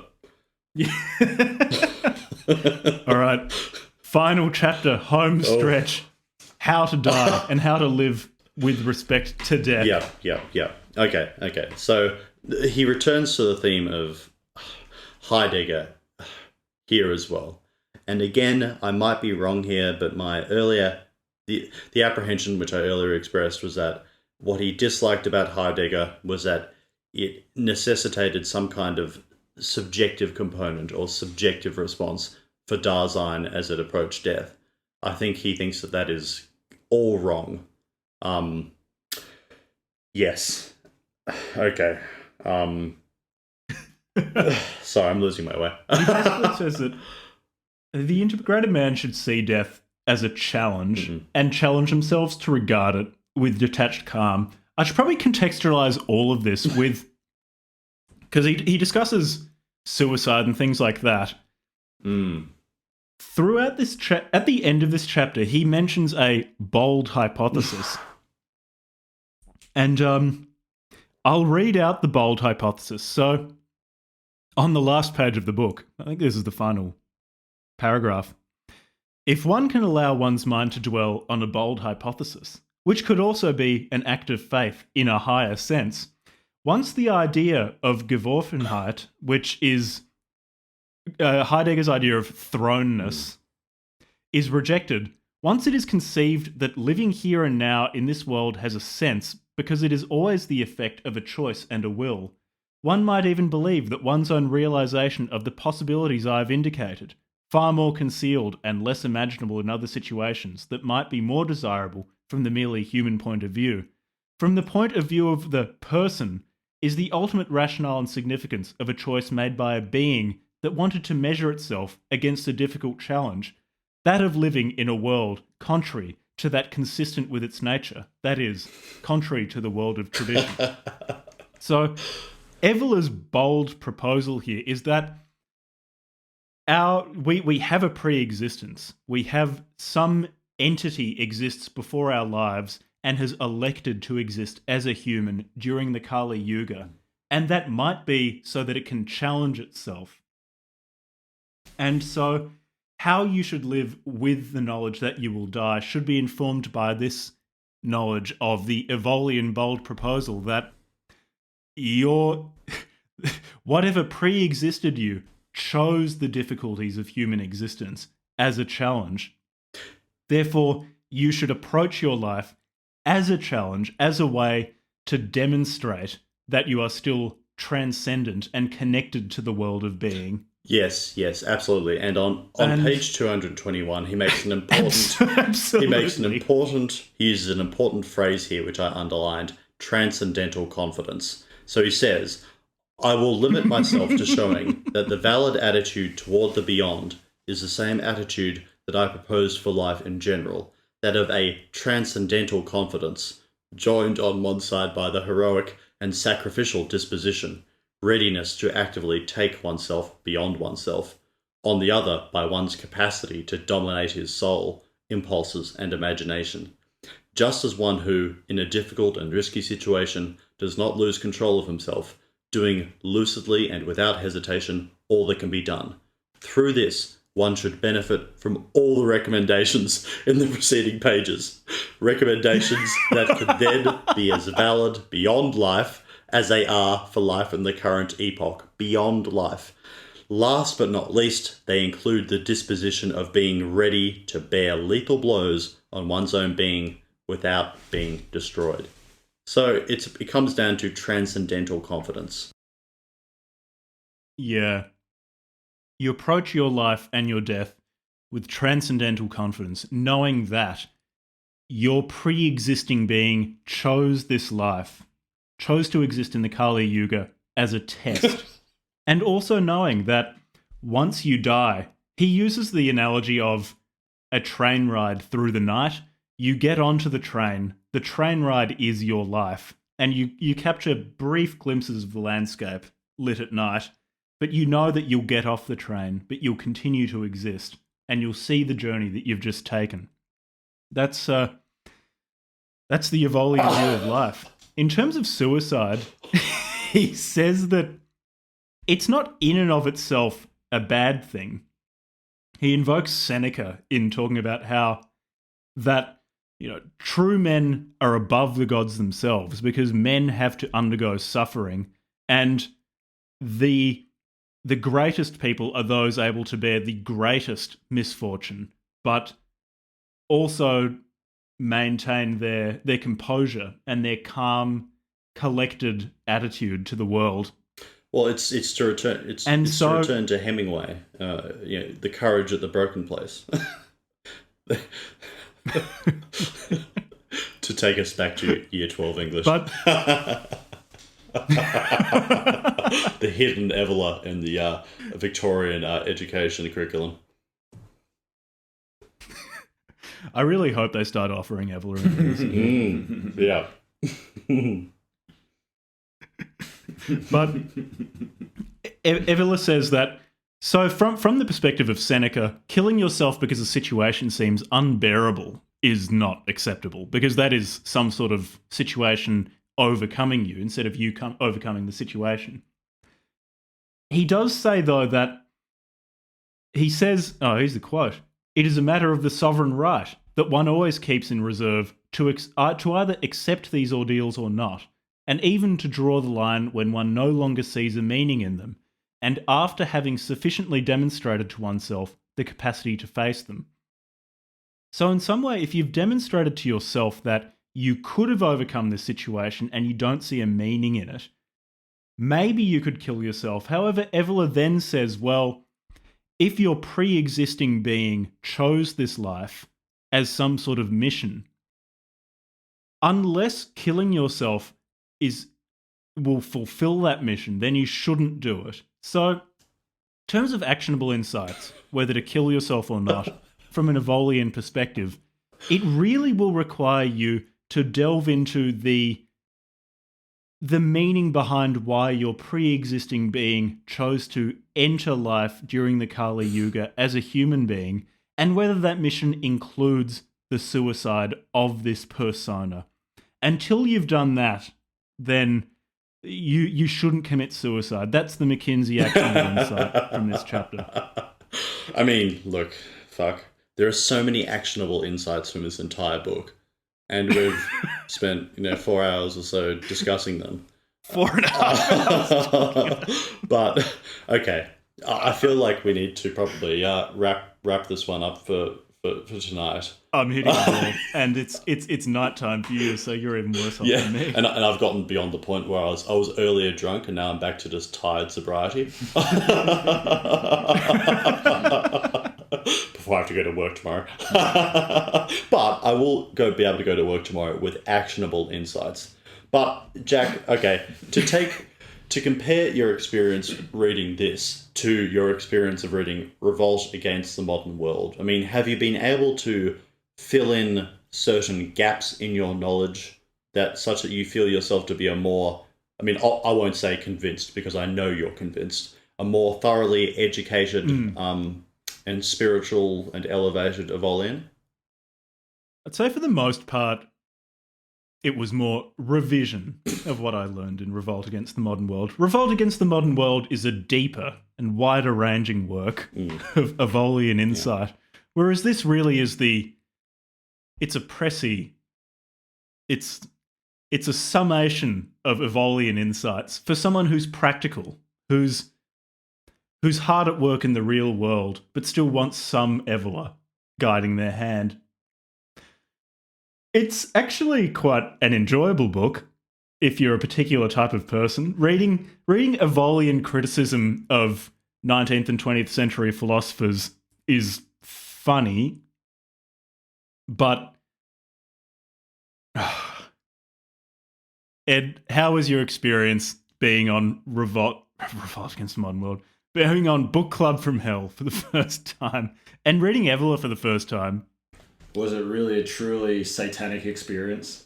Well, I mean, I must say, Hellish. especially the last 18 hours or so have felt like my approach back when I was cramming for law school exams. I was trying to cram as much Evola into my head as possible, underlining things, but not having a fundamentally coherent view of it.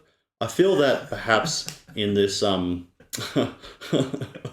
this Socratic dialogue, I feel like I've gotten a little bit closer to the truth, and at this point, it's perhaps too early to say with certainty that I feel ennobled. But I suspect that when I wake tomorrow, I will just, the scales will have fallen from my eyes.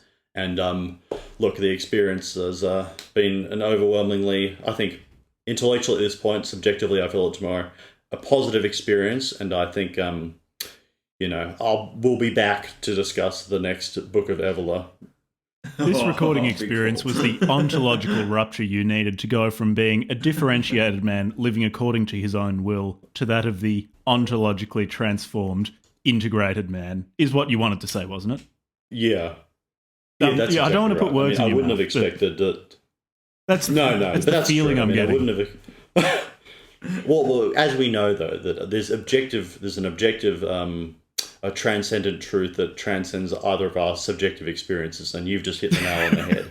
Like, you've defined precisely what I've just undergone. I wouldn't have expected that my ontological rupture would occur at the top story of your parents' house, but there we have it. All right. After hours. Next episode, Levi and I will be exploring Don Paris PhD's SE5 Odyssey. Yeah, fantastic. I can't wait to listen to it and not partake in it. I read the book over a month ago and I'm feeling pretty rusty on my Don Paris PhD knowledge, but look, I never know what I'm talking about on this show.